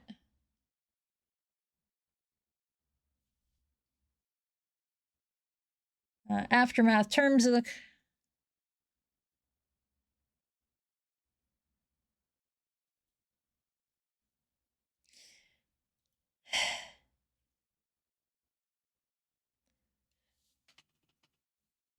Been a while since I had to approve something in my own channel. From AutoMod.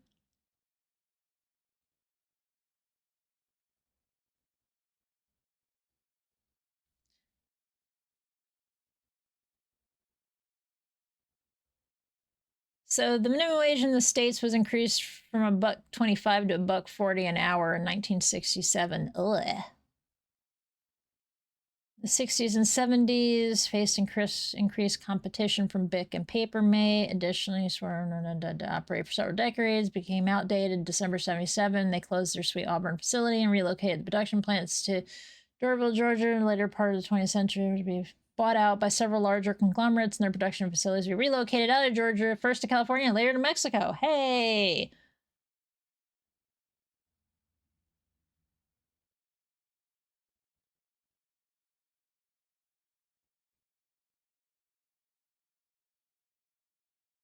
Ooh.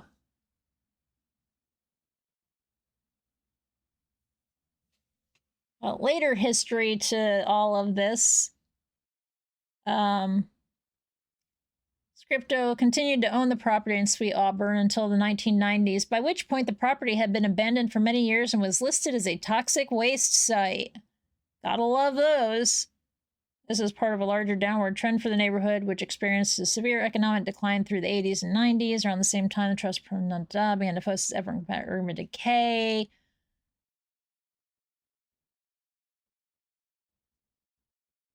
And today, the land is home to a parking lot for the MLK Junior National Historical Park. I hope you got rid of that toxic waste before you fucking turned it into a public park. I bet they didn't.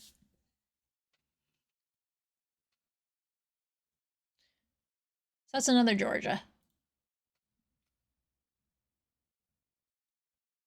I see blue spruce.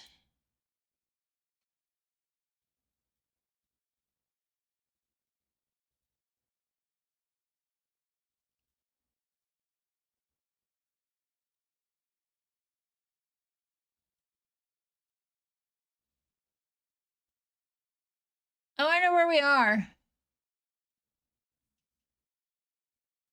Could be anywhere, right? Yeah, we could be anywhere.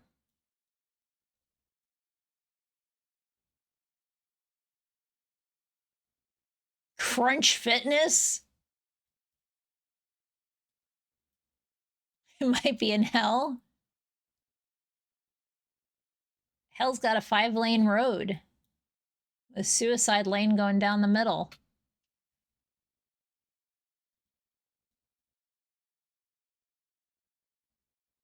Isn't that a sex store? Adam and Eve? Or am I mistaken?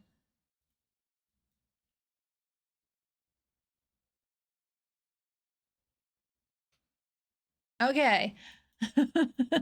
A sex toy store. Not like you can just walk in the door and buy sex. That's not what I meant, but...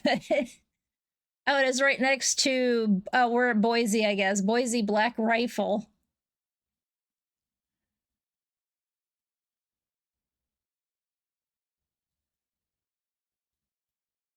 So we're probably somewhere around here.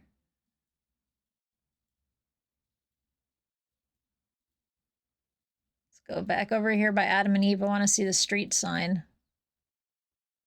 Stonehenge and Fairview.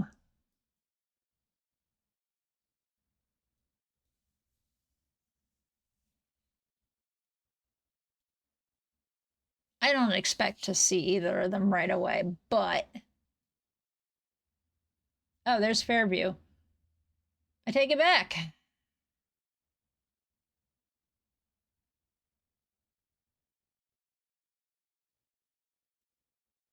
Or Stonehenge.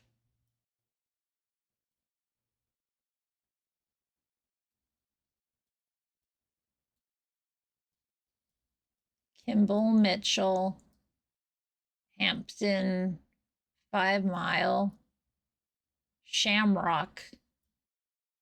I mean, if I was going to have a Stonehenge, it would be near Shamrock. But hey, what do I know? Cloverdale, Venture, Eagle, Hickory, Locust, Stonehenge Way. Stonehenge Way. It was Stonehenge Way, right?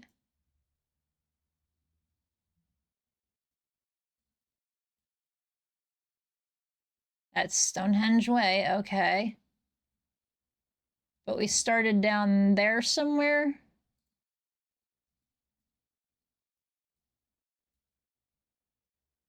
Yeah, we started down the road a little bit, right about here.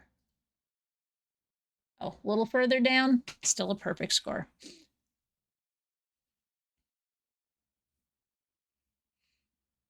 All right, time for another Idaho tidbit. How am I fucking nailing all these things? What the hell, me? Okay, we already looked at the Coeur d'Alene miners dispute. That was earlier. So all of that... Oh, there were several of those. Burke Cannon. Another mining, late 19th, 20th century. Bunker Hill. It's a mining company of his facilities in Kellogg and Warder.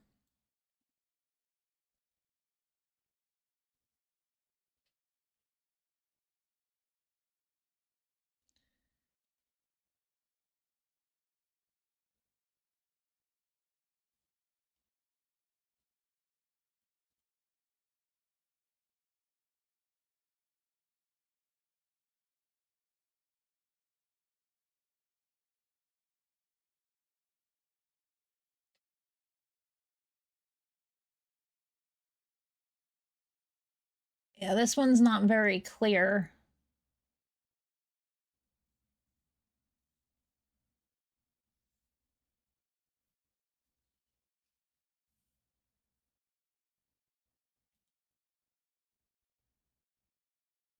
Yeah, like the other things in Idaho, they're both mining things, and they're... I need to see the shape of the state.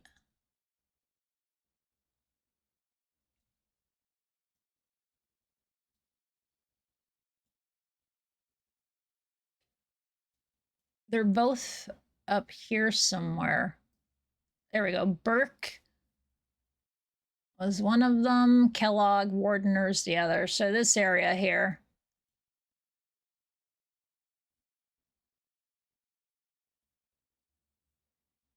Silver Mountain Gondola House. I guess that's a ski thing.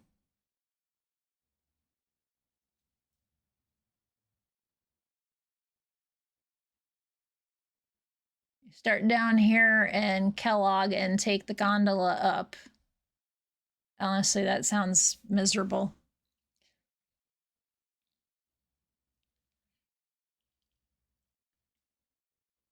But we're up here in this part. I'll do my best to find the civil unrest and natural... Yeah, because it also says to see the thing we already looked at.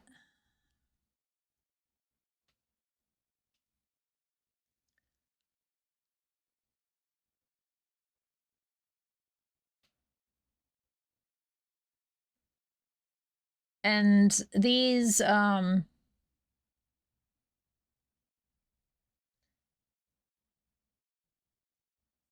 articles don't really tell me anything.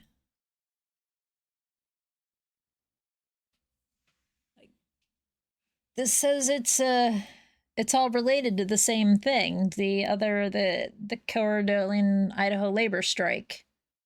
That's the with the Pinkertons coming in.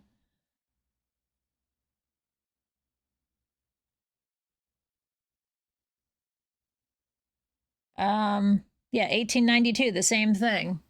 Violence erupted during a strike at two nearby mines, the Gem and the Frisco in Burke Canyon. So here's Gem.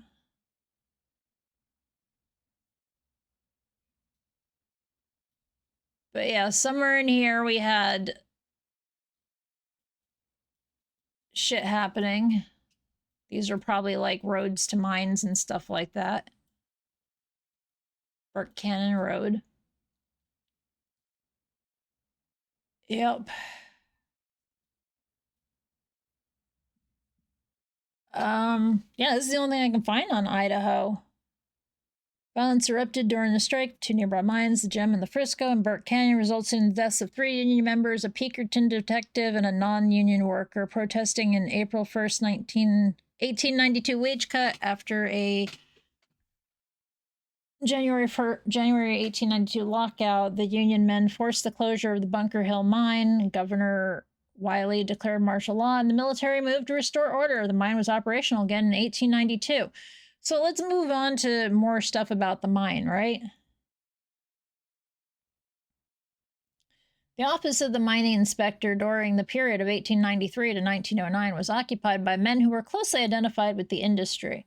A cave-in in 1894 took the lives of 3 men shortly after the first state mining inspector took office in 1893.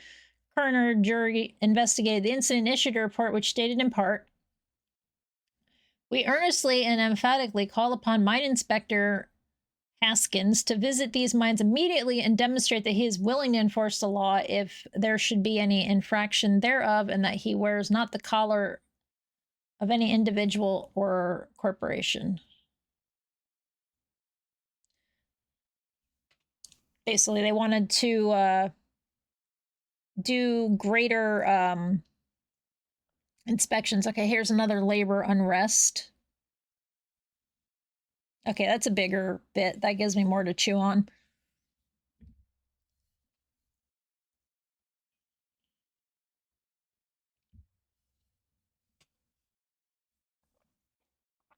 It's still this area. Somewhere in here. In 1899, the Bunker Hill Mining Company had paid more than $600,000 in dividends and was considered profitable. Miners working in the Bunker Hill and Sullivan mines were receiving 50 cents to $1 less per day than other miners. The Bunker Hill Mining Company operated the only mines in the district that were not unionized and the only mines that paid less than the union scale of $3.50 per day. The Bunker Hill Company employed Pinkerton labor spies to identify union members who were immediately fired. The Western Federation of Miners launched an ongoing organizing drive at the Bunker Hill Mining Company. After declaring that the company would rather shut down and remain closed for 20 years than to recognize the union, Superintendent Albert Birch fired 17 suspected union members. He demanded that all of the union men collect their back pay and quit. On April 29, 1899, Union miners hijacked a Northern Pacific train in Burke and drove it to Wardner, the site of a 250,000 mill on the Bunker Hill mine. The miners set off 3,000 pounds of dynamite, destroying the mill. 2 men were killed, and one of them a non-union miner. The other a union man accidentally shot by other union miners. Fire was also destroyed the company offices. $3.50 a day. This is 1899. So yes, 350 cents a day would be quite accurate. The governor declared martial law and federal federal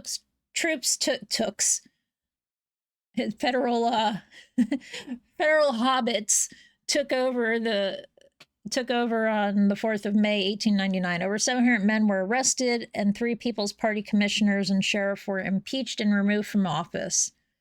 A new and more efficient mill was in operation in 3 months with a greater capacity. Additionally, miners were required to take an oath of non-union membership in order to get a permit to work. God, fuck miners. Or fuck mine companies.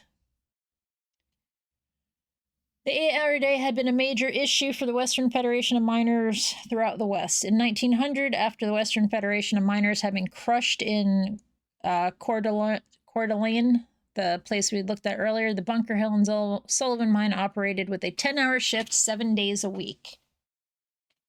Years later, Harry Orchard, who had assassinated former Idaho Governor Frank So-and-so, claimed to have helped to light the dynamite charges at the Bunker Hill mill.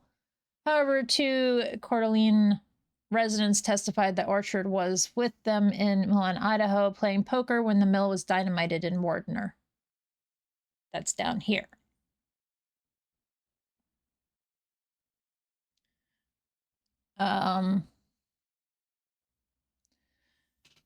Orchard also admitted to bombing somebody's home in 1904, which left Bradley... Who the fuck is this Bradley guy? I didn't even remember seeing a Bradley the whole time I read this thing.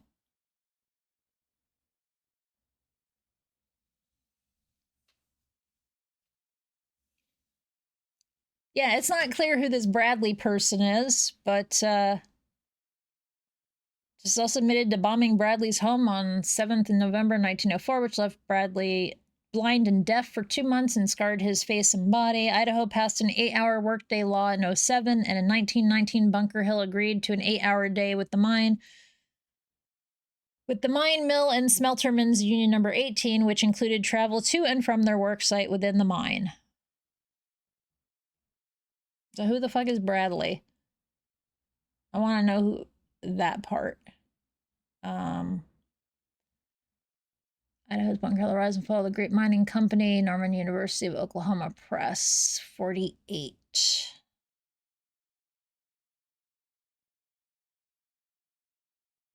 ISBN.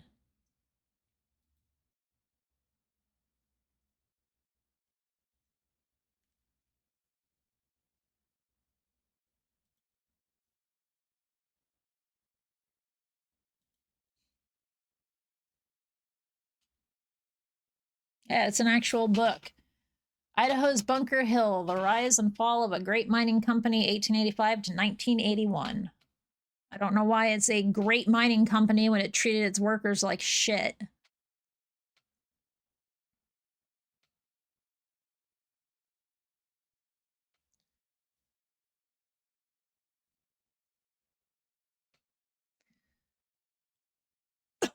But there we go, more Idaho. That's really all Idaho has is stuff that happened in the court alone, that court place that we looked at earlier,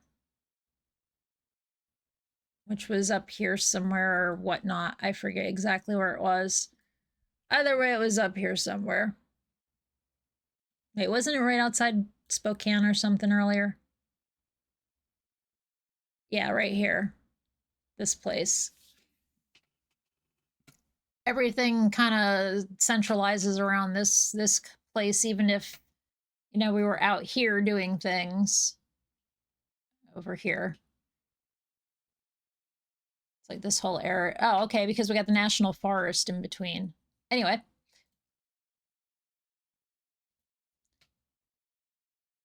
Comet Way, Fardo, Takayo. Very close houses. We are in the northeast, I think.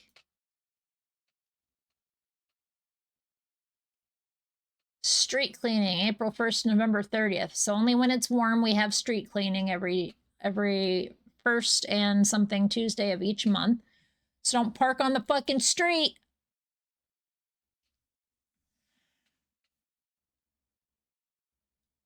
$412. Takira and tequila.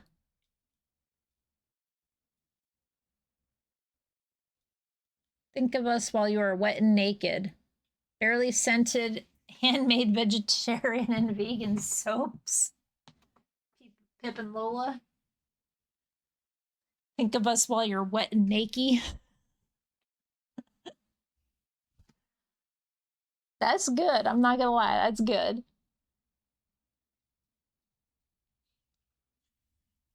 Something about this feels very Philly. What? I finally got bonked.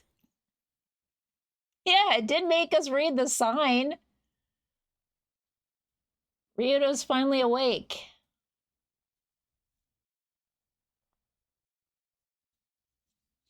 Because I should have gotten a whole lot more bonked earlier.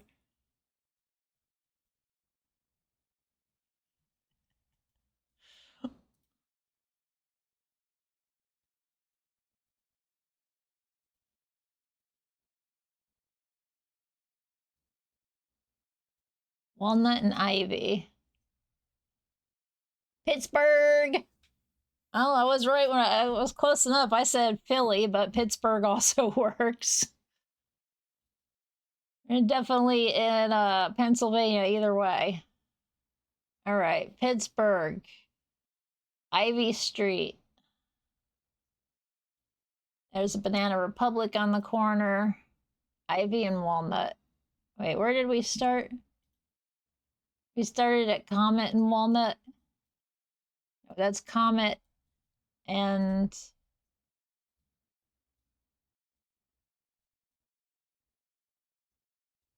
Ivy.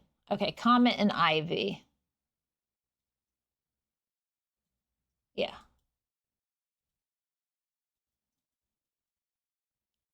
With the wet and naked soaps. Peaceburg. Peaceburg. Peaceburg is big.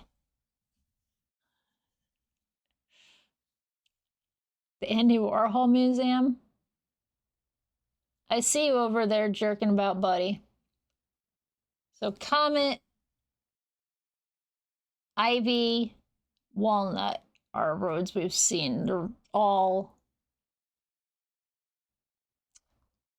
mostly tree types.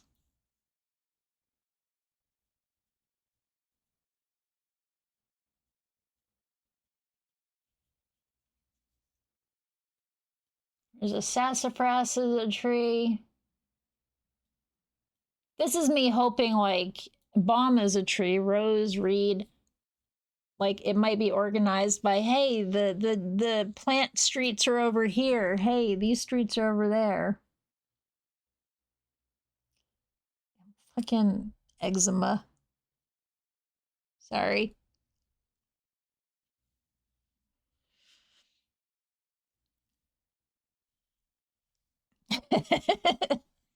Hey, I'm not in a cuck chair. That's all that matters. That's a Trace thing. That's not me.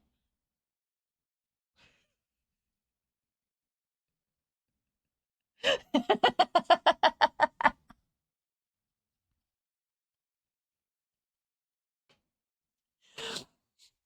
guess Trace isn't around to stand up for himself. The quote didn't take? It never says that it took.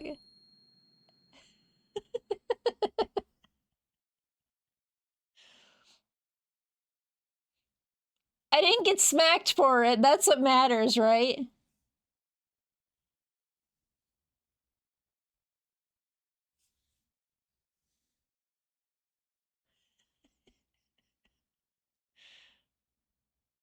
Oh, we got beans and leggies and hanging outs. Can't see the beans as easily as I do, but I know those beans are facing the camera.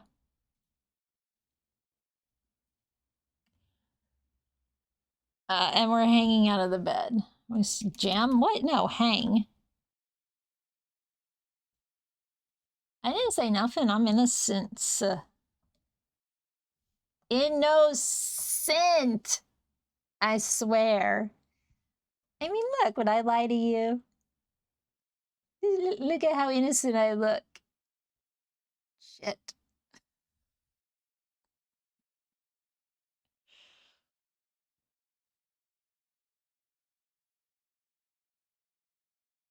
Oh?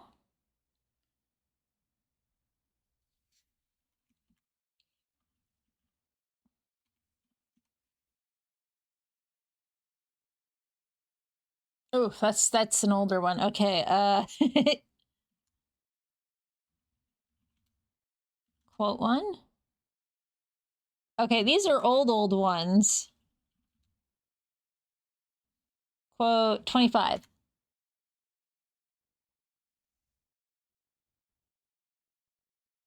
Okay, that's more recent. Do I have a 30? No quote. Okay, so 29? 27. Yeah, it didn't...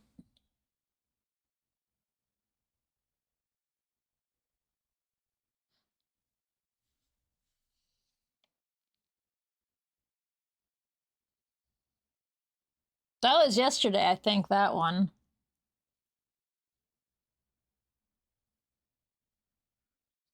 But if I go to the quotes section, now you're going to make me go look at this.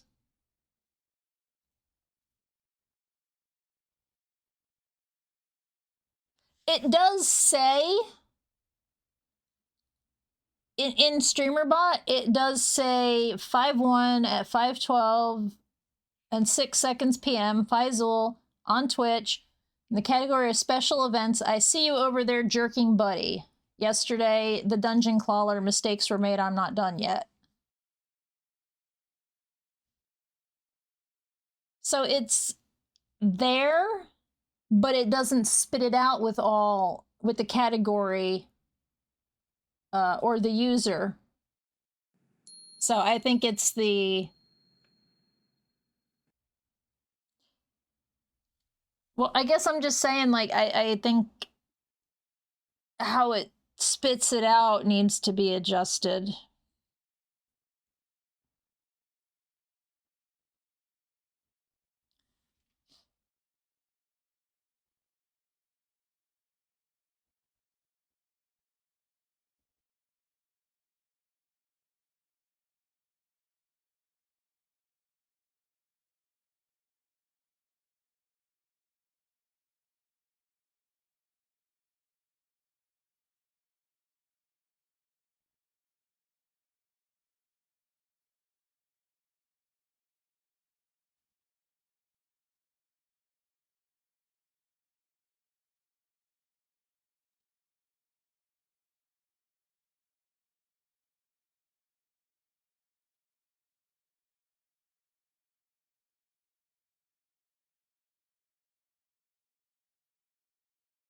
Yeah, it just says user fizz.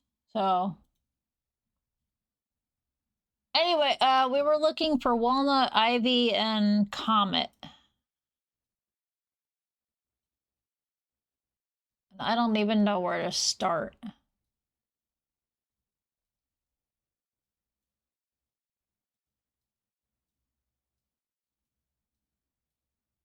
So I think we need to wander around Pittsburgh a bit because it's large.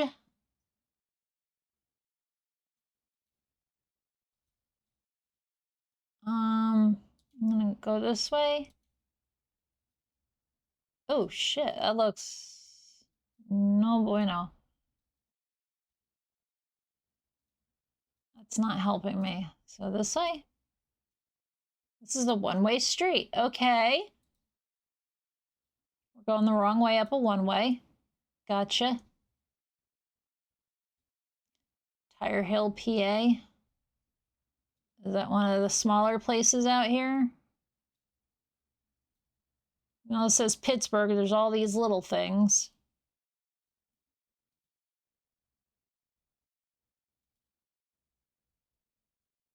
Pen waste. Elmer, Ivy. Fudd.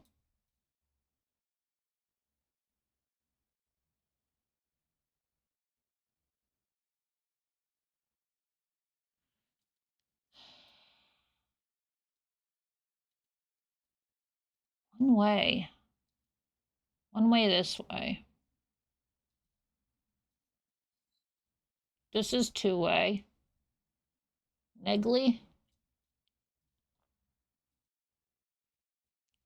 Look at those houses! They're identical! But this made me think of Philly so bad. The row houses.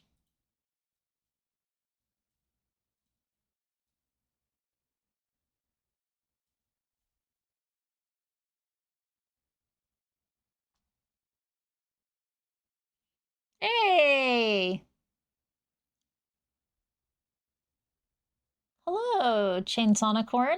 How you doing? They are adorable.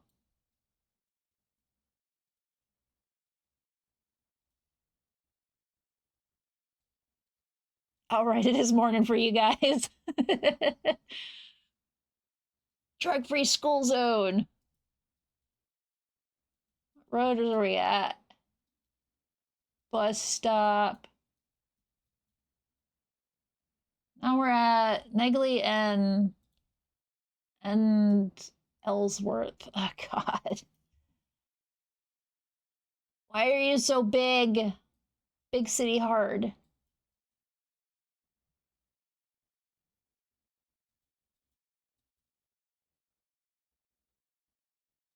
And now I'm in Pittsburgh. I just don't know where. Convenience store. Southside works via Oakland. Did I see an Oakland on here? Anything that helps?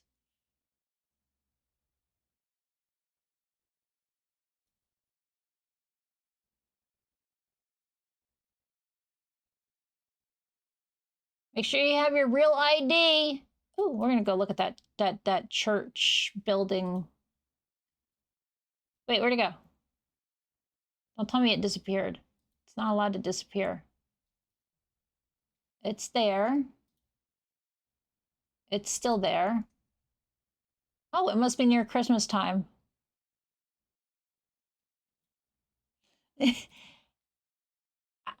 Here's the fucking weird thing is like I could find my way around New York City easier than Pittsburgh.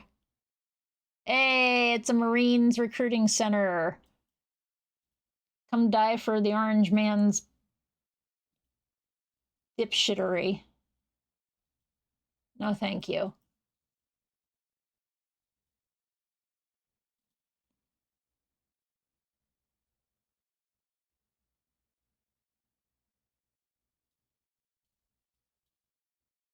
Yeah, I do have a passport. It's not expired yet. I think it expires this year.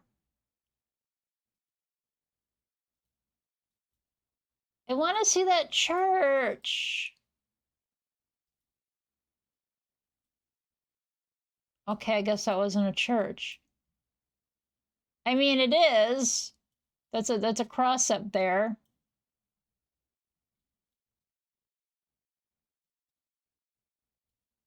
This is a human bridge? Yeah, human bridge, like it would be anything else.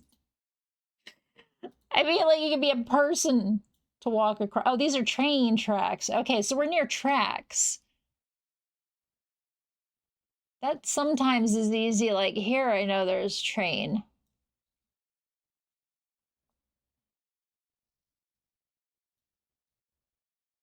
And then the train goes over here. Yeah, okay, never mind. That's not easy to find.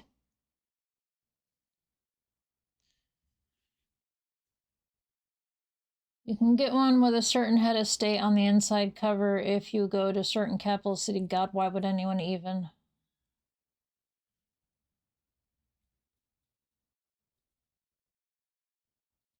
I don't want anybody special on my passport. The only person that should be on my passport is me. It's my passport.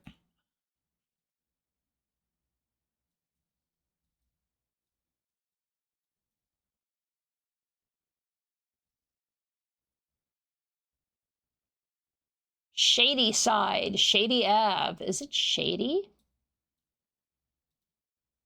I still want to see that churchy place.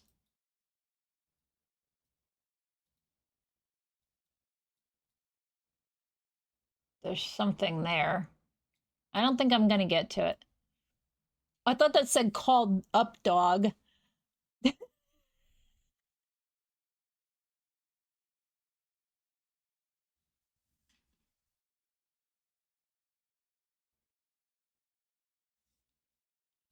Come. Oh, because it says Oakland? Is that why you're saying California? I already know I'm in Pittsburgh. I've known I'm in Pittsburgh for a while. I just don't know where in Pittsburgh.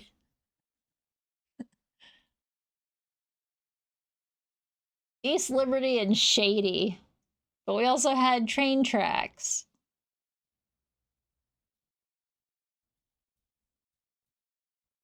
Here's Oakwood, not Oakland. Unfortunately, Pittsburgh's rather sprawling. New Texas? God, Pennsylvania, what's wrong with you?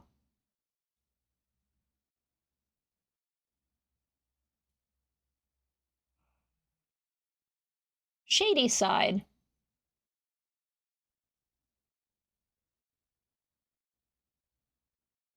It was Ivy and Walnut.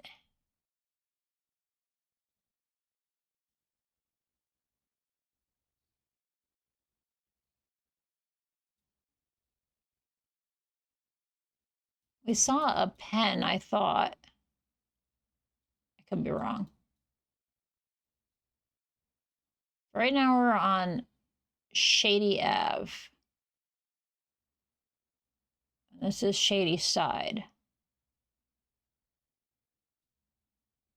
So where's Shady Ave? It did say Shady Side on one of the other intersections. Walnut Street, Comet Way. What? Comet Way came out on Ivy. Is this Ivy? Ivy and Comet. Okay. There you go, Takayo. We're gonna go back here for Mutt's sake, though.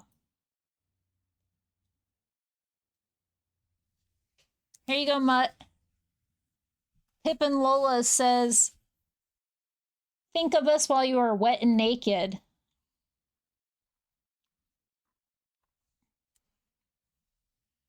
Yes, that's Gilder, Jen. Oh, it is Gilder on Jen's. Okay, never mind. I thought it was Jen.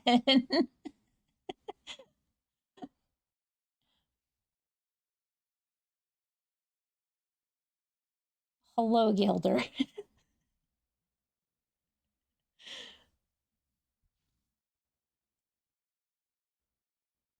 Already there, Mutt. Anyway, this is Comet and Ivy. Because there's Takayo across the street. But we're really here in front of... Think of us... Wait, they're across the street here. Telling us to think about them when we're wet and naked. Oh, we actually were just in the middle. All right, let's look for a labor dispute in Pennsylvania. I'm sure we've got plenty of those. It's an old-ass state.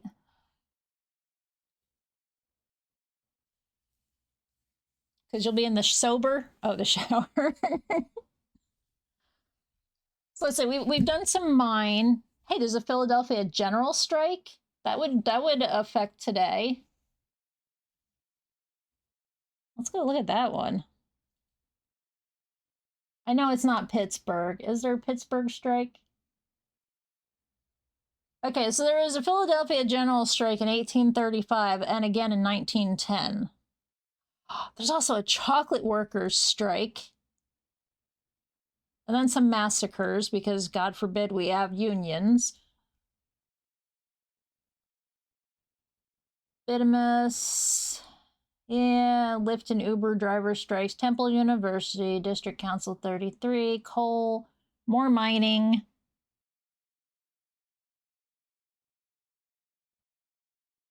Oh boy, you're gonna write about a certain CEO recreating the final boss of Wolfenstein, an example of how to do ethics wrong for class. Bleh. Oh wait, there's a labor dispute in Pittsburgh subcategory. Since that's where we're at, we want to do Pittsburgh. There's a homestead. Nah, we're gonna do a general strike.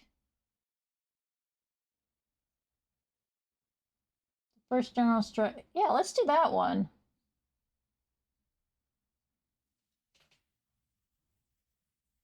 That show our said anything. Well, this one's kind of important because it's the 1835 Philadelphia General Strike, which is what today is. It took place in Philly.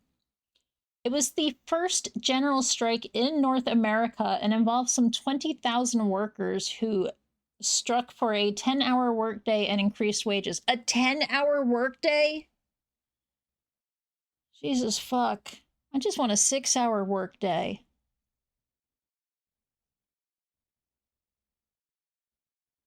Okay, prior to the shorter workday movement, employers had hired and paid workers on the basis of the agricultural working day of sun to sun, sunrise to sunset. Situation which meant comparatively short hours in the winter months, nuts, what the fuck, but days extending to as many as 15 hours during the late spring and early summer. I want the CEO to still work 8 hours, but the worker gets... I mean, yeah, if they get paid so much, they should be working a lot more.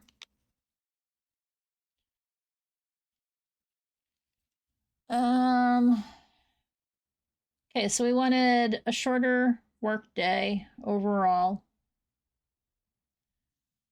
Should be fixed by time rather than the rise and fall of the sun.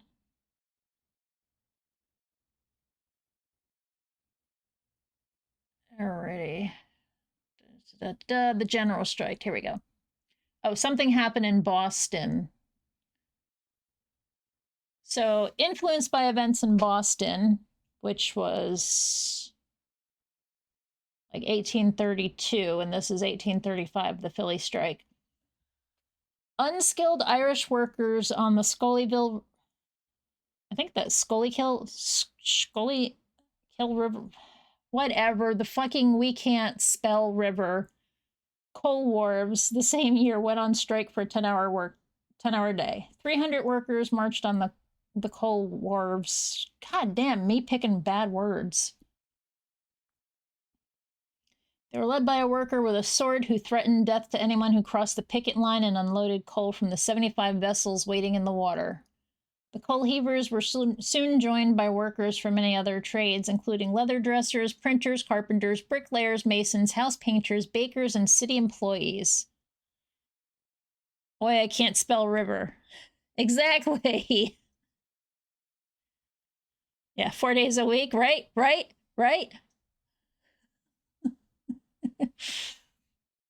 On June 6th, a mass meeting of workers, lawyers, doctors, and a few businessmen was held in the State House courtyard.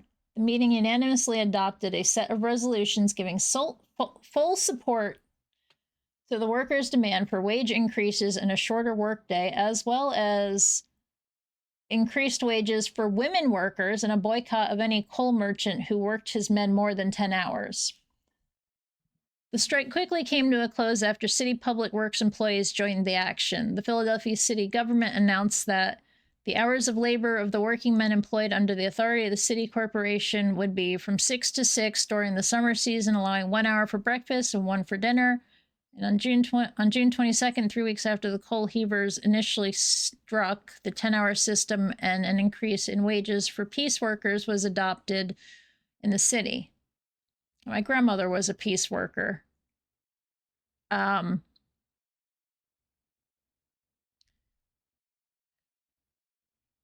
She was a seamstress, but she wanted to be paid by the piece and not by the hour because she was so damn fast and good at it.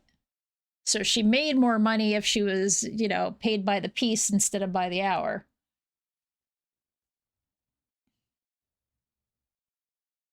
I would like a job like that. Like, I get paid by the piece. If I'm really good at the thing, then I can have like a 4-hour workday and get paid as much as if I had had an 8-hour workday. Or I could work the 8 hours and get even more. On the 8th of July, 1835, the commandant of the Philadelphia Navy Yard wrote to the Board of Navy Commissioners, "The mechanics in this city of all denominations have recently made, and it is termed, a turnout for a regulation in the hours of labor, and so general ... there is no probability they will secede from their demands." After which, on August 26, 1835, Commodore so-and-so, the Board of Navy Commissioners, signed a circular order which was transmitted to all naval yards establishing the new workday as 10 hours. And I'm a case study of why you shouldn't leave your husband the keyboard. What?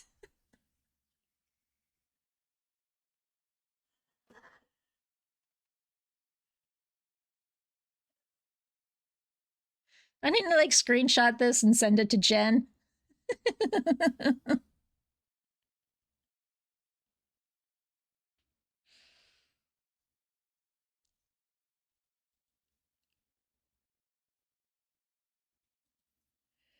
She's literally watching you do it.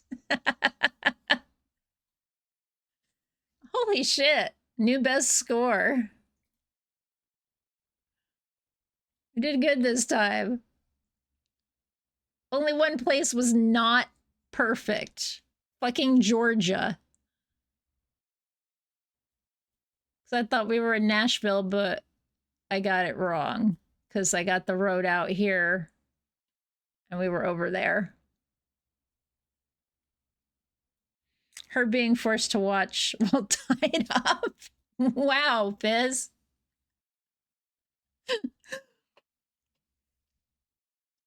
I feel like I need to bonk you. Ba ba ba ba.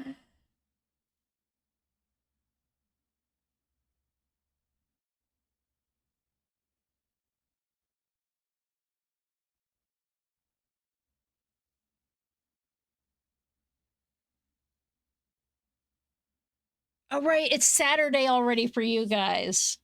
Right. Can't stream this weekend. Okay. I'm like, shouldn't you be streaming by now? Never mind.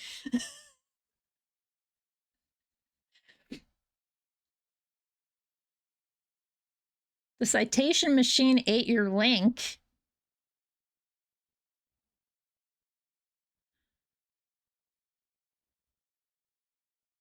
Make sure to check for spit. Damn, Mutt.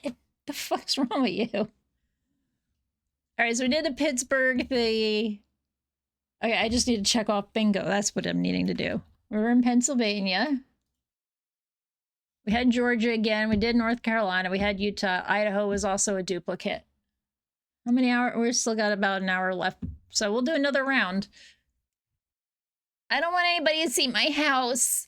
Google blur it out. The problem is I could see your neighbor, and then I could just drive there and see what your house really looks like. This is screaming northeast as well. Old town. Older town. Oh, fuck you. Stop that. I can't see anything here.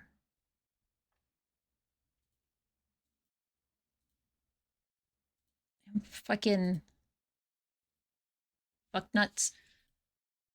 I'd say excuse my language, but you guys already know that's how I talk.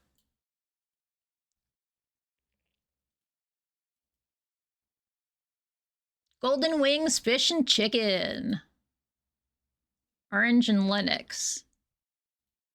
Oh, wait, are we in California?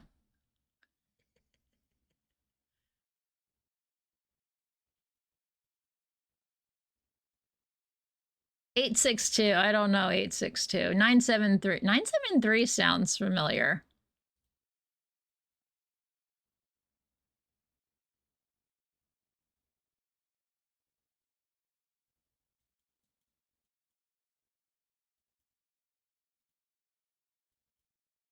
Is now a good time? No, it's a bad time. Don't buy anything from Amazon today.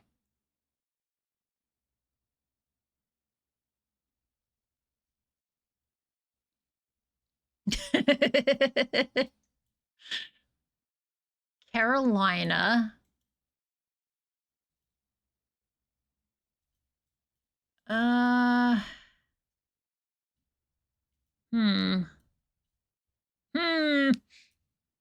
gonna go this way. It's probably the wrong choice. Speed bump ahead. Yeah, we gotta be up in one of the original 13s states. Everything's too fucking close for me to think otherwise.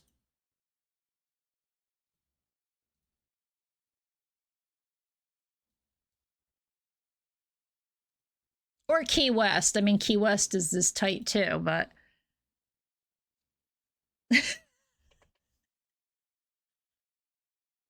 It's Newark! It's New Jersey, apparently, from that truck. I could be wrong, but that would make sense for the 973.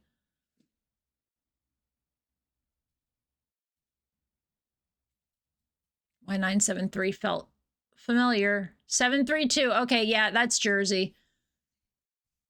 732 was one of the area codes I had growing up. It wasn't the first one. We went from 201 to 908 to 732, and God knows if that's what it is now. Your mom's from Jersey?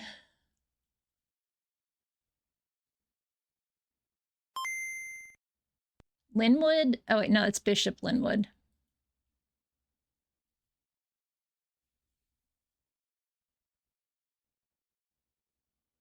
Yeah, state inspection, because – unlike Florida, you have to get your car inspected. I moved to Florida right about the time that they went, nah, you don't need to check your cars and you can have any piece of shit on the road that's dangerous to everybody. Bumper falling off, it's okay. Just let it drag.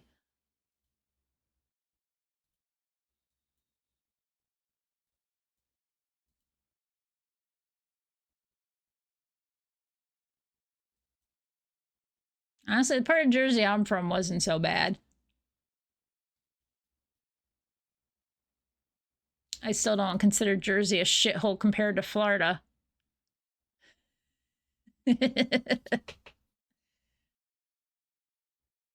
Oh, Utah followed Florida suit? Figures. Everybody wants to be Florida and Texas. This is like North Jersey. I ain't got no fucking clue where I am.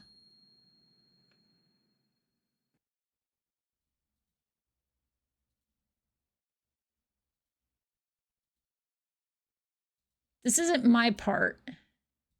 This might be better for like Dave or something.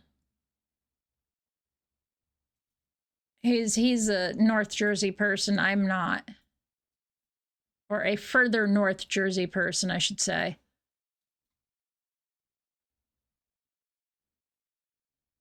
At Jersey Transit bus stop. We didn't have any of them by me, though. Potentially.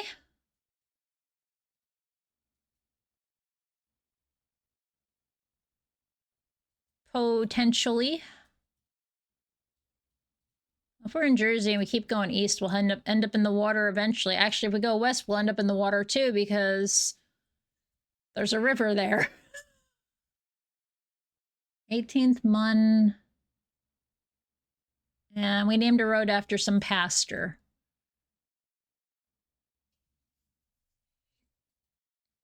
That one truck saying Newark is my best thing.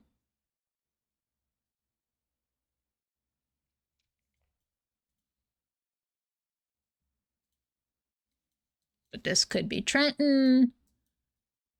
It could be the Newark area, somewhere around Jersey City. It's a part I'm not familiar with. I'm from down here. That's actually the township, Berkeley. I'm more familiar with this area up to Long Branch. Just mostly the coast here, out to Jackson somewhat. I had family here and I go up here to the city. But really didn't bother with the rest of the state. And down here, well, now it's more populated than it ever was, but it wasn't at the time. But I'd be willing to bet we're somewhere around Newark, which is here.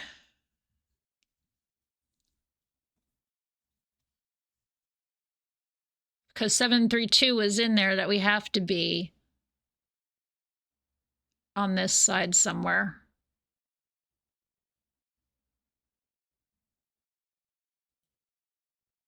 I mean, I've been to Rahway, I've been to Woodbridge. Where the fuck's Jersey City? You'd think I'd know. Here's Hackensack, Englewood. It's Union, Hoboken. There we go. I've been in here and taken the path over many a time to go to New York.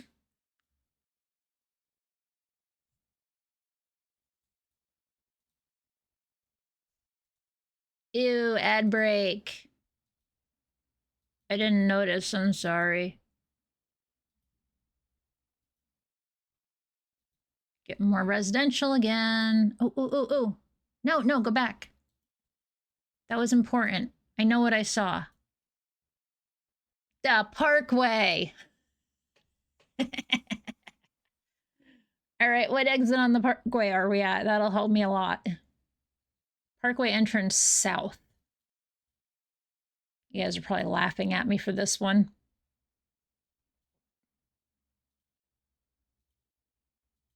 Keep going. Go on the Parkway. This is important. We have to go on the Parkway. That's the most important thing here is being on the parkway to see the exit numbers. 144. Okay, that's much further up. Because 80 something is down here. We get off at 81. May not be up as far north as I think.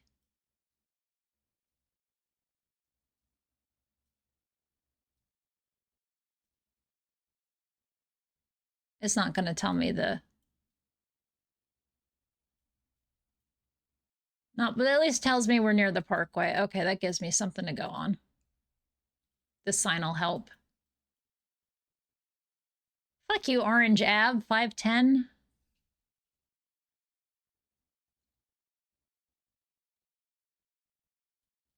Isn't 510 down here somewhere?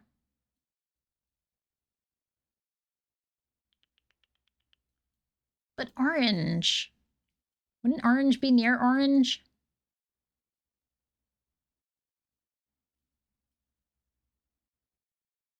Where is Orange?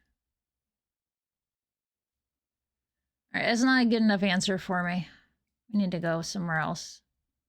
I need to look elsewhere.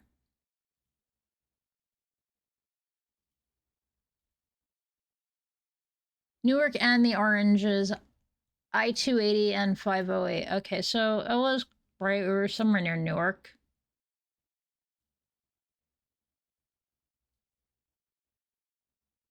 Yeah, because we have East Orange and West Orange and all that shit. There's 280. 95 is not.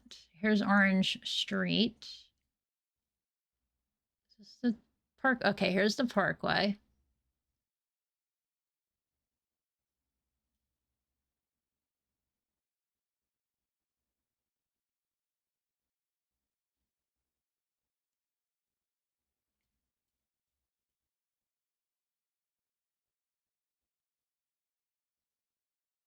There's 510. So we were somewhere here. I just don't know exactly where. Let's go back. We spent quite a bit of time running around. Was it Lennox and Orange or something like that? Right, we couldn't see the road sign because people decided they needed to hide themselves. Lennox and Orange.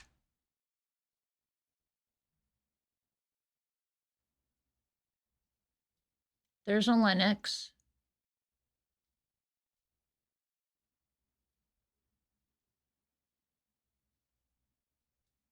I don't see an Orange though, unless this is, no, that's Mead.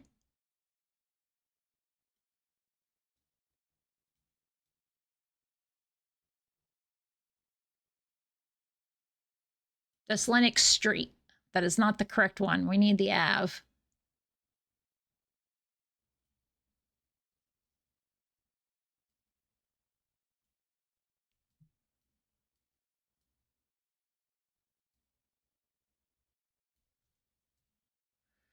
I know I don't have to be perfect.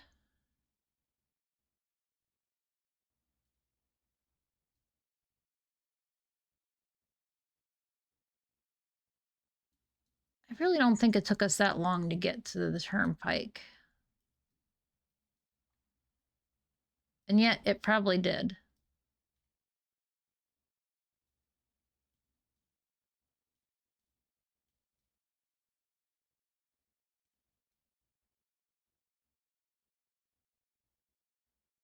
Avs and Avs, so that doesn't help either.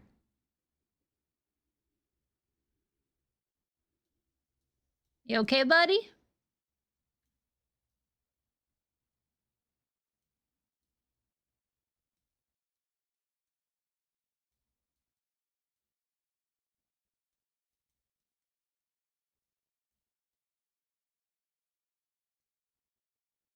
Oh, there's Lennox Ave.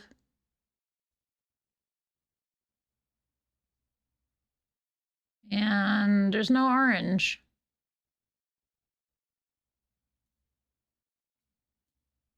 is a case of one of those, hey, it went all the way to the other side? I don't know. We're going to drop a pin. No, there was like a motorcycle sound or a moped out there. Oh, we were down here in this Lennox Ave. There's the Golden Wings Fish and Chicken. Okay. So we're down in Irvington. He had yawns? You need to tell me these things. It's a bingo. Joyzy.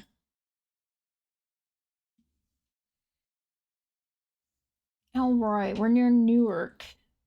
What's Jersey got here? Only 7? Patterson, Passaic, Rutgers, Bayonne Refinery, Shipbuilding.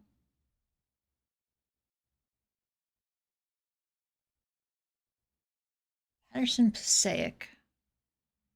Passaic up here. Patterson's definitely up here. Patterson's close to where we're at, so let's do the,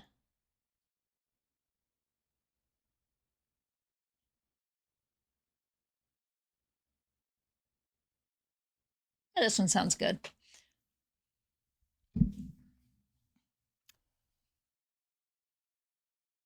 All right, make sure those kids know how to swim. The 1913 Patterson Silk Strike of New Jersey. It was a work stoppage involving silk mill workers in Patterson, New Jersey. This is why like all our manufacturing jobs went overseas, because we had unions and nobody wanted to deal with unions, and it was easier to ship it for cheaper labor instead. Because, you know, we wanted to actually protect humans. Greedy fucking billionaires were like, no.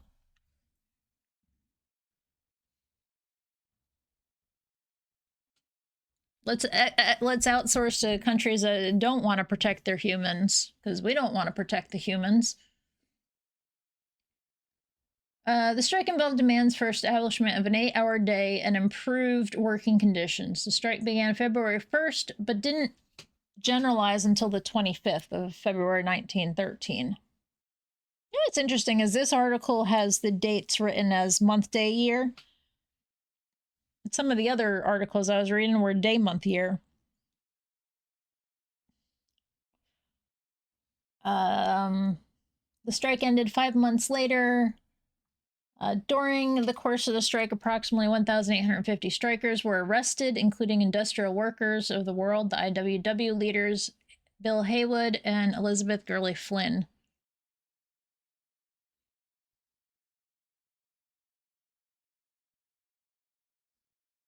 I know, it's fucking... I don't understand. All they wanted was an 8-hour workday. Improve working conditions. Let's go to the strike itself here. The IWW organization was the main outside agent behind both the Lawrence textile strike and the Patterson silk strike. February 25th, the first day of the strike, the IWW's prominent feminist leader, Elizabeth Gurley Flynn, was arrested after giving a talk on uniting strikers across racial boundaries. The authorities charged her and her fellow speakers with inciting violence through radical speech.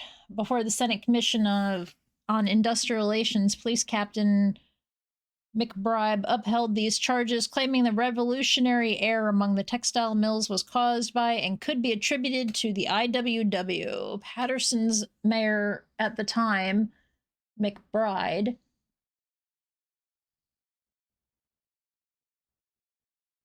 okay, so the police captain was Andrew J. McBride, and the mayor was Dr. Andrew F. McBride.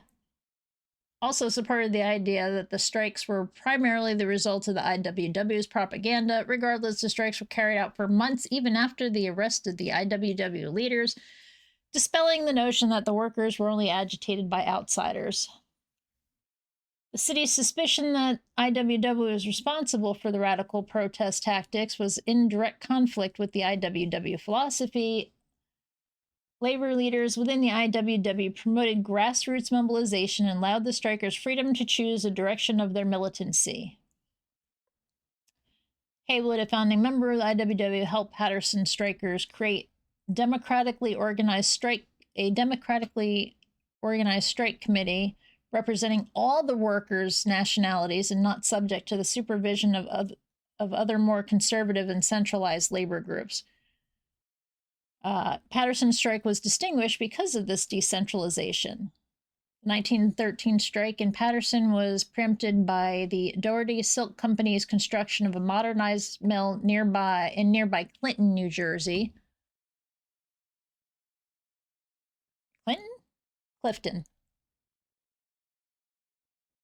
Clifton. Sorry, I read that wrong. I was like, Clifton's right here. And Patterson's there. Okay.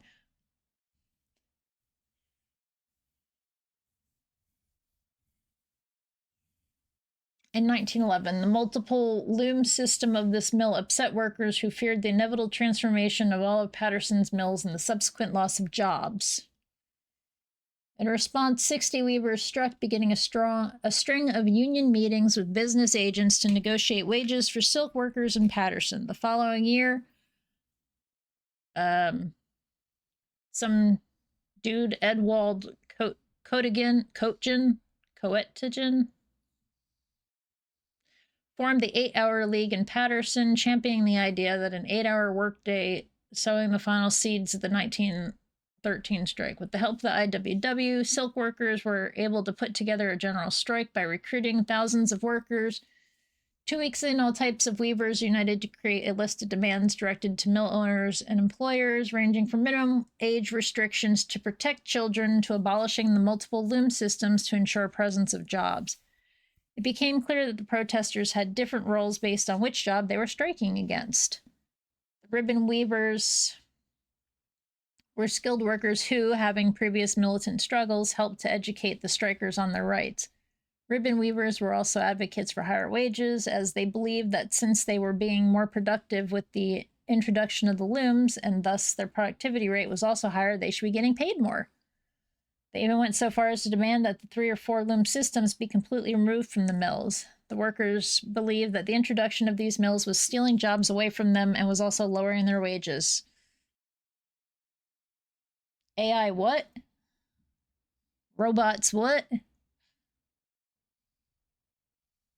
The workers believed that the introduction of, we said that already. Furthermore, socialism had long been a strong belief of the ribbon weavers, directly clashing with the capitalistic manufacturers and bosses.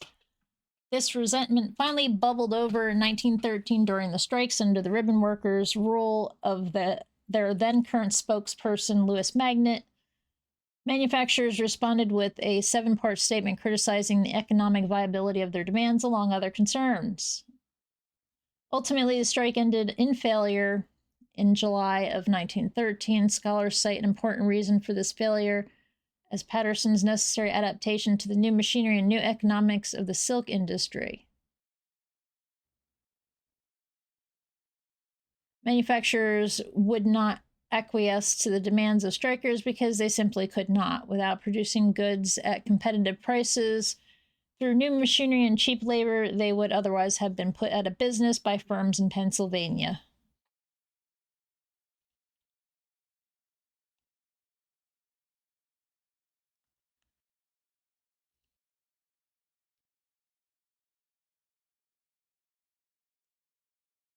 Yeah. Very bullshit. It's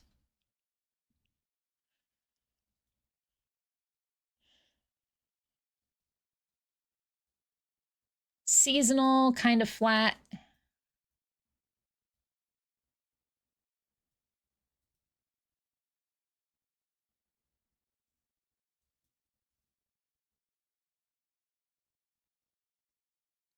Blue and white plates.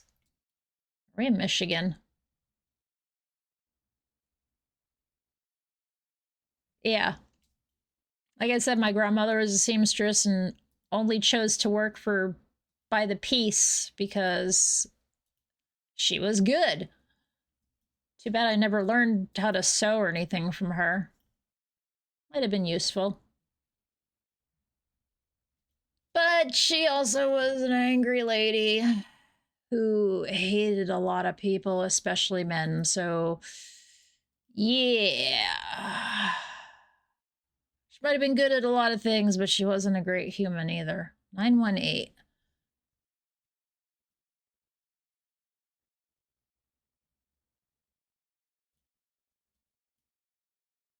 People are like, oh, I had a great relationship with my grandparents. I didn't know shit about mine. Union Public Schools. Are we in fucking Jersey again? We can't be in Jersey again.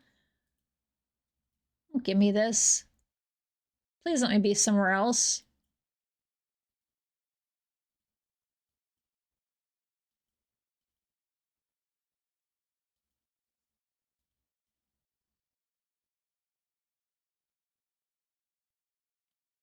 Oh, I thought that said queering instead of bookkeeping. Don't ask.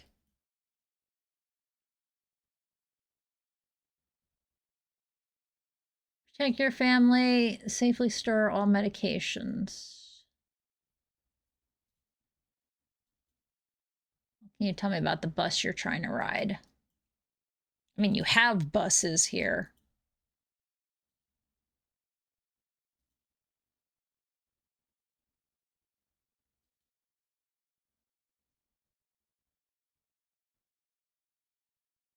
Pink Monster Donuts? Guatemalan Kitchen. That's the second Guatemalan based thing I've seen in the area. Beer ice pop. Pop! Okay, we're not in Jersey.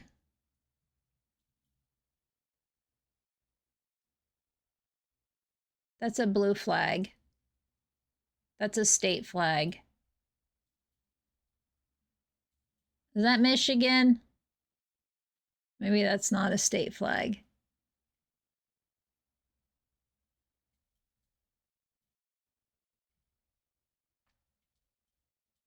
Yeah, pop.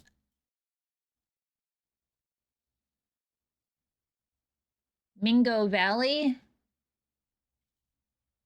In Pennsylvania called it pop too.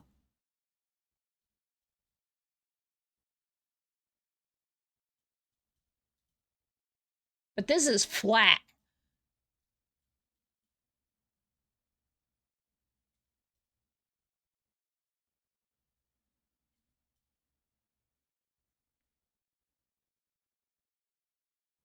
Nursing home abuse and neglect? Call me. Black sheep tattoo.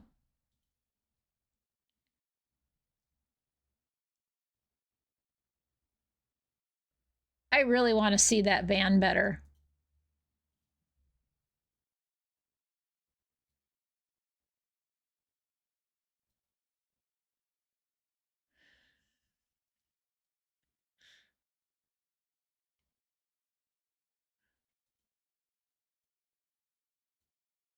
If you want abuse, I'm sure somebody can help. I don't like being mean. Oh, hey, it's a Fizz car. It's the correct color. Fizz, what are you doing here? I didn't know you took your car anywhere.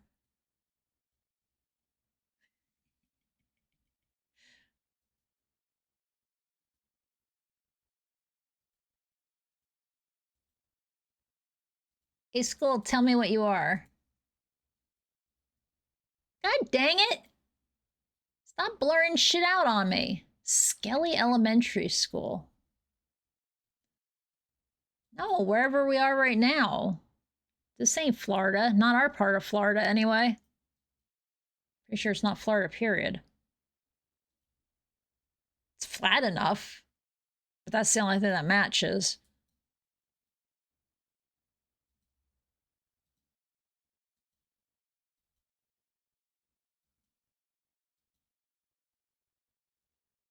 I-40 Oklahoma. Well, I mean, this could have been you. 44. I think this is the first time I'm actually getting in Oklahoma. Here's 44.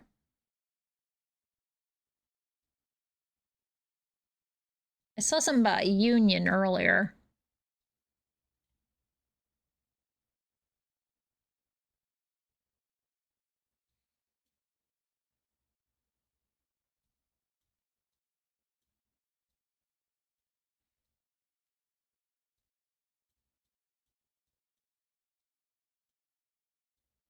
Chicksha. Okay, so 44 goes straight through Oklahoma City.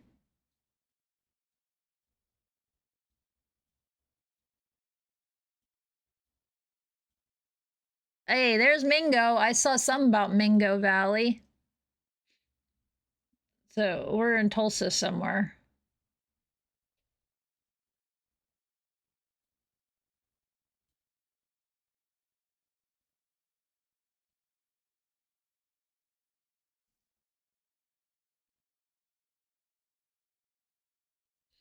South Florida calls it Coke.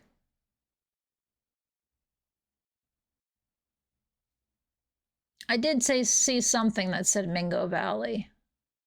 That's the only reason I've kind of centered in on this. We're near 44, it says. That's 44 on top.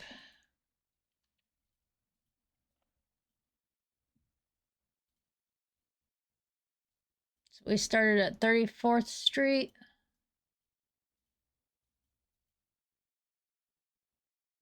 And 102.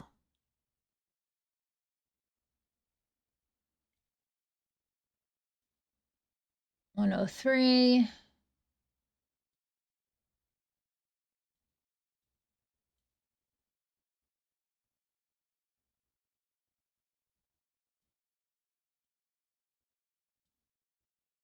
And 29, 23rd, 25, 31,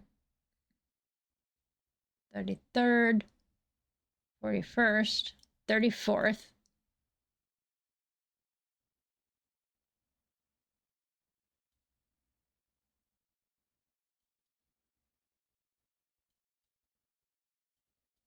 Oh eight, 106. That can't be a 102 then. What is that? God dang it. Fine. Go out this way and tell me where I'm at.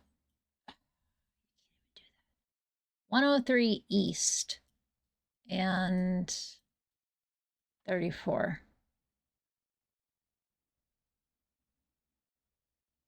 108. Here's 34, 101, 103rd East. Okay, so that what we were here.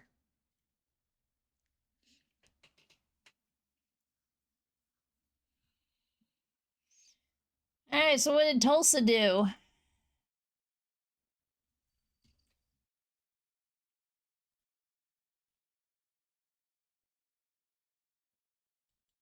Not much.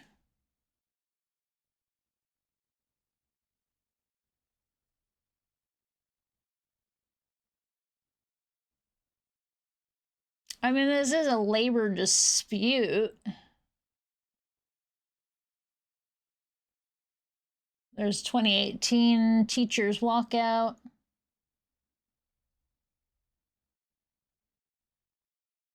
Lynching of some dude. We ain't touching that one. Sorry.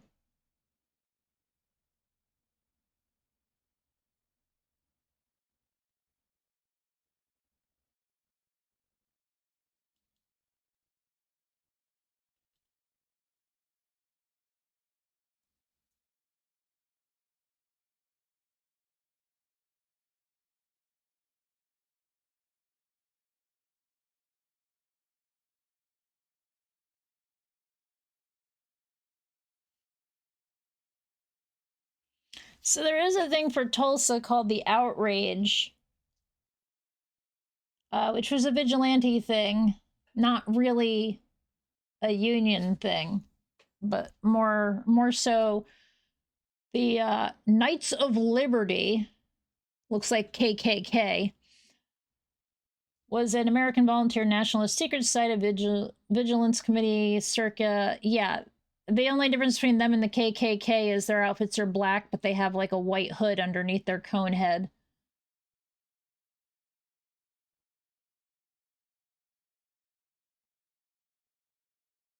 State Council of Defense. Anyway, they fought with they perpetrated violence against the IWW during World War I. So yeah, we're not touching them either.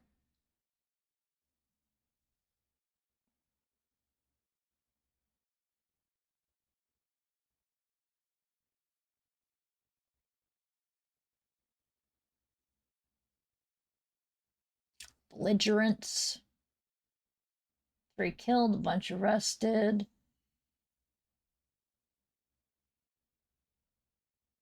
This was the first Red Scare? What the hell? Oh, and it happened on my birthday? But this is a war thing. I don't really feel like that counts either. All right, there's a teacher strike in 2018 we can do.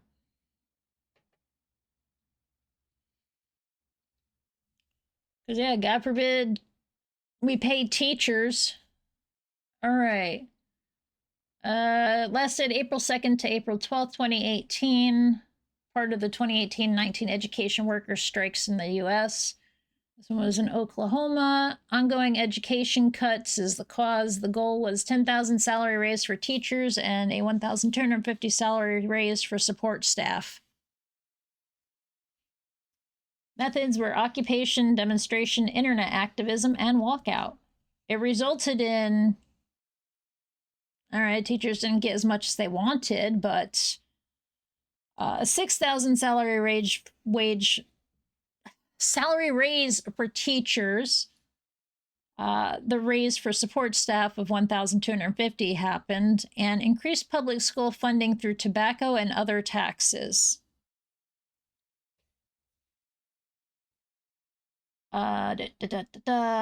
Again, walking out. Yeah. Of course, they walked out to protest low pay, overcrowded classrooms, tax cuts that resulted in lower statewide education spending. It was the first such action in Oklahoma since 1990.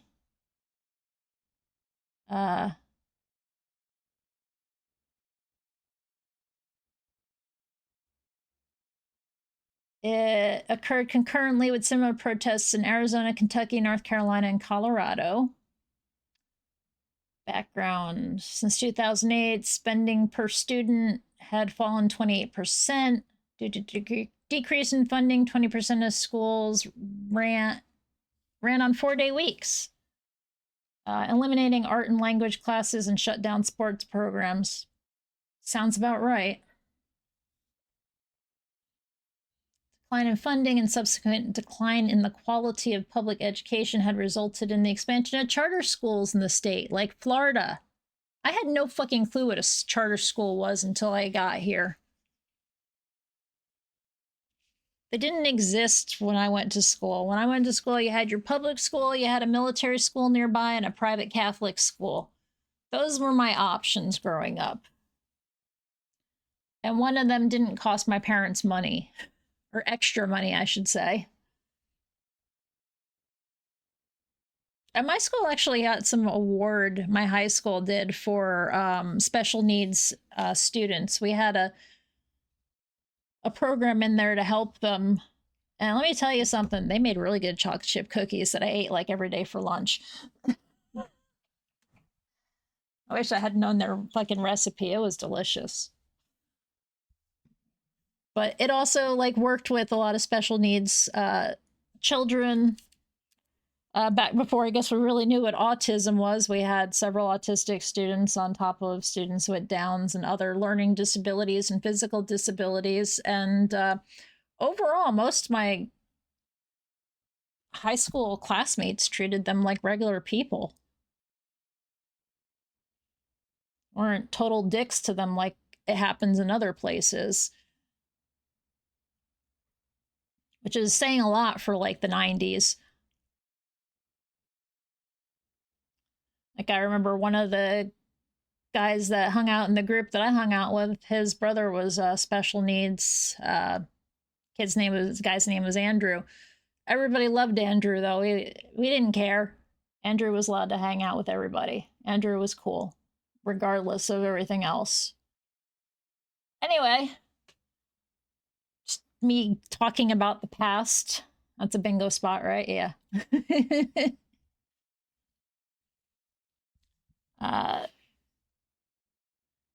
So plans for a walkout. In 2016, State Question 779 was placed on the ballot but failed to gain enough votes.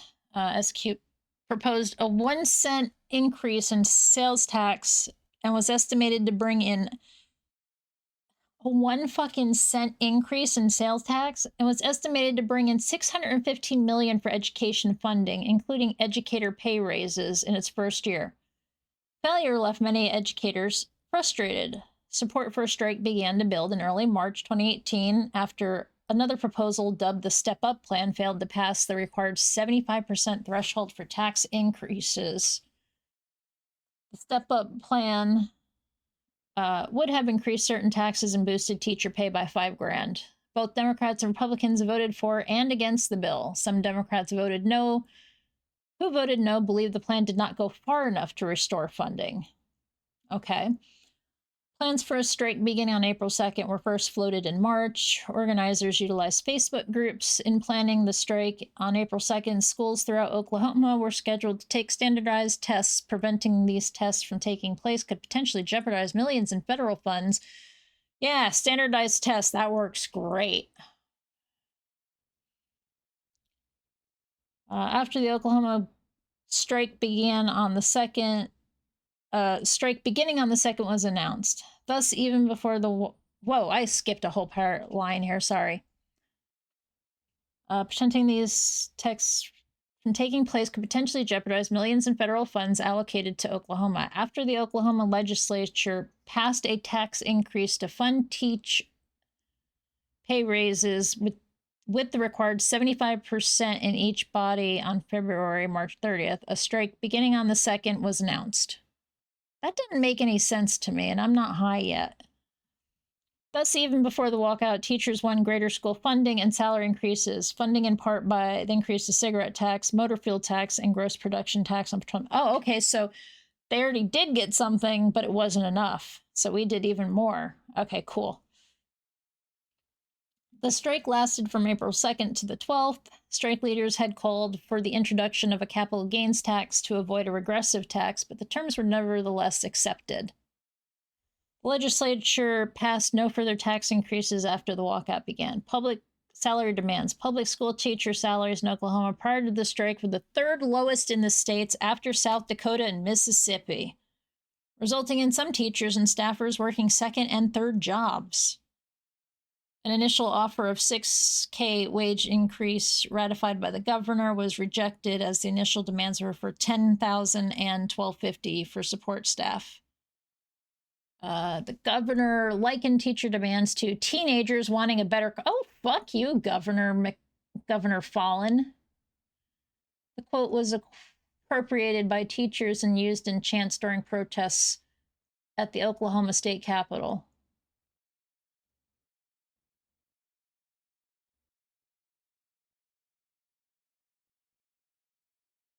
A teenager wanting a better car has nothing to do with a teacher wanting a better fucking life where they don't have to work 3 jobs and still deal with your brat children being shitheads because you're being a crappy parent.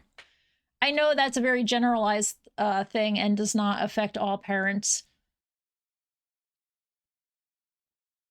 If you're a good parent, you are not included in that statement at all.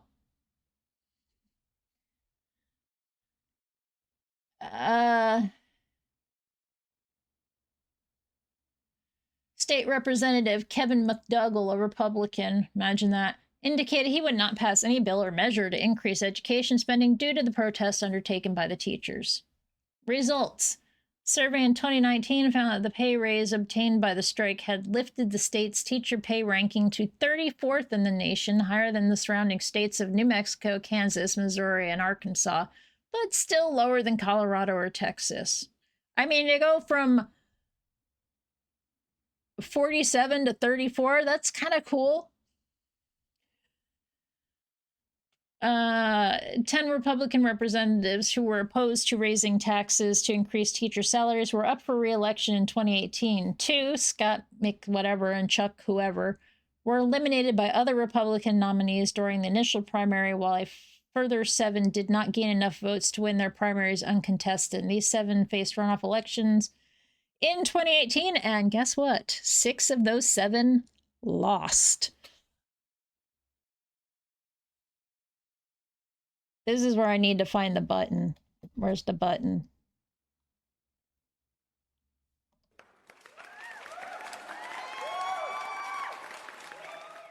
Fuck those guys. Okay. Spring Hill Suites at Marriott. Okay, that could be anywhere. Who hot Mongolian ooh. Ooh, big road. I want the big road. Let me on the road. Damn it. Texas Roadhouse. 406. Just because it's Texas Roadhouse doesn't mean it's Texas. Okay, I take that back. It probably is. But anyway.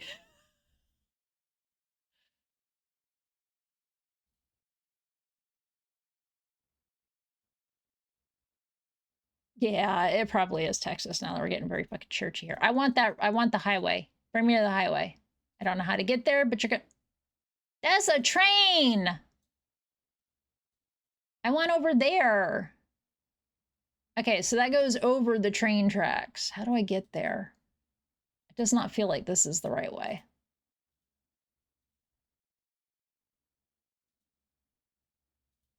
But this could be.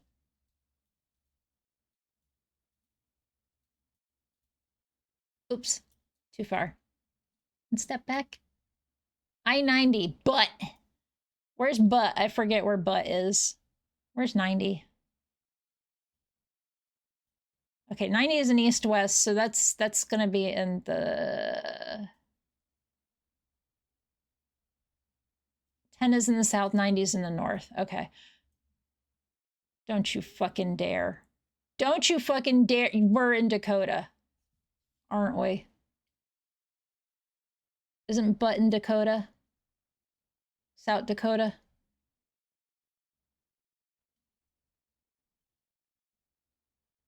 It's not allowed. I'm not allowed to be in Butt.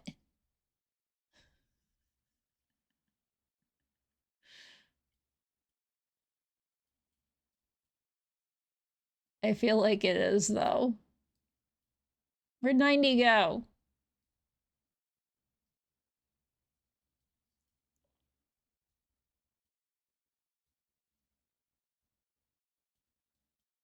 Get away from my butt, that's what.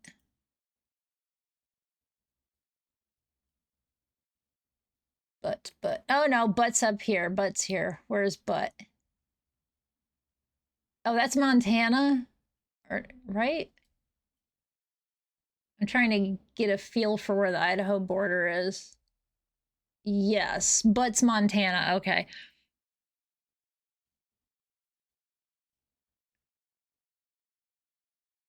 Here's the big train tracks. So where's the Texas Roadhouse?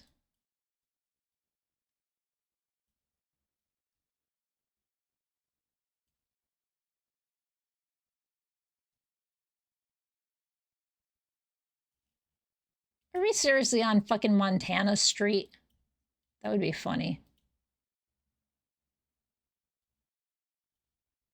This curves right in. There's a Circle K.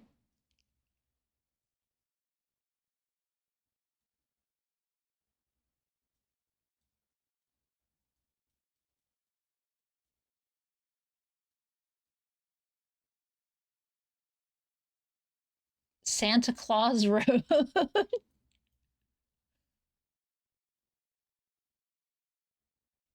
This road just... It's just here.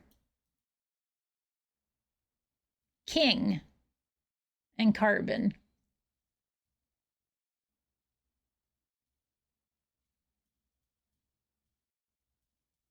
But I know the trains were nearby.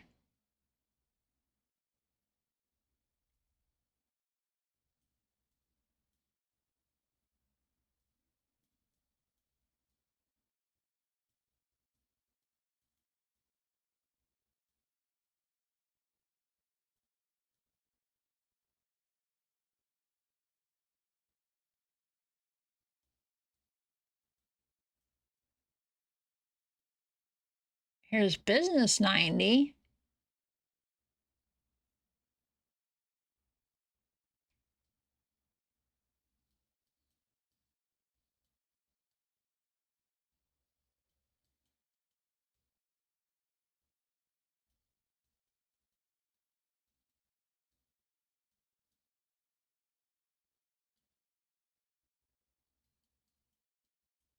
Because we're so close to the train, I'm having a hard time believing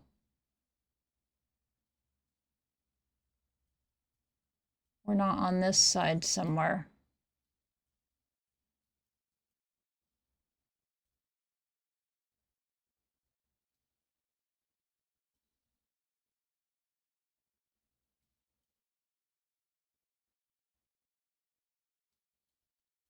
Let's just follow the train for a little bit.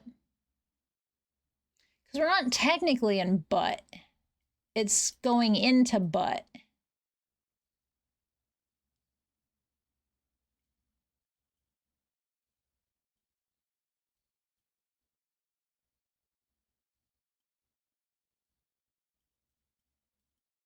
But yet, train tracks,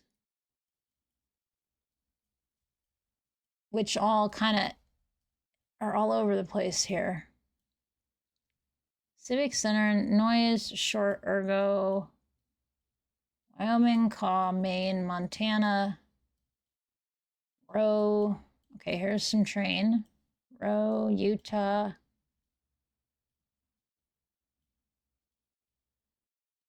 But, Basin, but.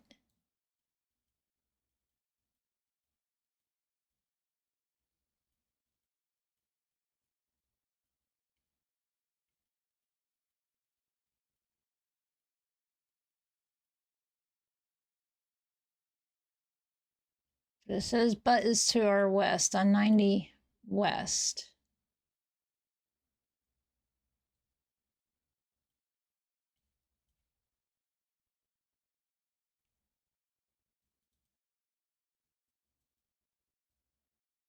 We wouldn't be in Whitehall, right? That's got trains.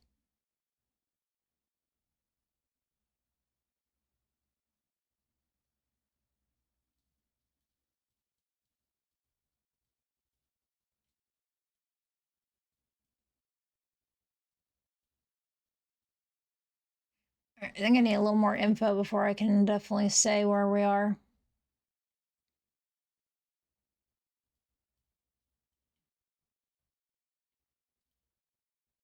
It says Butt is that way.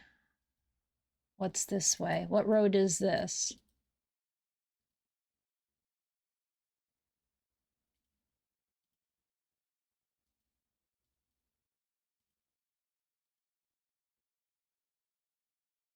City Center and Interstate 9. Okay, there's Business 90 that we already saw.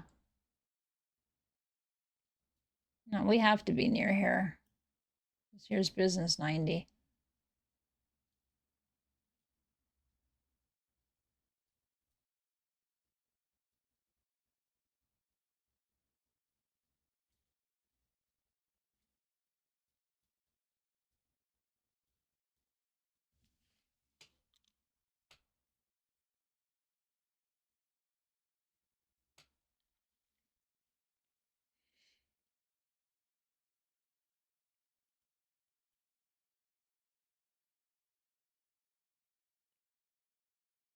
And that would make sense because that goes into the city center, the Business 90, wherever the hell it went. Here it is.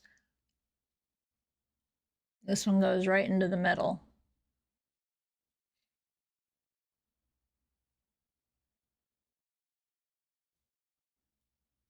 We have to be somewhere around here.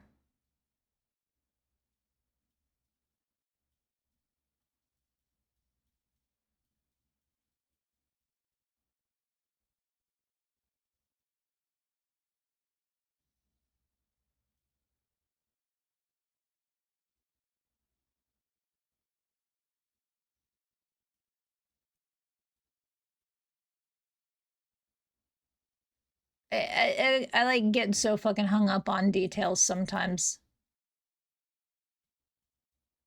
Well, currently I feel like we're around here. Shit, we really were fucking further this way.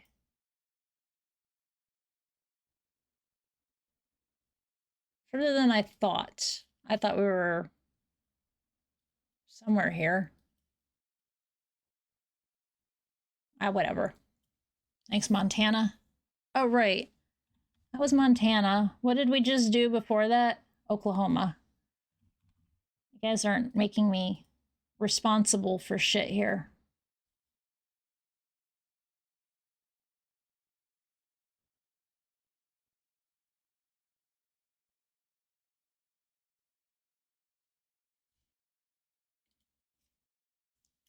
Let's see if Montana's got anything. It's got 2 listings.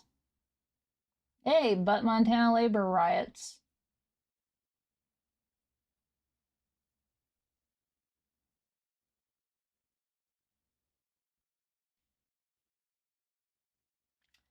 Yeah, honestly, there's nothing good about Montana's stuff.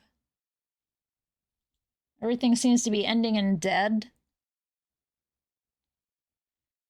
The Butte, Montana labor riots in 1914 were a series of violent clashes between copper miners at Butte, Montana. The opposing factions were the miners dissatisfied with the Western Federation of Miners, local at Butte on the one hand, and those loyal to the Union, local on the other. The dissident miners formed a new union and demanded that all miners must join the new union or be subject to beatings or forced expulsion of the area. Yeah, this is one of the not so great things.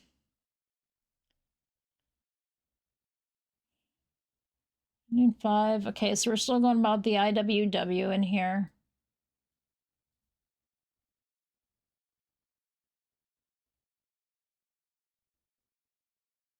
It kind of sounds like it was 2 different unions at odds with each other.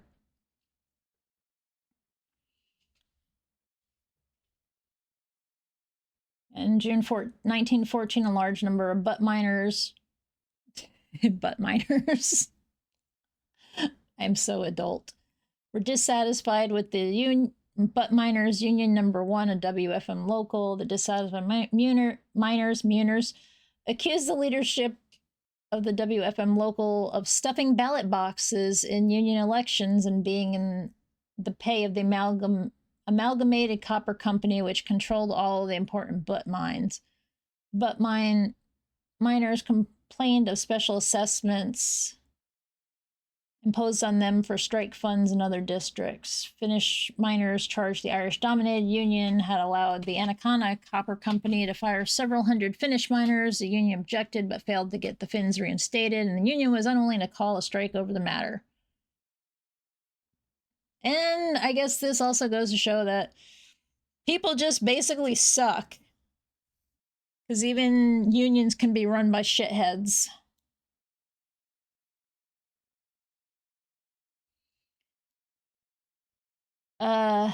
Disturbances quieted down for a couple days.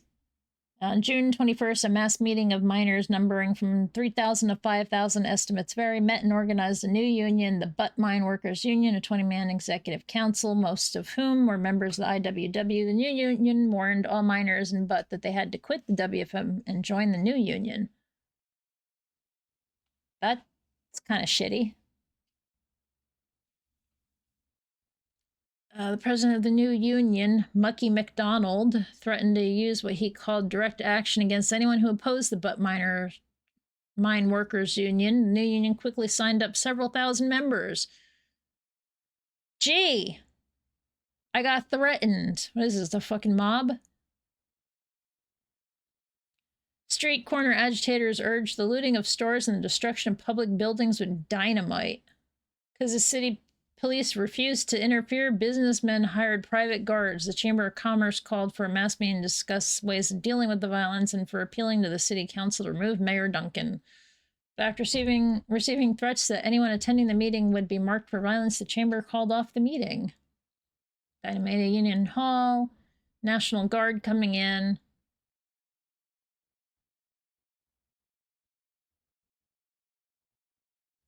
The result of the riots and the ensuing standoff between 2 labor factions was that the former Union stronghold of Butt became an open shop district, and the mine owners recognized no union from 1914 until 1934, although the IWW is not officially connected with the new miners' union or the riots. The WFM leadership, along with other labor unions, blamed the disturbances on the IWW. Okay, so this was like, oh, you're not doing enough.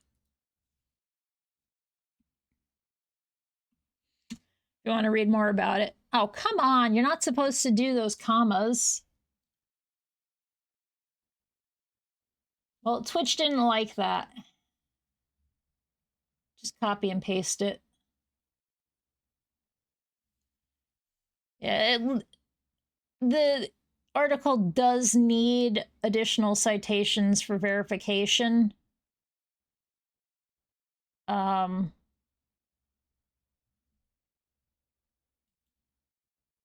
But yeah, Montana only had like icky things. They didn't have any positive.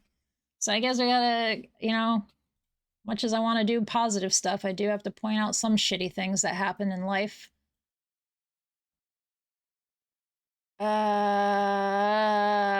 It's flat. We have concrete roads.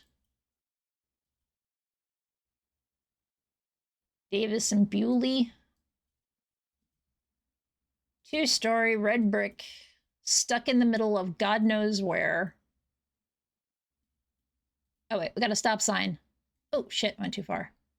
God, more concrete road. Who the fuck uses concrete roads anymore? Adopt a street. It's called Adopt a Road. Frisco Trails, Montessori. 972 or 872? 972. I feel like we've seen that area code before. Avis budget 214. I meant to stop there. There was a green sign. Green's important. Hey! Bird. We got a burb. Yeah, I should probably join the game and see how bad the bingo card actually looks right now. Oh. No, I actually win. But I'm not allowed to win. Oh, Mutt won first.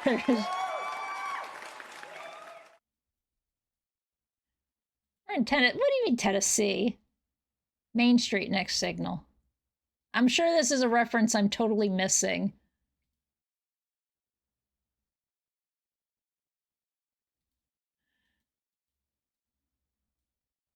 Main Street. Oh, wait, what? There's something on that. Frisco? Are you telling me we're in Frisco? I don't know where Frisco is. This is some weird-ass road. Like...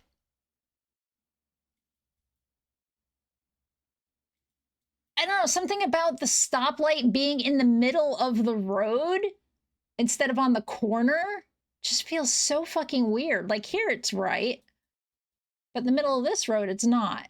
All right, we got front plates. What the fuck is Frisco? Besides a town. Captain America is better with references? What do you mean? I don't understand.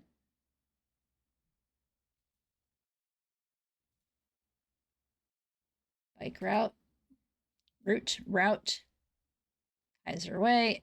Okay, I get it. We're in the commercial district of some residential place that's kind of large. Honestly, some parts about it remind me of over by South Bend when we go to Michigan. With all the big box stores and stuff.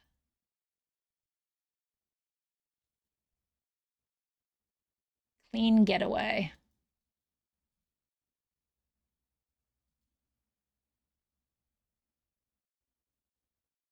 Okay, Frisco is where we are. Vote no to the union on May 4th. What do you mean?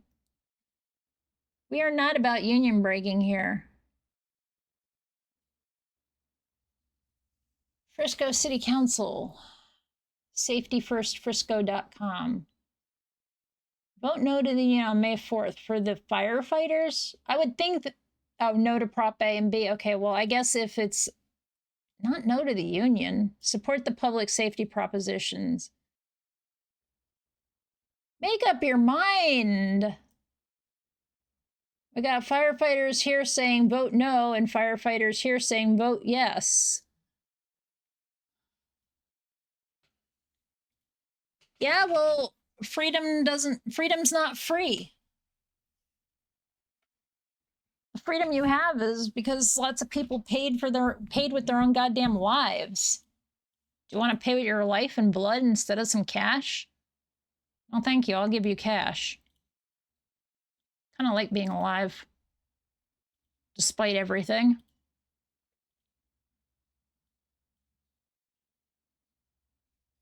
Exactly. You're going to make more money. What difference is it?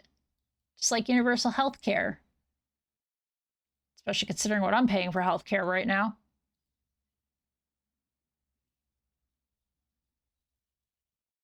Just to keep what I had since being unemployed.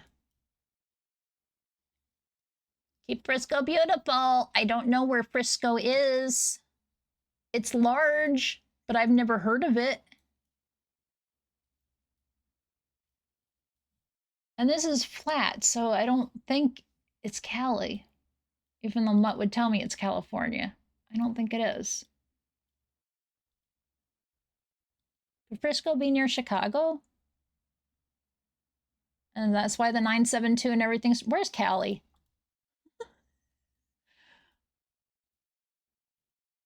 Where's Cali when I need her? Dallas. Fuck. Fucking Texas. Dallas North Tollway.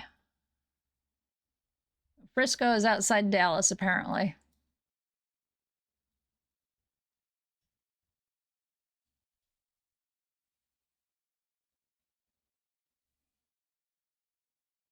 There's Frisco.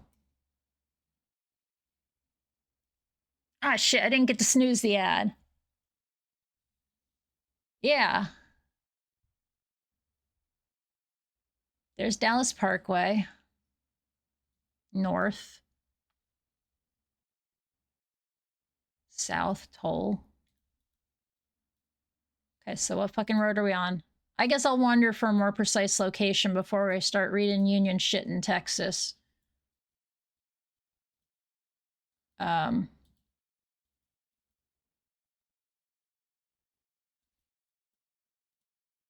We'll do the union reading after the ads. I meant to snooze them because I'm so close to quitting time.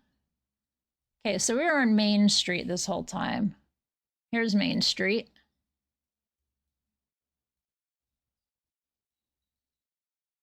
Teal. I remember a teal. All right, let's go back to where we started. Or we can't see a sign because, God forbid, we... Davis and Bewley. That's right. There's Davis. Sparks, Davis, Teal, Davis Drive. That's Davis Drive. There's Bewley and Davis. Okay, so we are...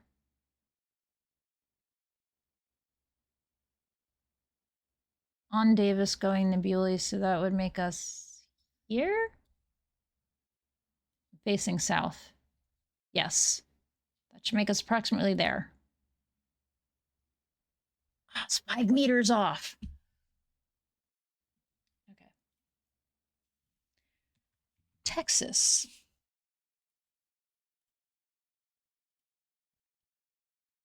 Did I have tech difficulties? Yeah, I guess technically we're having tech difficulties. Something's wrong with Stream Bounty. I'm just looking for bingos to call. One more sound and I can call the sound one. Did I forget what I was talking about? Hell yeah, I forget.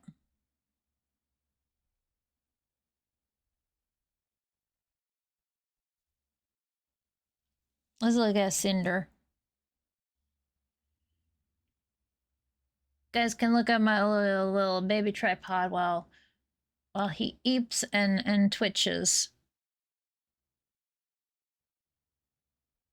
I got on my soapbox a lot today.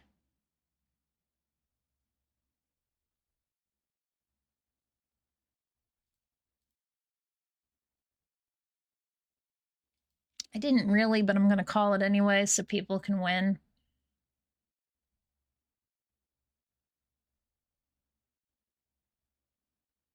There was Spanish. Off by over 1,000 now. Those aren't happening today.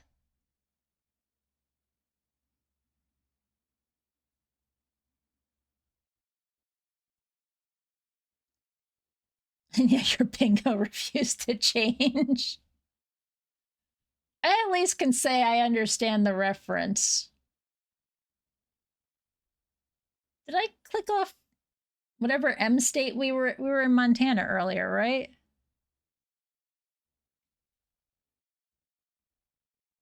I don't see it on the list, so we must have done it.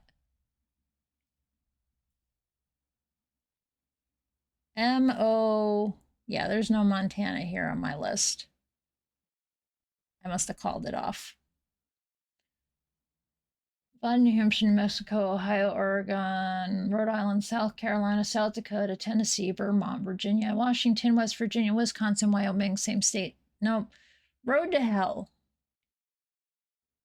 Sure, why not? We were in Oklahoma and now we're in Texas. I'm counting road to hell. Oh, ads are already over. Okay, cool.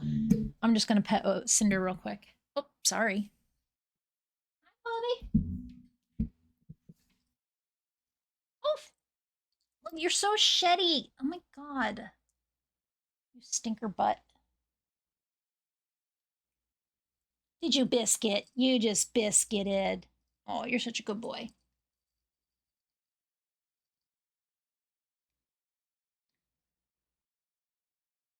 Hi, baby boy.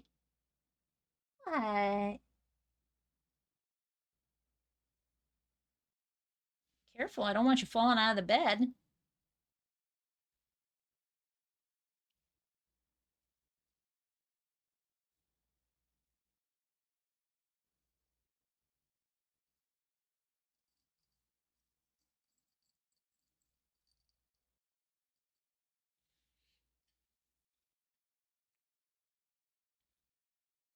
What? It's right here.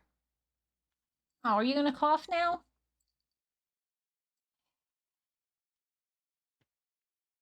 What is with you guys and coughing lately? Is it the pollen? Do I need to not let you guys outside? You both seem to have been coughing more since I let you out. Your fucking tag is showing phone numbers. I need to put something on the back side of that.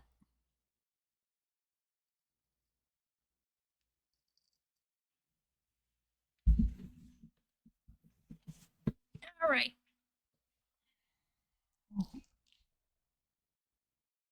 Foot just tried to cramp. Thank you, foot. All right, there we go. Oh, I think I know where we're going to. I just saw something pop up on my phone as to somebody who's streaming, and I'm pretty sure I know where we're going. All right. So, yeah, it was Texas, and I got down here. It was like 5 meters off. So this is near Dallas. I'm sure Texas has got to have some articles. Hi, buddy. Why'd you get off camera? Why'd you get off camera? Why are you such a stinky? You're such a little stinker with a motor and a half. You want to talk to everybody? Okay, let me unmute them. Let me unfilter the mic for you. Here. Here, you little three-legged wonder. So you can talk to everybody. You want to say hi?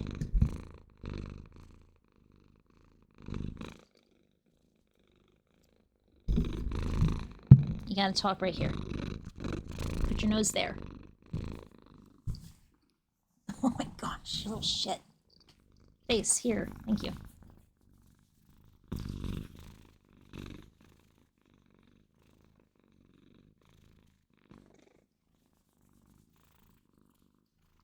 The camera's, or the mic's not really picking him up today. I mean, it is, but it isn't. Well. Let's read about Texas. I got one more to do. 12. El Paso smelter strike, bath riots, Gulf Coast longshoremen strike. 10 weeks. Oh, lots of violence. No. Part of the prison strike that I've come across. You know, maybe we should look at the prison strike from 10 years ago. I've avoided it because it happened in so many states.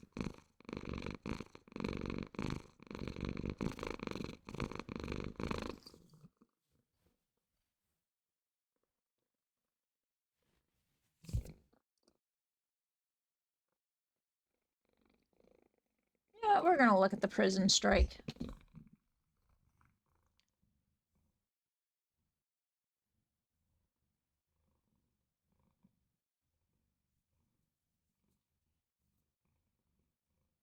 Because this is kind of important. So the 2016 U.S. prison strike was a prison work stoppage that began on September 9th, 2016, the 45th anniversary of the Attica Uprising, which was a prison riot that took place at the state prison in Attica, New York in 1971, with a violent takeover of the prison control center in which one prison officer was killed. It ended with the highest number of fatalities in history. Oh, that's...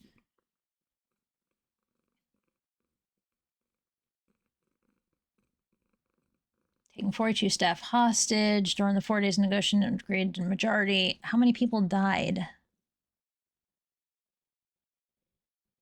33 inmates were killed, 3 by other inmates, 85 wounded.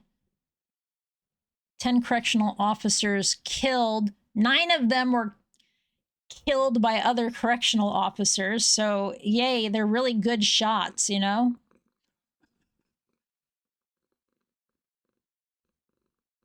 All right, so the Attica thing was pretty violent.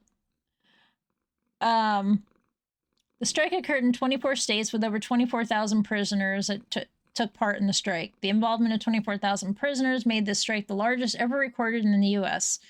Within a week, inmates from approximately 20 prisons participated. Maybe some agreed with the prisoners? Maybe.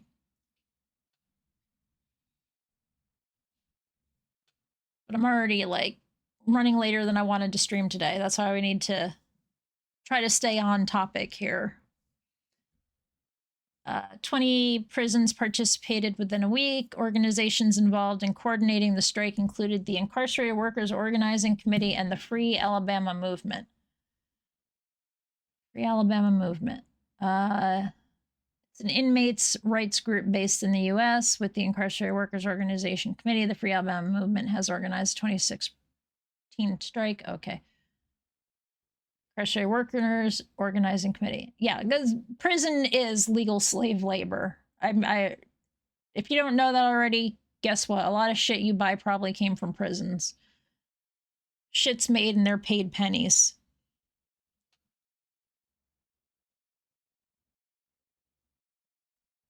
It's not exactly rehabilitating people to bring them back to the regular world. That's to keep them there. But that's another story for another day. The main goal of the Incarcerated Workers Organized Committee is to protest living conditions inmates endure. Incarcerated Workers Organizing Committee is associated with Industrial Workers of the World, the IWW. Many members of the IWW are also inmates in prison. Both organizations are part of the prison strike. The IWOC was formed to address injustices in the prison system on July 2014, the organization's statement of purpose was created in order to organize and unite prisoners. There are 5 components to that which lay out the goals for the organization: advocate for prisoner solidarity, and advocate for the needs of inmates. Cellular devices were used to organize the group of strikers.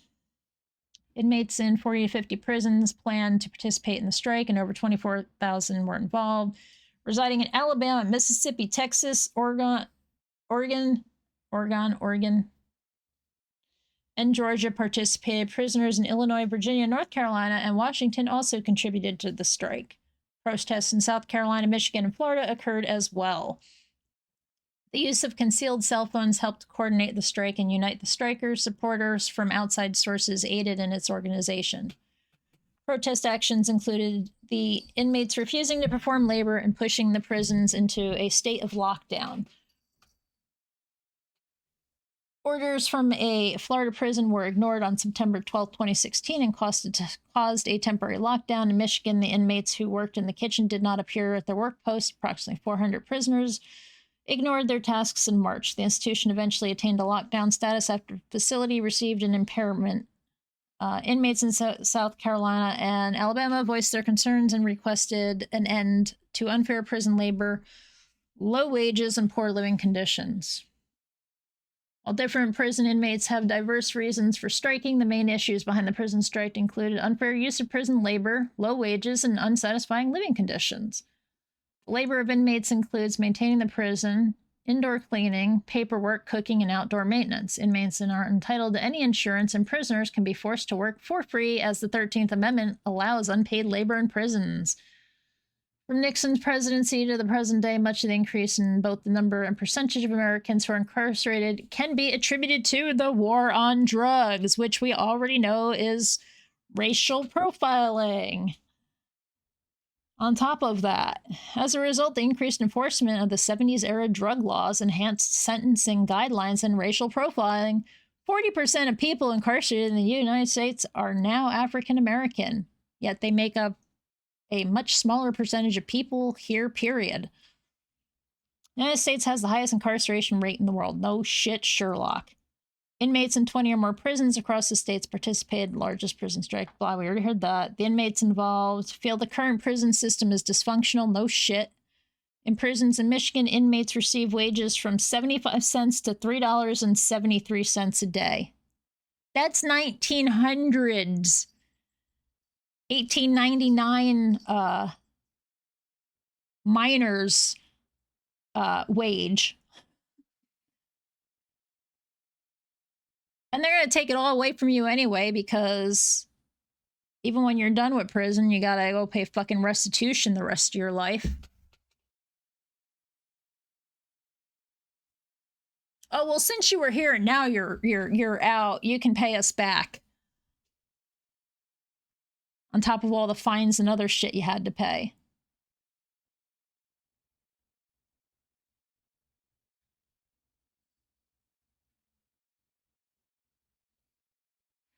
Yep.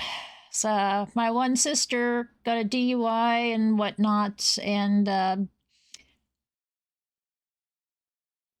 yeah, it was like her third strike or whatever, so she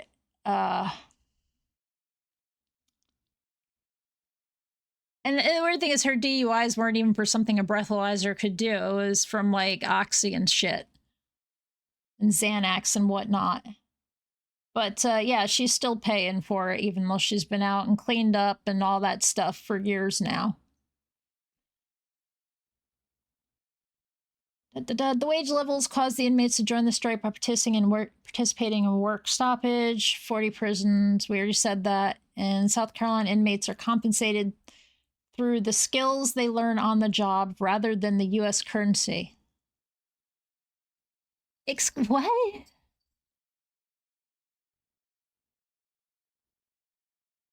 Compensated through the skills they learn. Oh, okay. So you learned a skill. That's your compensation.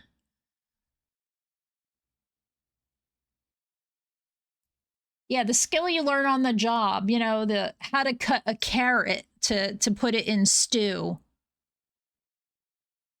Yeah, well, this is like saying like the jobs, the labor of inmates includes maintaining the prison, indoor cleaning, paperwork, cooking, and outdoor maintenance.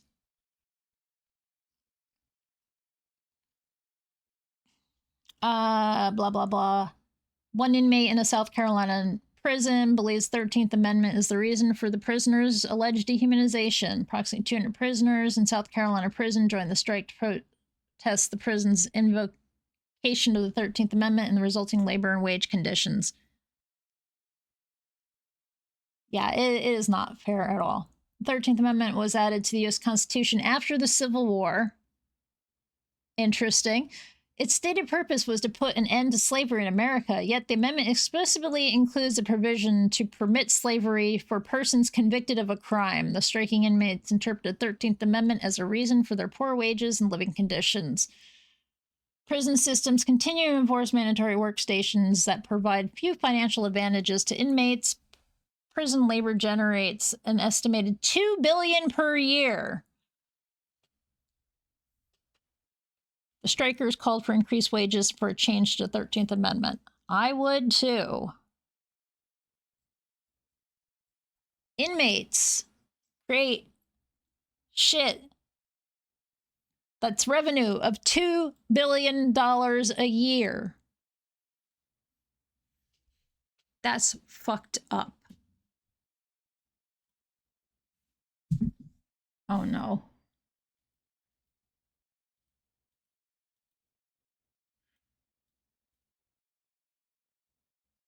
Well, this is a mountain road to hell. This isn't on the US bingo. 25?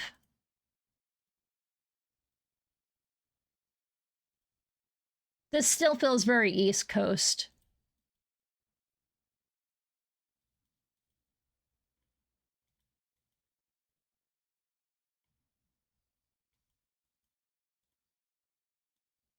But like along the mountains. Like Asheville. Please don't put me in North Carolina again. Give me a new state that we can read about.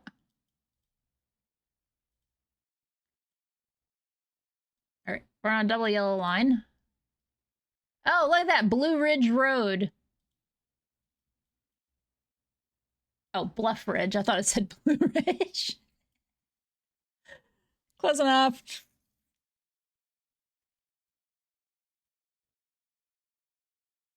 Lots of trees on these mountains. Jolly. All right.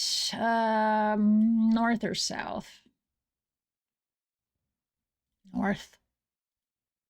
North had more light.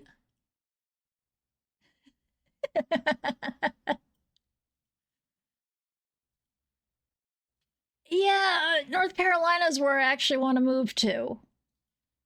It's going to be better than Florida. But it's also, you know, Ryudo's up there. War Omelet's up there. Hey, Cemetery. War Omelet's up there. Flannel Cat's up there. Gilder was up there. I was just up there for Thanksgiving. Yeah. And my little sister lives up there. They're all like, everybody's kind of like Raleigh area.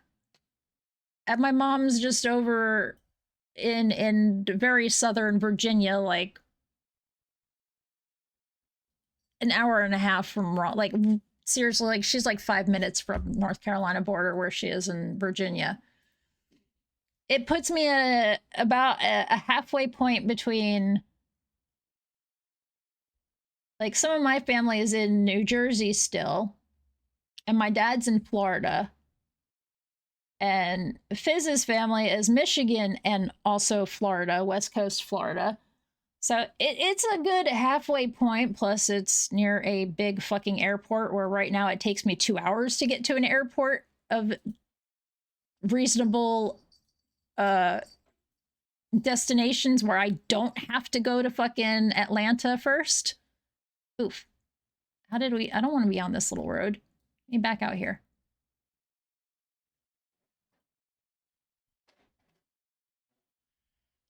And I've never said this to Gilder specifically, but you know, I got laid off in January. I worked for the state of Florida at the Department of Health doing IT work for 16 fucking years. I am so done with this state. I seen what went from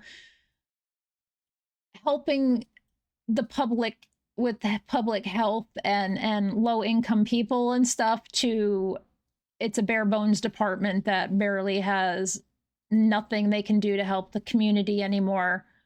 And even the leadership in the local health department went to shit. I mean, it was already kind of shitty, but it got even worse.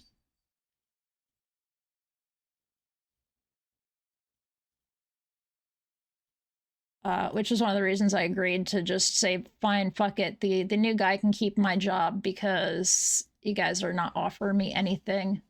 And my soul cannot handle this anymore.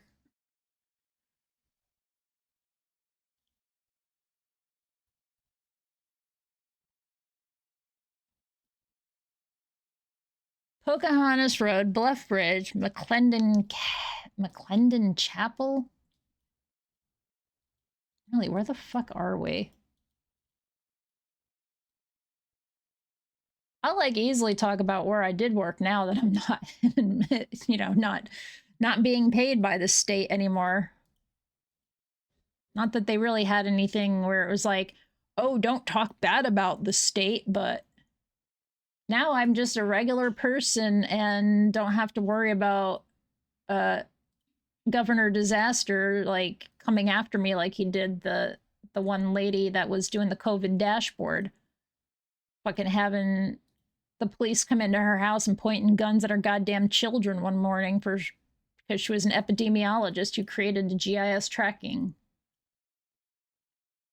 to track the cases of COVID in the state that were being covered up and shit.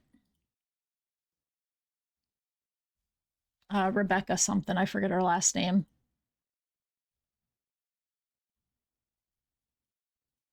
He is out of office this year. And hopefully, you know, I know we've been having, even in my county, which is an extremely red county, there have been no king protests, and there's even a May Day protest today. So I'm hoping maybe Florida will go purple again. Especially after the Orange Man has made things so much disgusting. And then Orange Man Jr. Yeah, there's that too, all this stuff, because I worked on the website for ADA compliance and whatnot. They hid a lot of shit that we put together to help people find resources, or hey, there's a probably it said something. We're back here. We're what? God dang it! Did I really go that far before I caught?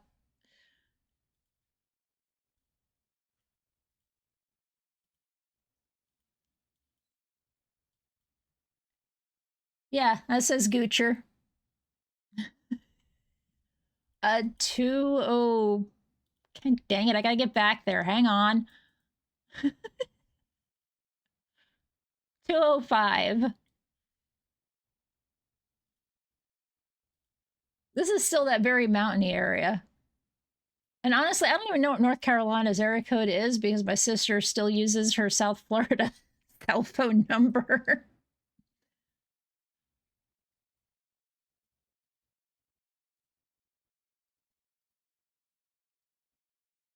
But I feel like this is East Coast mountain range.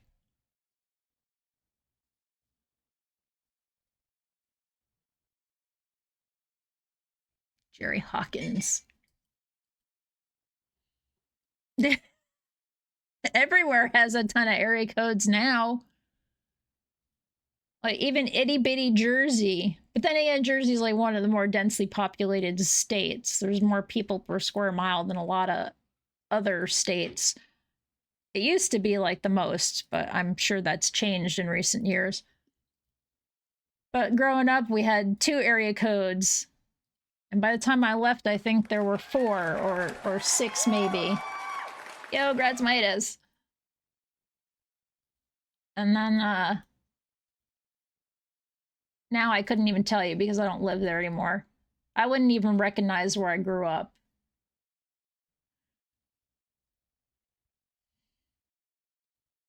We're somewhere... I still have no idea where we are. I've got nothing that indicates the state specifically, other than a 205 area code. And mountains, and cranes, and... Can you tell me something? Emergency equipment professionals at an 855. Yeah, they do that around here, where I'm in Florida.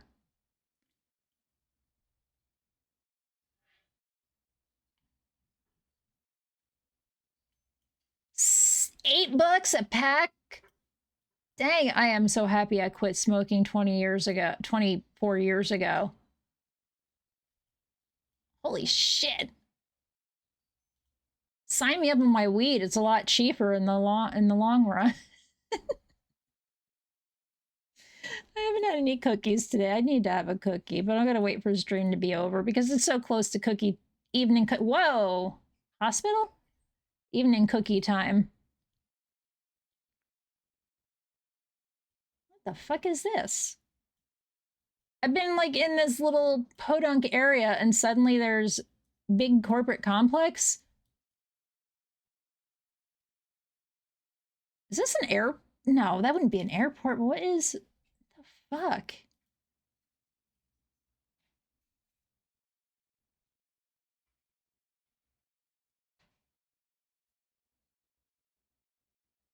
That ain't North Carolina. Yeah, it's true.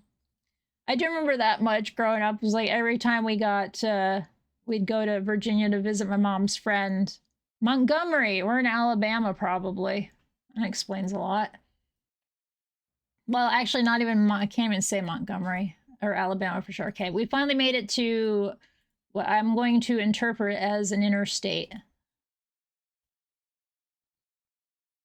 Entering Black Warrior River watershed, help keep our waters clean. McCelia, Montgomery was the other direction. Now we're heading west. It has an I-495 south. 495?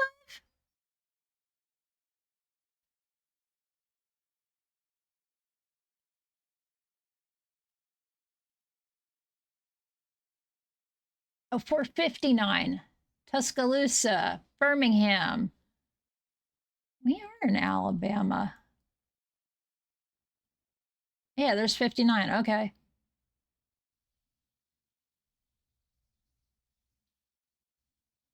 But we're just getting to 495 now. We were somewhere here, probably.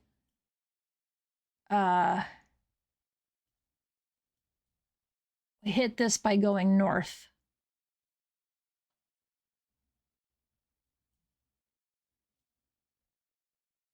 We were somewhere down here for the longest fucking time.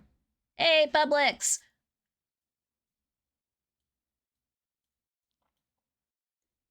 This feels like it's probably more where we were because I think this has got a little bit of elevation.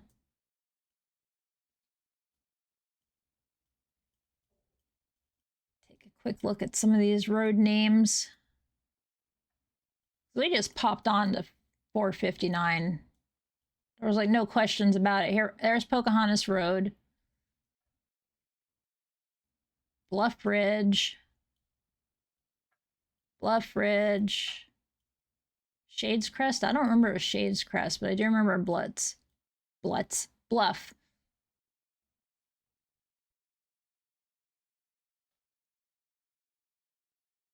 Didn't do a War Eagle.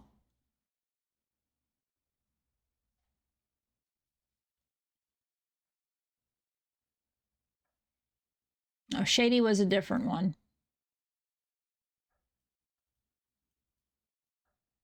We're gonna say here somewhere. Oh, there we go. There's Jolly. Tishberry. Jones.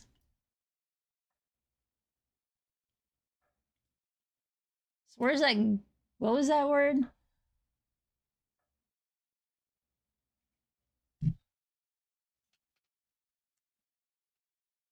I gotta wonder what we're talking about. What? No, well, thank you for remembering the word, but I was trying to see what, look up something. April 29th, 92. What happened?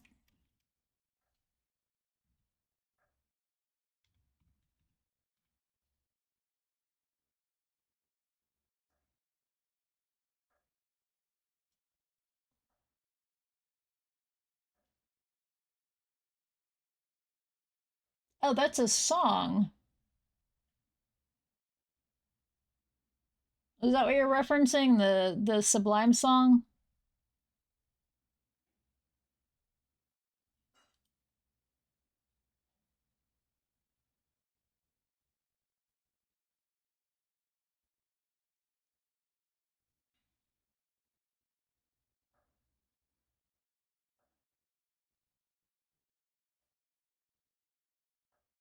No.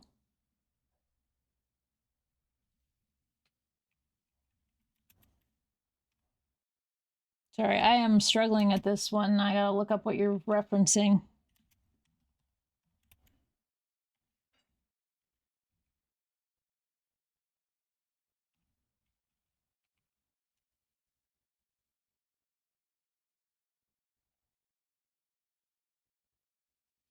I mean, April 29th was the Rodney King stuff. What does Tuscaloosa have to do with that? Oh, okay, no. It is the song. Oh, okay, I see. So it is the Sublime song, but it has to do with stuff like that, I guess. Right?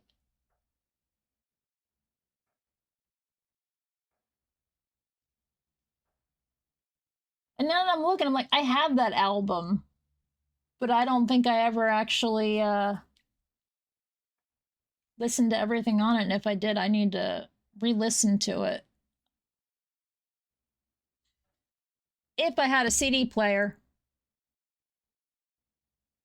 Okay.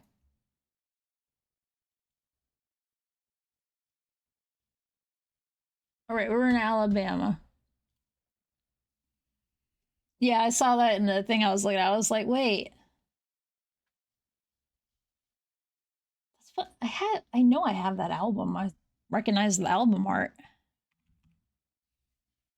We already had Alabama today. That's right. We were down in Mobile earlier. Down here.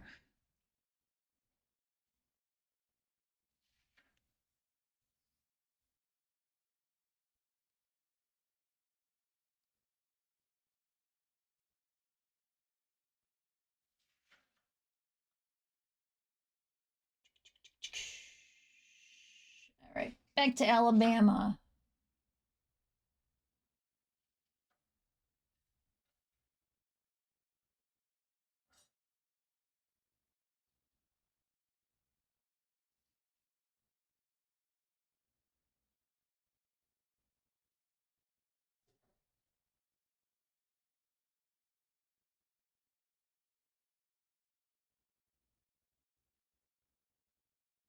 Was that the? No.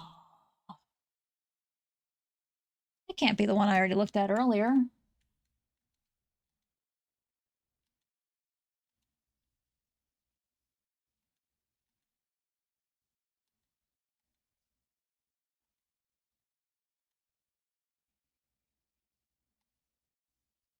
No, we did learn about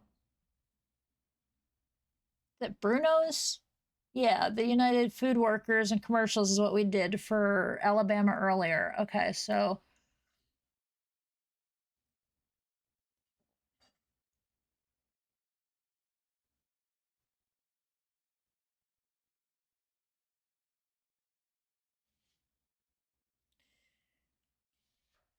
I don't like the outcome of this one, but I really think this is important because it ended in significant defeat for the union and organized labor in Alabama. This is in 1920 to 1921. The goals was just trying to organize a fucking union in Walker County, Alabama. The messes were strikes, protests, and demonstrations, resulted in defeat for the union. Parties were the United Mine Workers of America and the Alabama State Militia.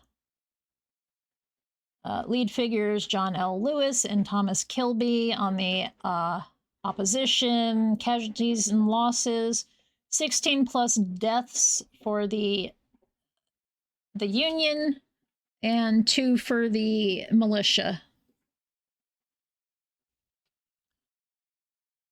The 1920 Alabama coal strike, or the Alabama Miners' Strike, was a statewide strike of the United Mine Workers of America against coal mine operators. The strike was marked by racial violence and ended in significant defeat for the union and organized labor in Alabama.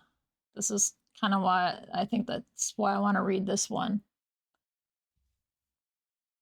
The UMW president authorized the calling of a general strike on September 1st, and the strike formally began at midnight on the 8th. As many as 15,000 of the 27,000 coal miners in the state stopped work. God damn, that's a lot of coal miners. But this is 1920 something, so that makes sense. We were still very big on coal at the time.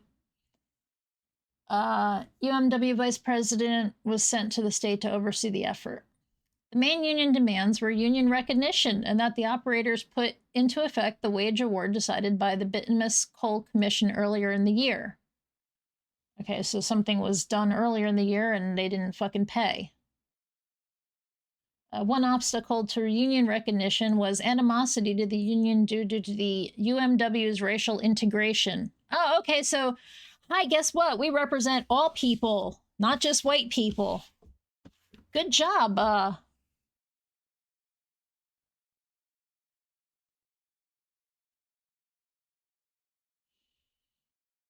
Wait, let me, I might have just jumped here. Popular opinion in Alabama was turned against the strikers almost immediately, particularly the disapproving black middle class who saw racial solidarity and cooperation with capitalists as their only route to economic self-defense. Coal operators launched a propaganda campaign to divide the union along racial lines. A pro-employer newspaper called the Workman's Chronicle was distributed free of cost to mine workers. It was published by a black minister named P.C. Ramu, who worked out of an office in the TCI building. Okay. An editor of the Birmingham Reporter spoke to workers in company-owned halls, imploring them to remain loyal to mine owners. Major operators in Alabama's coal fields were also still using convict labor with no salary costs whatsoever, the convict leasing system described by some as slavery by another name. Mines of the Tennessee Coal, Iron, and Railroad Company had phased out convict leasing 5 years after its acquisition by U.S. Steel, but the mines controlled by Sloss Furnaces and Pratt Consolidated continued the practice until 1926. The strike's first major confrontation happened on September 16th, where strikers killed the general manager, whoops, that was a bad idea, of the Chronicle Company, along with another guy. That was deputy sheriff, but African Americans bore the brunt of the violence among many such threatening incidents. Black miner Henry Junius was found in a shallow grave outside of a Roebuck a few weeks into the strike. At least 13 houses of strikebreakers were dynamited between September and December. Also in December, state troopers terrorized the small black business district of Pratt City with random machine gun fire. The Alabama State Militia and the state police had been called out by the governor, Thomas Kilby, known as the business governor. Okay, so he's the one that said, hey, go do this. Once on site, state troop commanders typically placed themselves at the service of the coal companies. By February, thousands of workers had been evicted from their company houses and left homeless.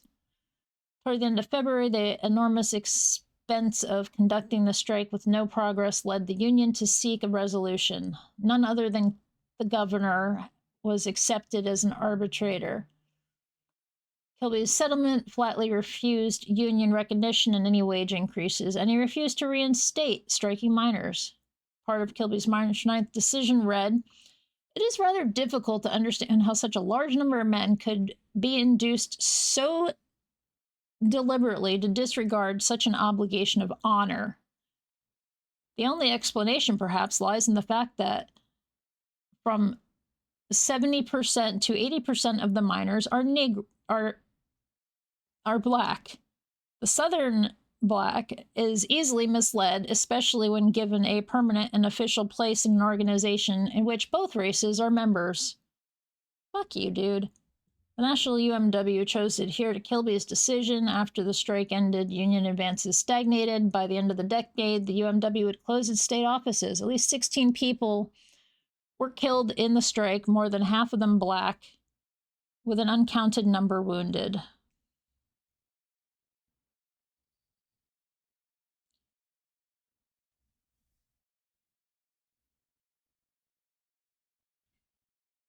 Willie Baird. On December 22nd, 1920, the local union official in God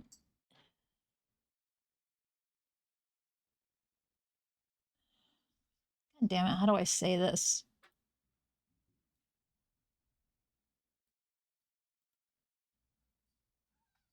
What?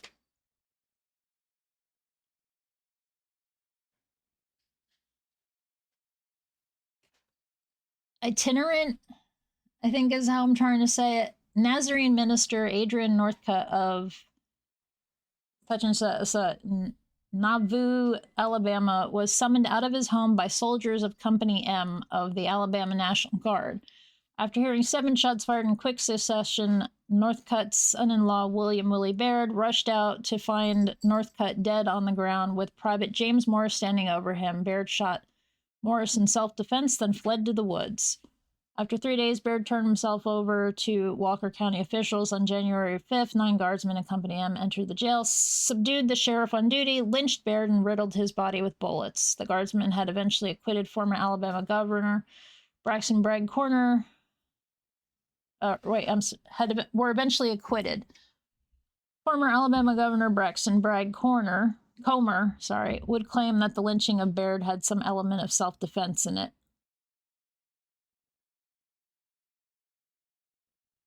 Ugh. I'm sorry, that's disgusting. And makes me quite angry. But that's fucking Alabama. No wonder they still have a shit reputation.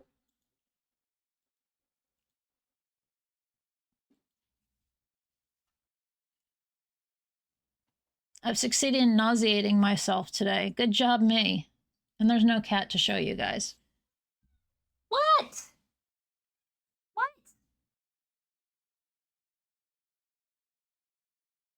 I know, it's time for dinner. Daddy's probably in there making food right now. Oh, fuck. All right, well, since nobody else seems to be winning, I'm hitting the bingo. We did. Yeah, we already had Alabama, right?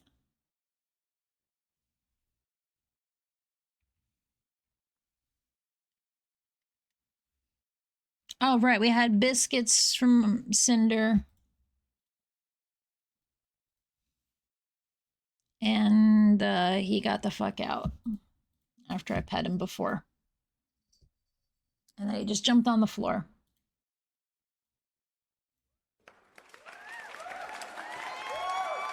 All right, let's hop over here. As much as I hate that end to the stream, it still points out that we're a long way from... This shit's been going on since, you know, the 1800s. It's only just gotten worse. And people slept for many years on this. Like, oh, it's gonna get better. We trust the government, blah, blah, blah. Yeah, it's 7:30. That's time for me to take meds, including my cookie.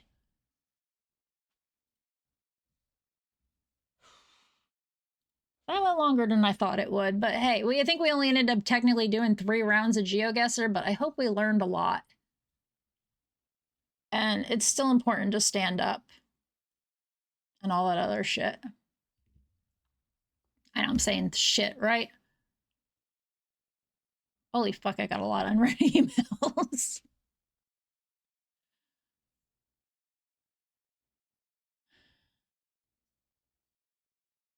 Yeah.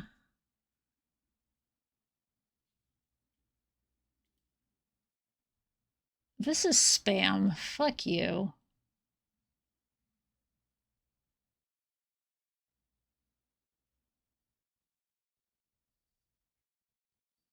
Nope. People still ain't learned shit.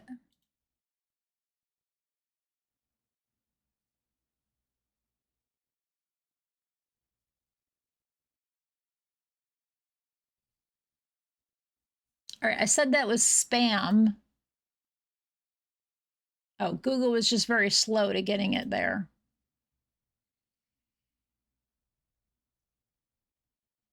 Okay, let's see who's live and what is live.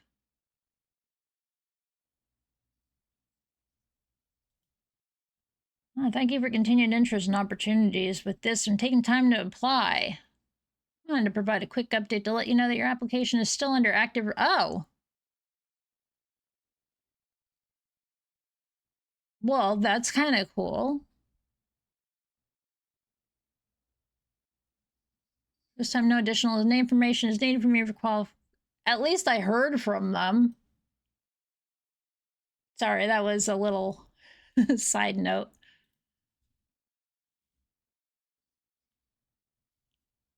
I applied to some production artist remote position with the Choctaw Nation.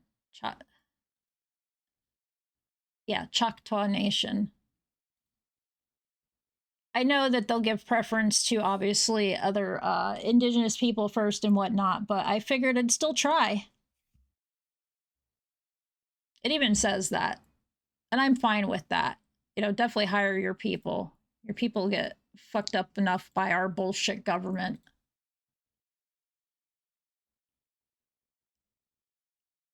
All right. We're going to ICAT. Why? Because ICAT drives me crazy when he's playing Layton with Ryudo on the side.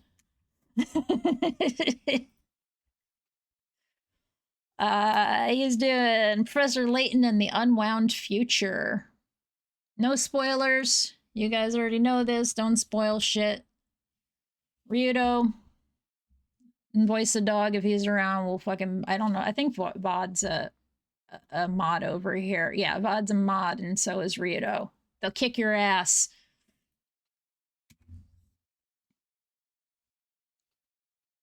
Yeah, we're going over to ICAT. It's a Friday Layton stream. Always entertaining.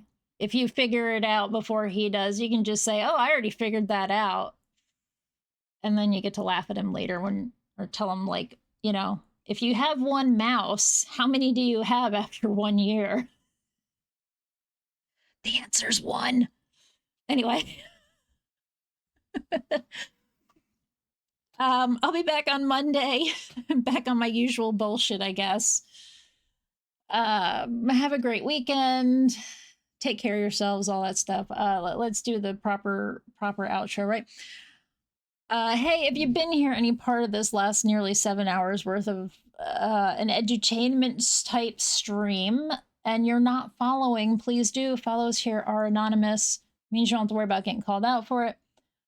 I'll be back on Monday. Until then, stay safe, stay strong, take care of yourselves, be kind to yourselves and to others, support each other, fuck billionaires, fuck the orange man, fuck ICE, fuck all that shit that's bullshit, fuck the union busting shit we learned about today, support your local unions, don't cross the picket line, all that stuff, and I will catch you guys later. Bye!